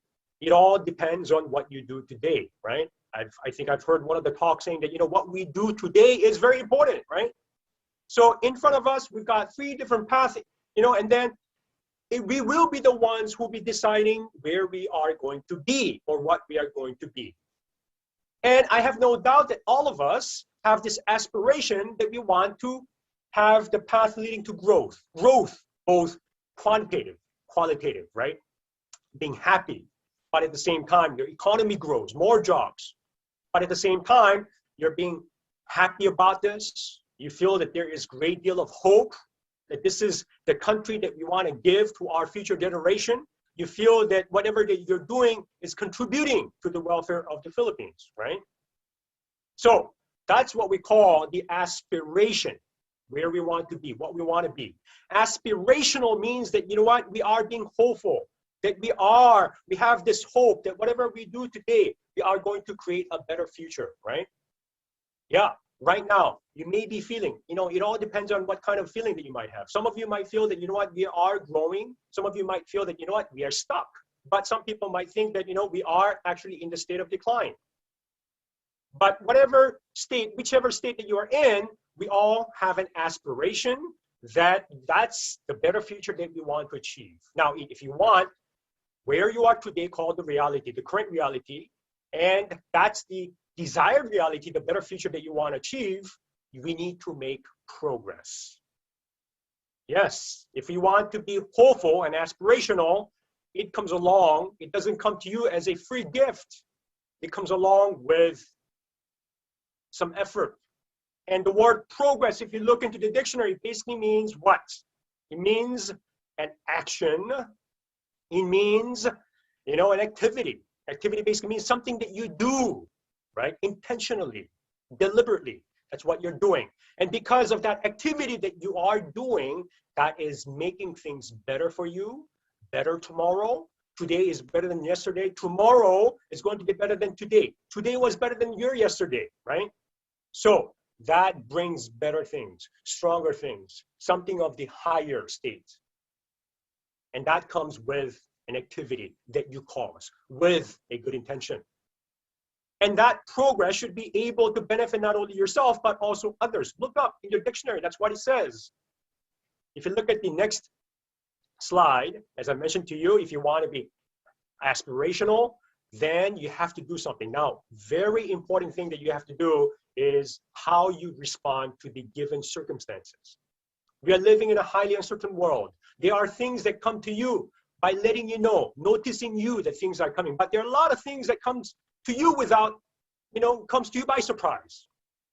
But how we are going to be creating a better future depends on what kind of response to any given circumstances. Let's look at the next slide. There will be, as I mentioned to you, warnings, right? There will be warnings. Warning means that, those are the things that you have to pay attention to. But those, and you also have what we call the disruptors, things that are already in place, shaking things up, shaking your system, right? It can be, system basically means it can be on a national level, it can be a global level, it can be a company level, it can be an organizational level, ministry level, whatever that is, right? It can impact all across. So we are dealing with two things, right? Disruptors, something that's already disrupting you, but there are also warnings that are letting you know that, come on, Samuel, these are the things that you have to pay attention to. And therefore, if you are responsible leader, then you should be able to put up the right response. Now, based on my own personal experience, there are 4 responses that many of the mediocre companies or mediocre organizations or mediocre countries or the organizations or the countries that are heading towards decay. Number 1, they don't see these warning signs or they don't see these disruptors and therefore they do nothing.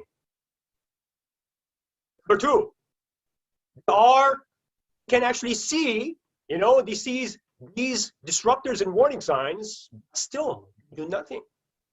Or they see it, but they end up putting up wrong response.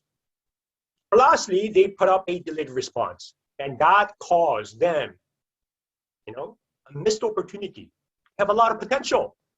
Have all the ingredients for success, yet you're not able to head towards the path leading to growth. And so for me personally, I've been really thinking about this. So let's not forget, we should be able to put up the right response. And how we do that is that we have to be honest ourselves. You got to be asking questions, asking yourself a question. If you look at the next slide, how are you responding, right? You have to be if you can go to how are you responding to your future, right? Past and the future. What are the things that you've been doing all this while from the past, in the past, that is leading you to be who you are today, right? Because you cannot actually say that, I have nothing to do with the past. In fact, what you are today, where you are today, is an outcome of what you have been doing all this while. And then if you, kind of proceed to the future without really thinking about the past, then that's the future that you are expected to see. But again, we want a better future, isn't it, right? So in order to do so, we have to be very honest, right? This is what we call by reality check. How are we responding? How are we responding to the disruptors? How are we responding to the warning signs? And what from the past, looking at the past, what are the things that we got to let go? What are the things that we need to continue to keep? What are the things that we got to start new, right? Those are the very important things that we have to be honest about. Because a lot about what we've been doing all this while, past is a mirror. And that can give us an idea of what are the things that we can do to create a better future. You go to the next slide, okay? So looking at that, you have to look at the past, you have to look at the future, right? You have to be very mindful of the future. What are these, again, the warning signs? And you got to be able to anticipate, because those things, by looking at it, tells you what you need to do, what you need to prepare in advance. So one of the things I'd like to ask you to do, okay, leadership is an action, as I mentioned to you. If having an aspiration, having hopes high is very important, but we have to be very honest with ourselves as to how we respond to any given circumstances, whether it be disruptors, whether it be warnings, looking at the past, looking at the future, okay?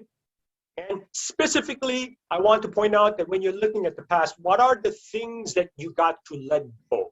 Because these things are like keeping you from making the progress that you want to make. What about the future? You want to understand the future, right? You want to anticipate better. And that can give you an idea as to how you need to prepare, right? So you can simply ask, what are the things that you want to continue? What are the things that you want to stop? What are the things you want to start for you to have a better future?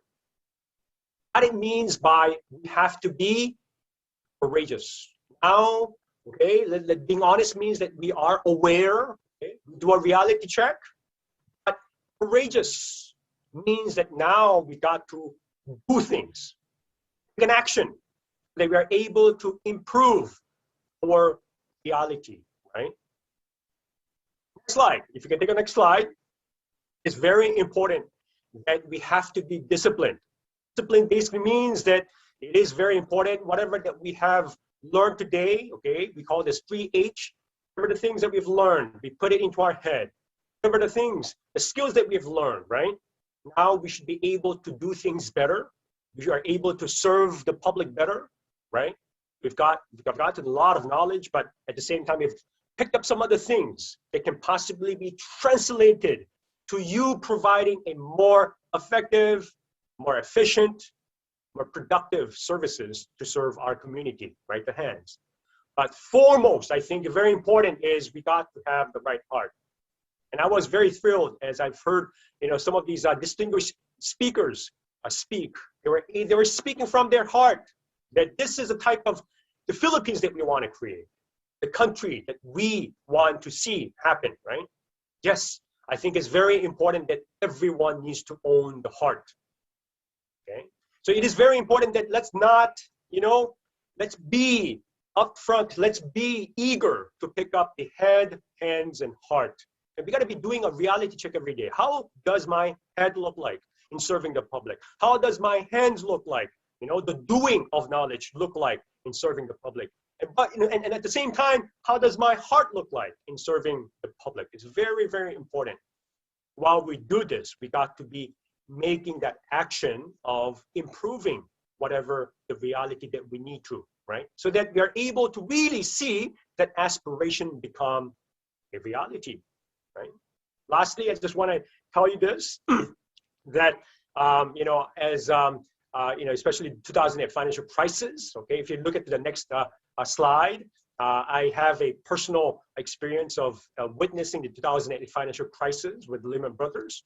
And I was able to see many of the leadership team of this company that collapsed were actually coming from very esteemed schools in the US and all across the world. Many of these people ended up in jail. And I was able to witness this, despite that they had the head and the hands. They were really smart people. They were really intelligent people. They had great skills, right? But a lot of these people did not own the heart. You may be having the head and the hands, but if you don't have the heart, you may be actually using those wonderful head and the hands of yours for a wrong reason, bringing a wrong result. We really need to be eager to take up the heart. Today, a lot of the schools, right? This is actually a picture of Harvard. In fact, 5 out of the 10 people who ended up in jail for bringing 2008 financial crisis actually came from Harvard. Next slide, right?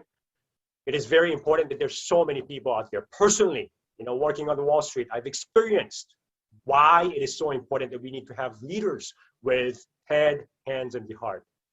And it was because of this gentleman who actually headed the Lehman Brothers, who actually led the company to a collapse. We are leading. We are a wonderful, servants serving the public. This is a very important role. It's a very important responsibility. It is very important that we should pursue. We should be continuously disciplining ourselves to pursue the head, hands, and the heart will, who are most ability, serve the public that we can.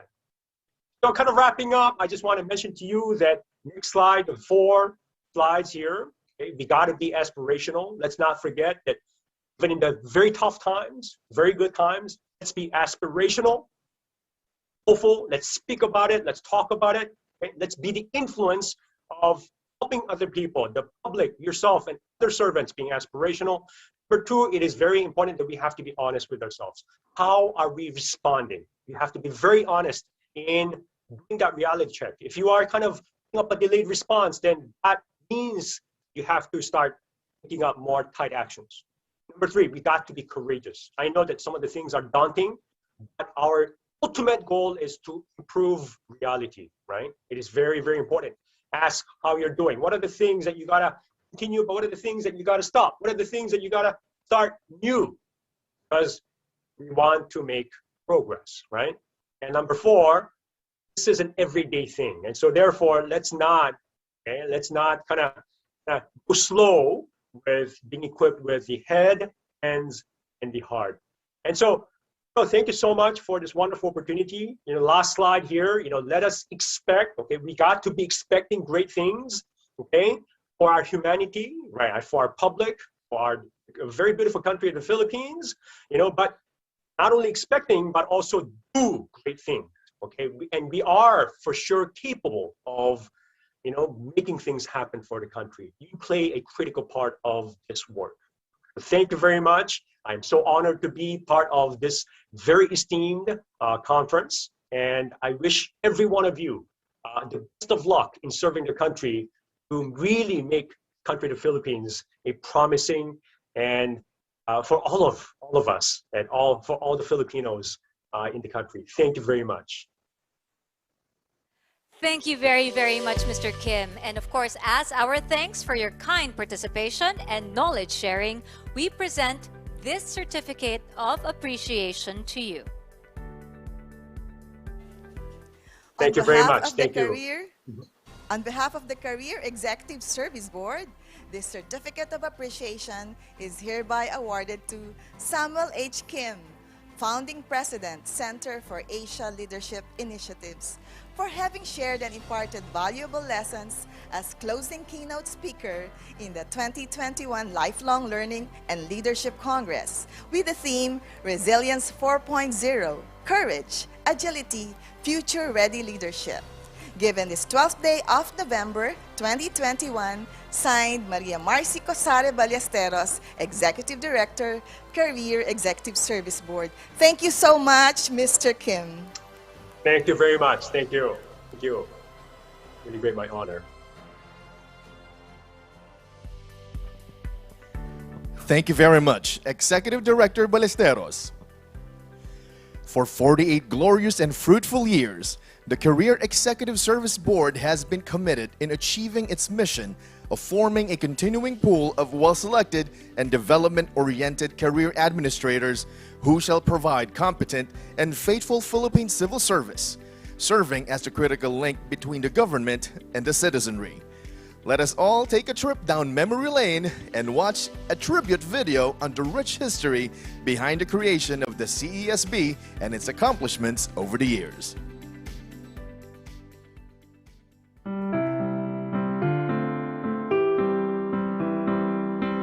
Ang tahanan ng mga seso. For the past 48 years, the Career Executive Service Board or CESB has provided a home for the community of well-selected and development-oriented career administrators known as CESOs and CES eligibles. Men and women tasked to maintain continuity and stability in the civil service and serve as a critical link between government and the Filipino people.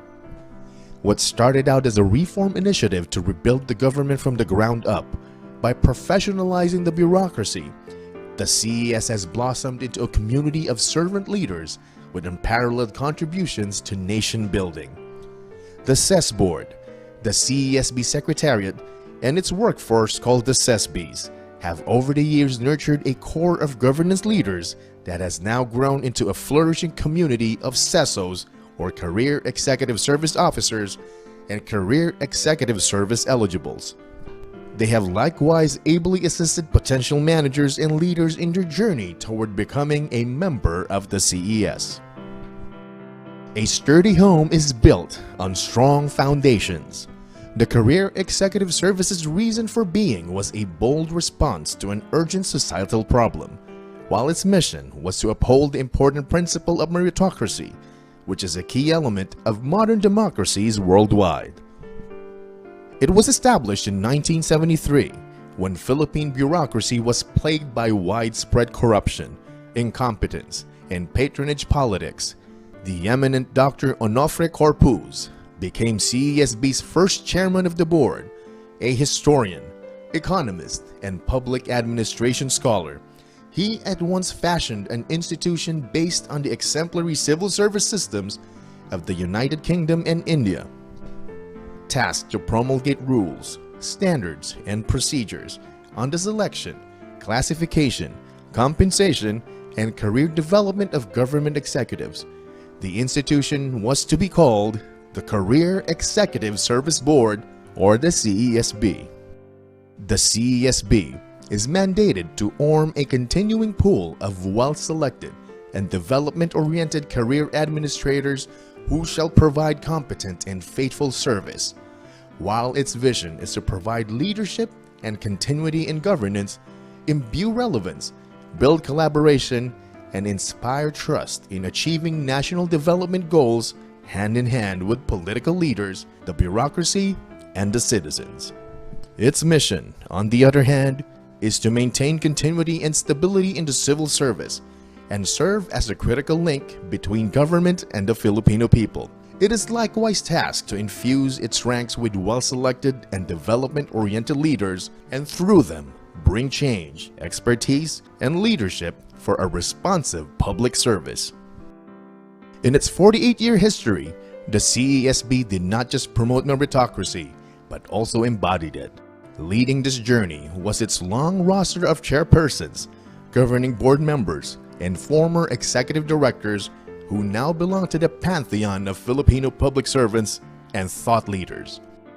Carrying on the legacy of our CES luminaries that established the foundations of the Career Executive Service, CESB remains to be that bastion of merit and fitness, as it implements a rigorous 4-stage eligibility process which includes the CES written exam, the assessment center, validation of on-the-job performance, panel interview, the 4-stage system, and the stringent screening process for CES rank appointment and promotion are both unparalleled in the civil service and are both known for their professionalism, probity, and integrity, to guarantee that the upper echelons of the bureaucracy are manned by only the best, the brightest, and the most honest, as we pursue our goals of prosperity, democracy, and social equity as a nation. The Career Executive Service process, it's a very rigorous but important step for all government executives. I think simulated very well are real job experiences that one would encounter.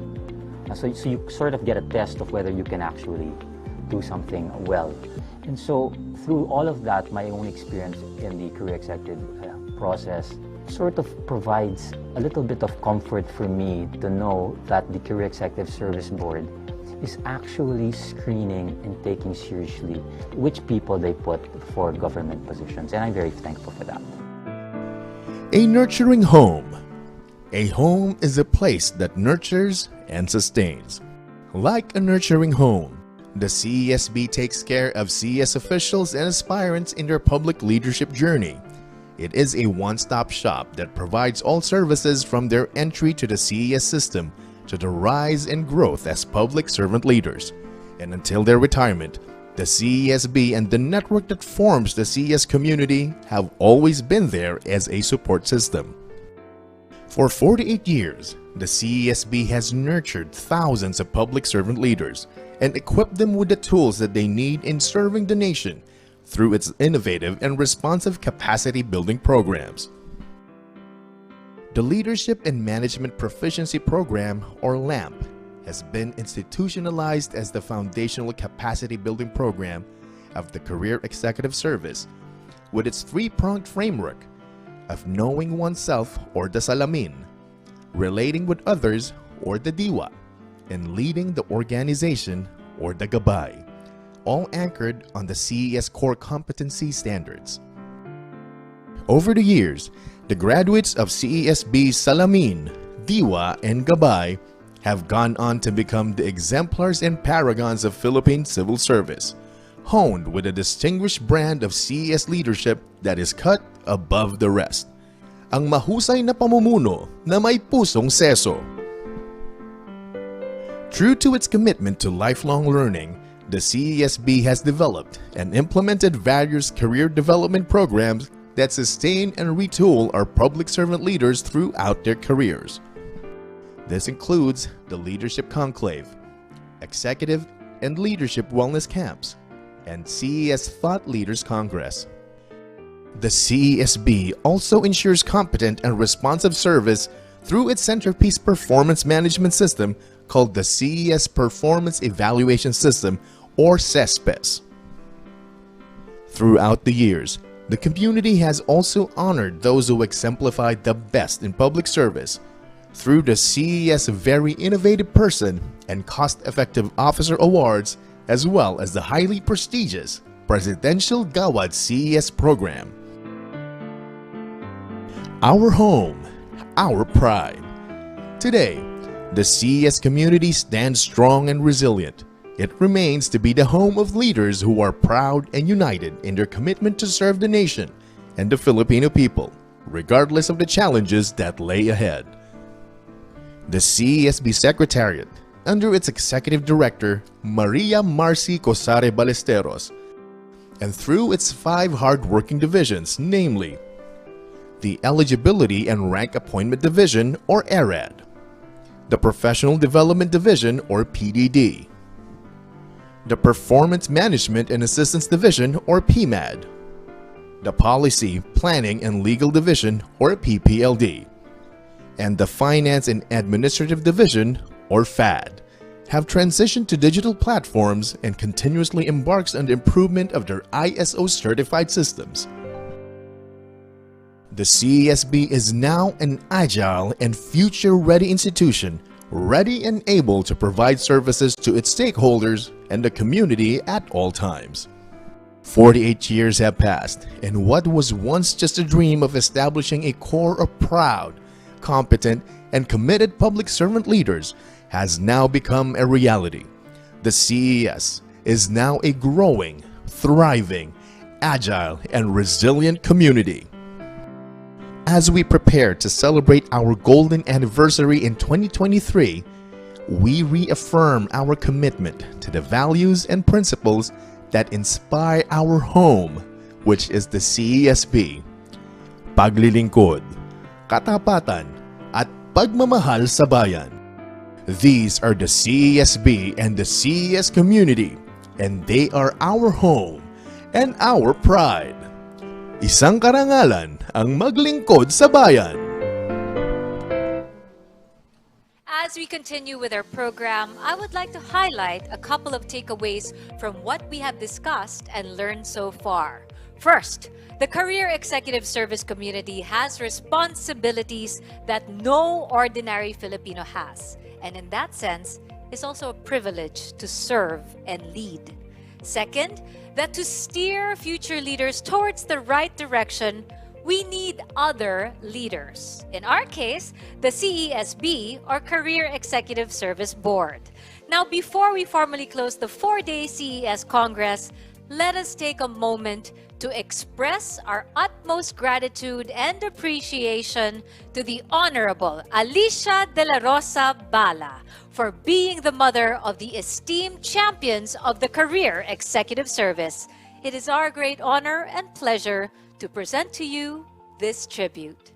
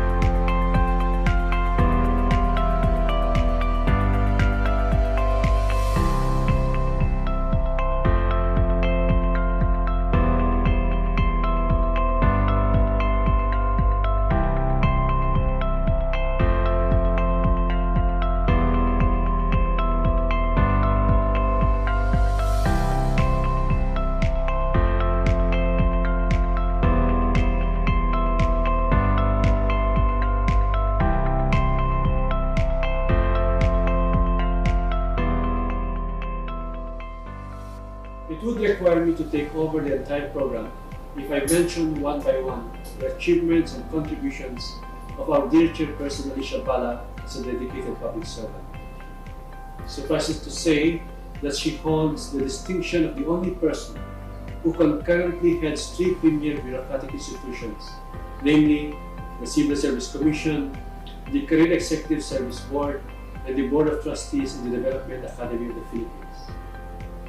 I am truly honored to be given the chance to work closely with you, as it allowed me to witness firsthand how your gentle but decisive leadership and passion for fairness empowered the CES to reach new heights in promoting expertise and excellence in public service.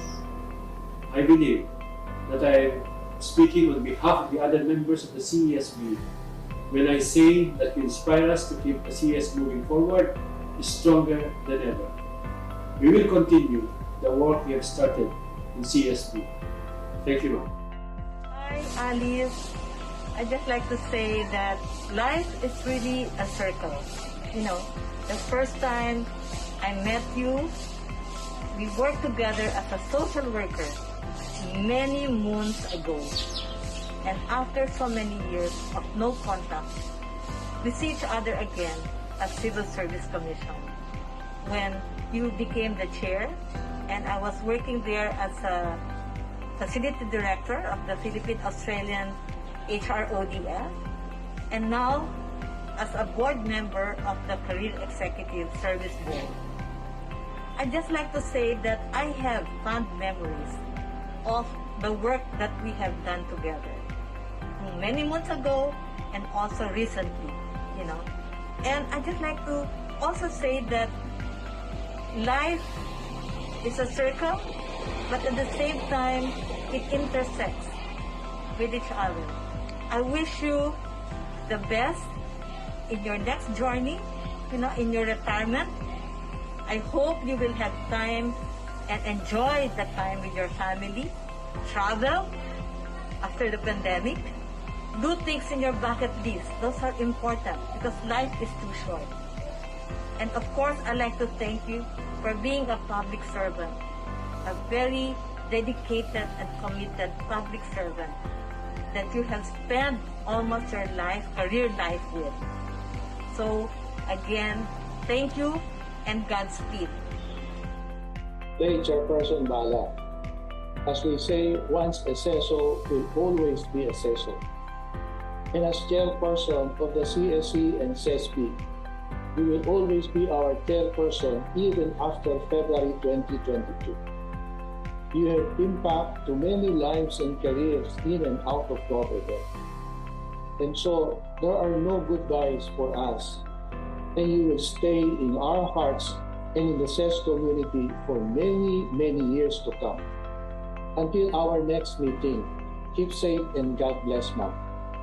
Chair Alice, it is truly my pleasure to have served the board under your great leadership. You serve as an inspiration to all of us, and you exemplify how a public servant and a career executive service officer should be. So I wish you all the best, and thank you for all the wonderful years. In my almost 2 years with the CESP, Chair Bala has been a constant source of support and wisdom, patiently guiding me and the Secretariat amid the fast pace of management transition, the challenges of the pandemic, and the emerging needs of the CES community. Thank you for your guidance and for being an example of commitment, dedication to an integrity-laden and excellent public service. Maraming salamat po, Chair Alice. Isa kang tunay na halimbawa na isang karangalan ang maglingkod sa bayan. Hi, Chair Alice! Kumusta po kayo, ma'am? And as you prepare for your end of term as Civil Service Commission Chair, and of course as CES Board Governing Chair, naku ma'am, una, pasasalamat po for your mentorship, for your being the exemplar CESO that you were, and for being our nurturing mother leader in the CSB. During my stint as Executive Director at the CSB, your being chair of the board made my work and life easier to to bear kasi ma'am palagi kayong nandyan to guide us. And your humility, your integrity, your modesty, your practical and common sense advice to us malaking tulong po para mapagaan yung mga pinagdaanan natin. And as you go into retirement mode, wishing you ma'am all the best, God's blessings for continued good health. Sana ma'am marami pa kayong magawa at maitulong pa din sa civil service. Alam ko, mahal po ninyo ang pagiging lingkod bayan. Having said this, I send you my blessings from above, sharing you prayers. I will keep you in my continued prayers so that beyond retirement, you remain to be the exemplar CESO that you were. Maraming salamat po, ma'am, and hope to see you soon. Hi, Chair Alice! Your career in government service has set us an example of what exemplary work and leadership is. Maraming salamat for letting us learn within your embrace. You are indeed a big part of molding the institution we are all currently in. Your wisdom, vision, knowledge, and extraordinary leadership have served as our guiding principle in achieving high-level excellence at maging isang lingkod bayani. It is only through living by your teaching that we can show the gratitude of being able to have learned from you. Ma'am Alice, gaya po ng mga buto na mga ipinunla niyo sa amin, ito po'y aming aalagaan, patuloy na palalakihin at payayabungin hanggang sa ito'y mamunga para sa ating sambayan ng Pilipino at sa ating bansang minamahal. Chair Alice, from the bottom of my hypothalamus, maraming salamat po. Tapat at may malasakit. Maraming salamat po, Chair Alice, sa inspirasyon sa aming matapat na paglilingkod sa bayan.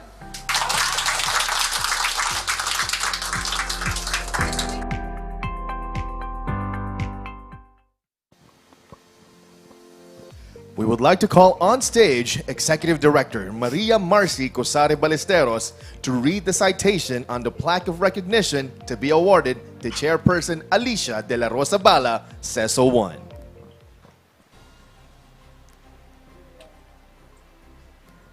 On behalf of the Career Executive Service Board, this plaque of recognition is awarded to Honorable Alicia De La Rosa Bala, CESO 1, Chairperson, CES Governing Board, in grateful recognition of her exemplary leadership, remarkable commitment, valuable contributions, and active involvement in promoting merit and fitness in the Career Executive Service, given this 12th day of November 2021, during the virtual conduct of the 2021 CES Lifelong Learning for Leadership Congress, themed Resilience 4.0, Courage, Agility, and Future-Ready Leadership.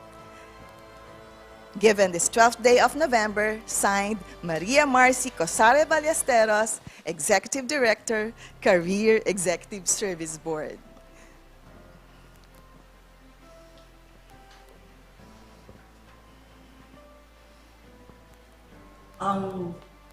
Thank you, Director Marcy.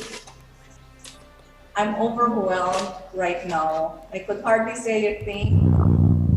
I treasured our being together as part of the CESB family and as part of the CESO family. 48 years of CSB. And this year, just to let you know that I have celebrated my 45th year in public service. And it is also a fitting retirement for me. Can you imagine 45 years in public service? And there were only 2 government agencies that I worked with.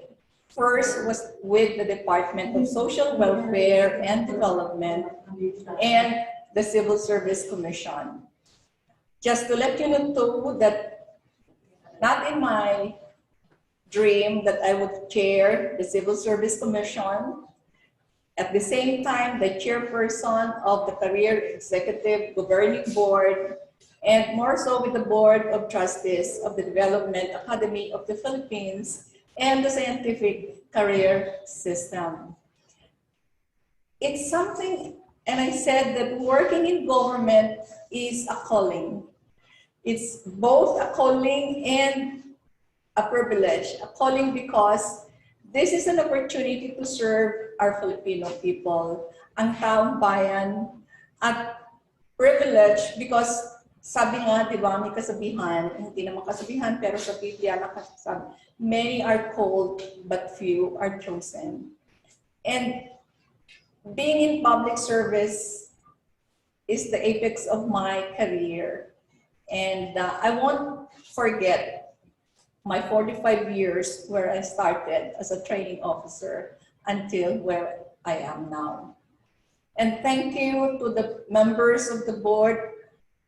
I'm really very thankful for all the kind words that you made mention about who I am. And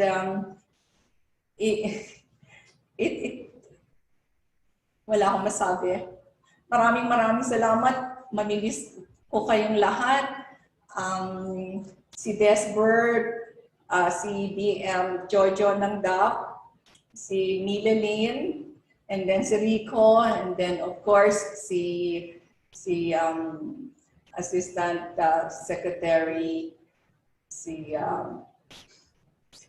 biglang nawala sa excitement ko, baka akala mo nakalimutan ko, si Erwin, akala mo nakalimutan kita, so salamat. And of course, Marcy and Tonet. Tonet, I think we have been together longer than when you were with the CES board, and I really enjoyed your company, and it has always been a joy to be with you. And to all the staff of the CES board, maraming salamat at kayo ay inalagaan ako bilang chair ng CES board.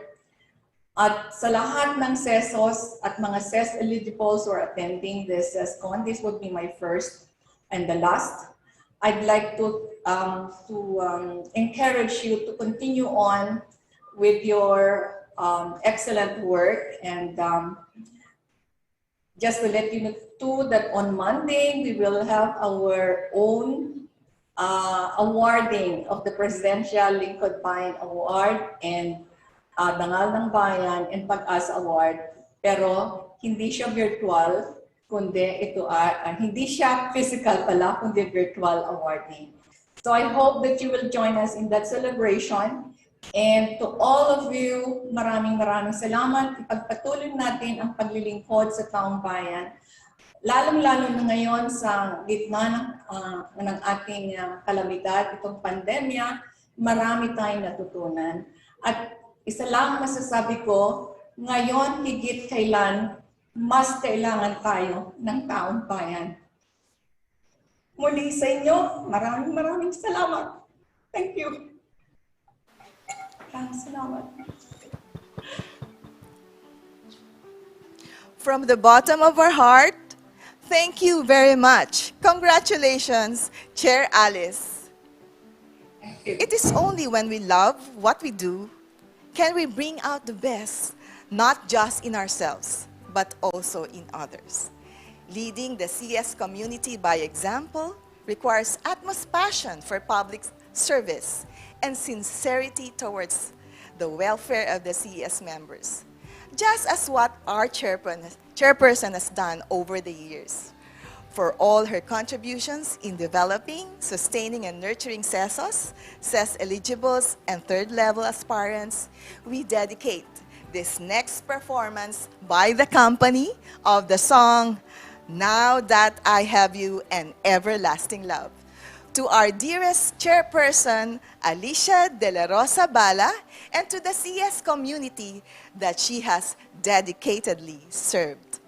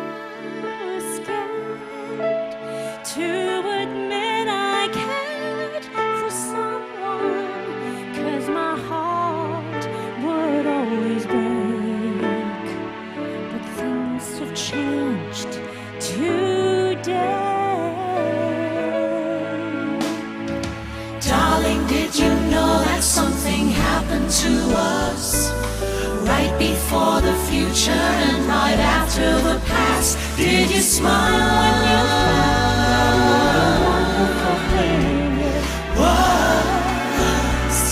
We found an everlasting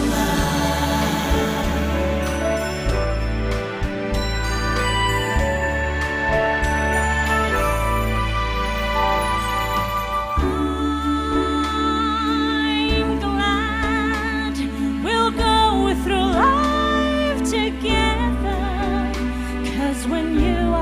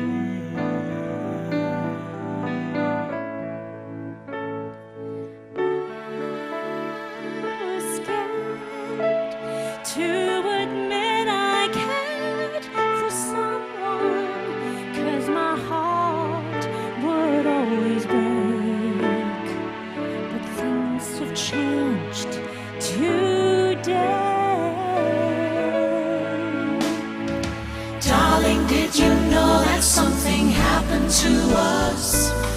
Right before the future and right after the past. Did you smile when you found it was?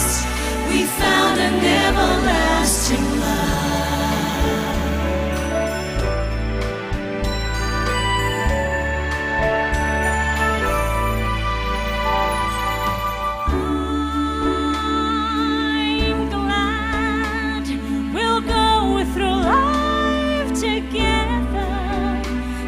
When you are by my side, tomorrow looks so right. I'm so sure we'll stay in love forever. After all our fears and doubts, they're all behind us now. Darling, did you know that something happened to us? Right before the future and right after the past. Did you smile when you found out what a wonderful thing it was? This love is everlasting. Darling, did you know that something happened to us? Right before the future and right after the past. Did you smile when you found out what a wonderful thing it was? We found an everlasting love. Sharing my love with you as we journey through life, walking in hand. But a lifetime seems short for a love that lasts till the end of time. Darling, did you know that something happened to us? Right before the future and right after the past. Did you smile when you found out what a wonderful thing it was? This love is everlasting. Darling, did you know that something happened to us? Right before the future and right after the past. Did you smile when you found out what a wonderful thing it was? Our hearts have found a love. We found an everlasting love. We found an everlasting love.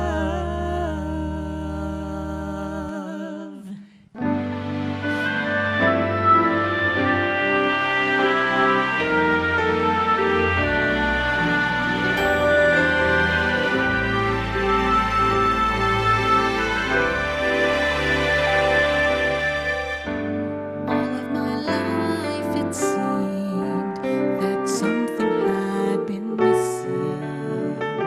I didn't know what to do.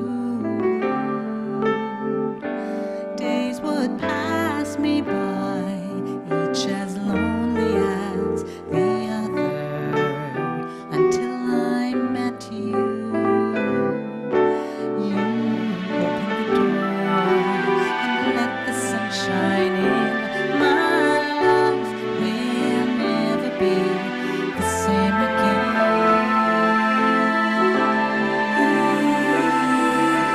Now that I have you, everything just seems alright. Now that I have you, I'm alive. You are the song that I'll be singing my whole life through. I'm living in a brighter world now that I have you.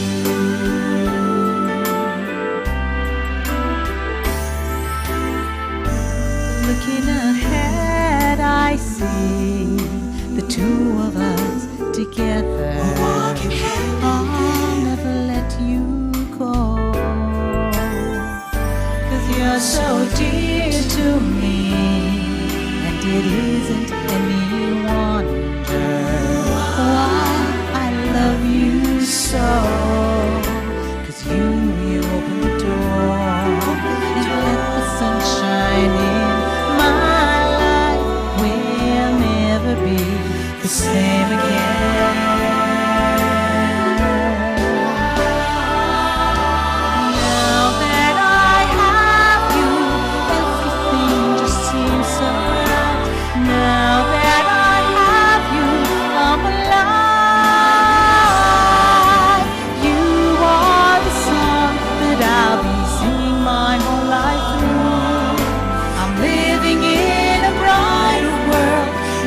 now that I have you.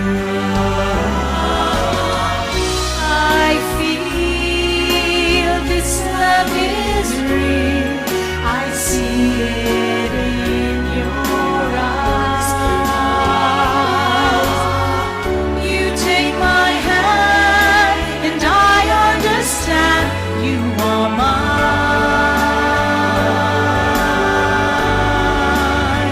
You are mine.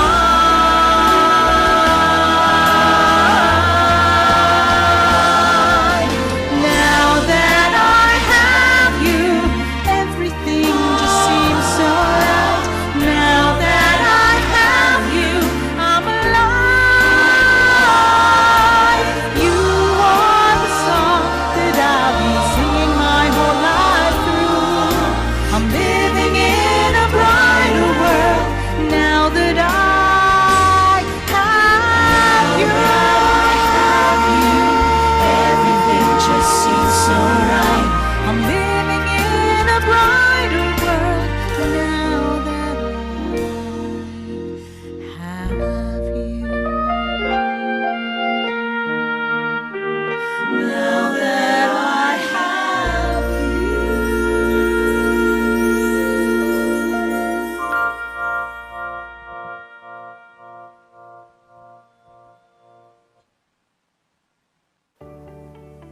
Thank you and congratulations to the Honorable CESB Chairperson, Alicia de la Rosa Bala. We sincerely appreciate all that you have accomplished for the CES community. We would like to invite you, along with all the members of the CES community present with us today, to sing the CES March together.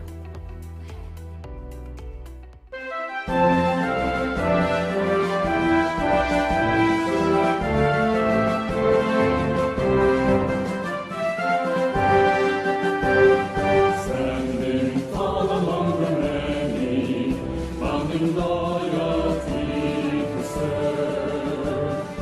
Leadership, experience, and excellence we bring to you today. Proudly now we stand here, sons and daughters of our land, unto the noblest of service, says the star of the land. May the country so for glory find its thunder in our hearts. Raise challenge stand before us, on the steady brave and true, says the star of the land.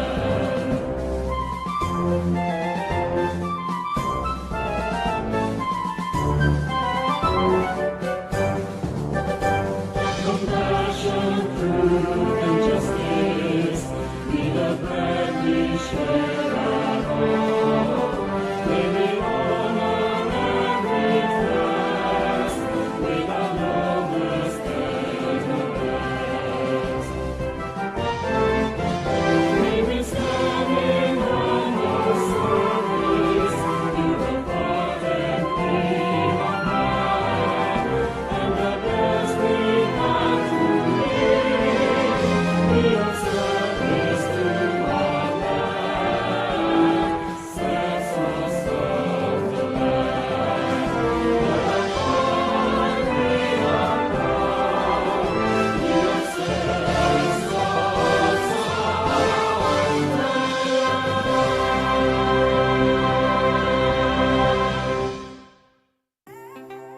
And so we would like to thank Executive Director Marcy Ballesteros of the Career Executive Service Board and the fun and dynamic CESB Secretariat for making this event possible. Of course, the compounded efforts of 48 years since CES was founded are also big factors to the success of our civic-oriented leaders. Everyone give yourselves a round of applause. Well deserved indeed. So to everyone who has been part of our journey and the past few days, Thank you very much. May this be the start of an inspiring journey for all of us. I am Isa Litton, and these are the highlights of CESCon 2021. Maraming salamat po sa inyong lahat. Magandang hapon!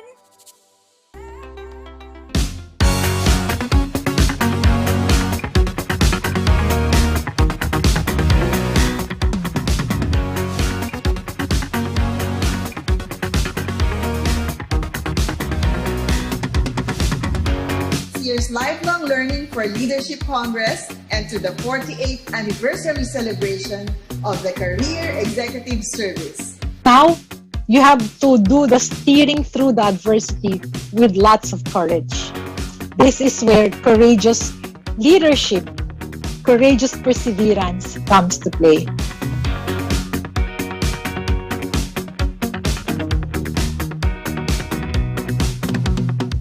Transformational change is all about faith in people, not faith in technology. We must put people at the center of our digital transformation. People have the creativity, vision, and ethical judgment that technology only augments. I am super excited and ignited to be with you today.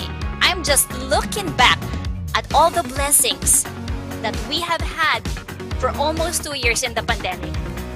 So my dear friend, and I'm talking to you, despite the challenges, kahit na marami kang pinagdadaanan, my friend, daanan mo lang, wag na wag mong tatambayan.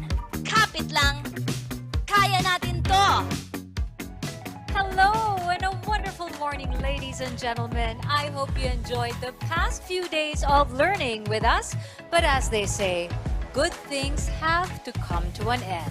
But there's also new beginnings. Don't you agree? It may be the last day, but of course it's not the least of our workshops, seminars, and activities.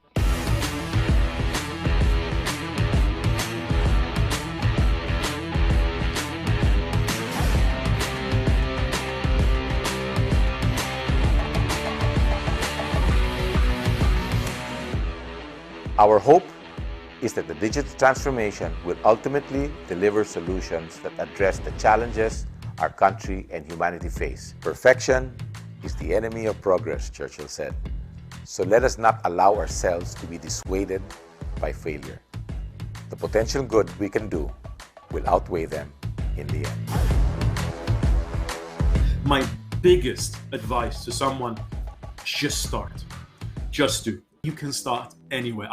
It's about having an outcome that you're interested in, and data science and AI is that magic that can help uncover it, or at the very least, give you the possibilities to do it.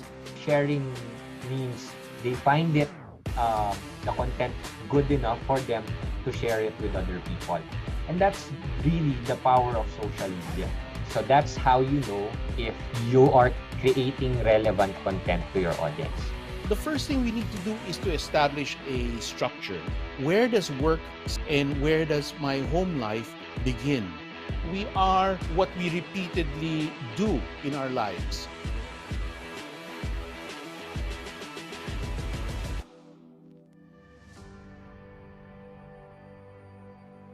Doing it alone together. Recognize each individual contribution. If the main tenet of design thinking is human-centered, then brainstorming should be such. And in that, basically, you gather everybody's input. While we at FOIPMO are results-driven, we make sure that the people who make our accomplishments possible are being taken care of and treated as part of our family. The success of freedom of information is not attributable to one person or one group, but to the rest of our government partners, stakeholders, and friends that believe in this constitutional right to access information. Let us continue to embrace the many challenges that lies ahead, strengthen our resolve, uplift each other, and reach beyond the skies, all in the name of good governance and faithful public service. As we say in the CESO community, when we know each other, half the work is done. In the same spirit, let me be bold to say that sama-sama nating aabutin at makakamtan ang ambisyon natin 2040. What we do today is very important. We'll be the ones who will be deciding where we are going to be or what we are going to be. Aspirational means that, you know what, we are being hopeful, that we have this hope that whatever we do today, we are going to create a better future. I'm so happy to see that there are many of us who are still working for the government, and we are very happy that you made it this year in spite of the challenges of the COVID-19 pandemic. So again, congratulations and welcome to the Circle of Presidential Gawad CES awardees. I hereby confer the Presidential Gawad CES. May you continue to serve with excellence, professionalism, and integrity. Again, congratulations at mabuhay kayong lahat.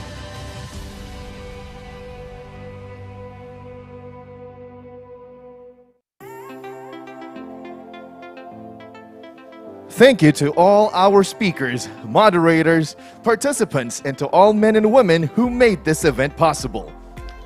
For this year's conference tokens, we will be sending straight to your doorsteps customized corporate shawl for female participants and neckties for male participants.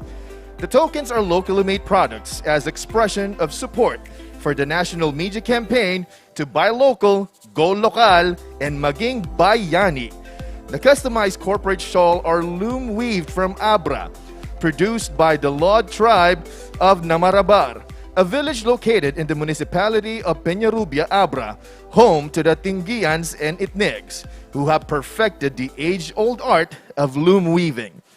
The customized corporate neckties, on the other hand, are made of local fabric materials, manufactured and produced by a local supplier, the Thailine Inc.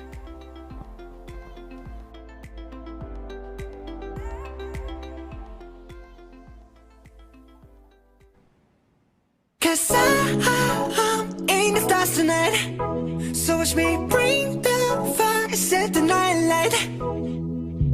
Shoes on, get up in the morning, cup of milk, let's rock and roll. Kink out, kick the drum, rolling on like a rolling stone. Sing song when I'm walking home, jump up to the top of the brown. Ding dong, call me on my phone, nice tea and I'll get my ping pong. This is dead heavy, can't hear the bass, bro, I'm ready. Life is sweet as honey, yeah, this beat chain like money. This go all alone, I'm into that, I'm good to go, I'm diamond, you know I glow. Hey, so let's go. Cause I'm in the stars tonight, so watch me bring the fire, set the night light. Hey, shining through the city with a little funky soul. So I'ma light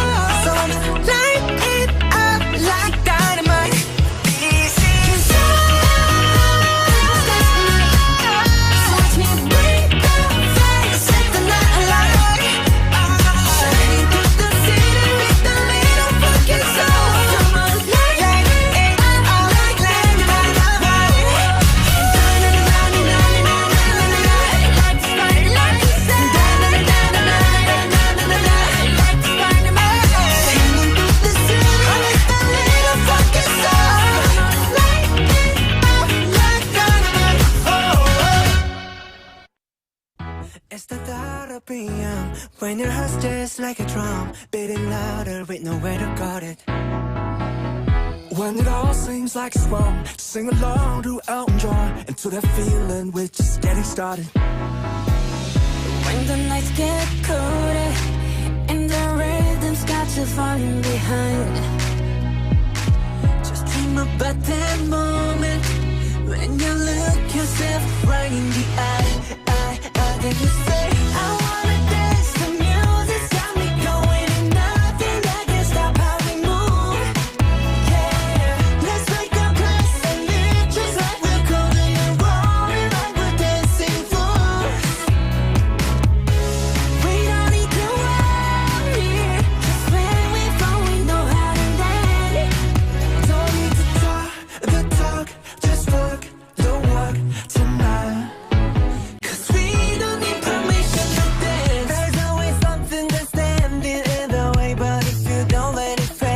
You know just how to break, just with the right vibe, yeah. 'Cause there's no looking back, there ain't no one to prove we don't got this on lock, yeah. The wait is over, the time is not, so let's do it right. Yeah, we'll keep going and stay up until we see the sun rise. And we say, I wanna dance, the music's got me going, and nothing that can stop how we move. Yeah, Let's break our plans and leave just like we're golden and rolling like we're dancing fools. We don't need to worry, 'cause where we from we know how to land. don't need to talk the talk, just walk the walk tonight. 'Cause we don't need permission to dance. We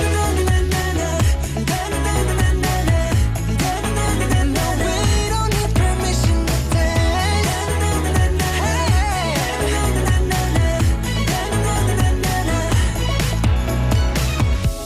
Well, let me show you that we can keep the fire alive.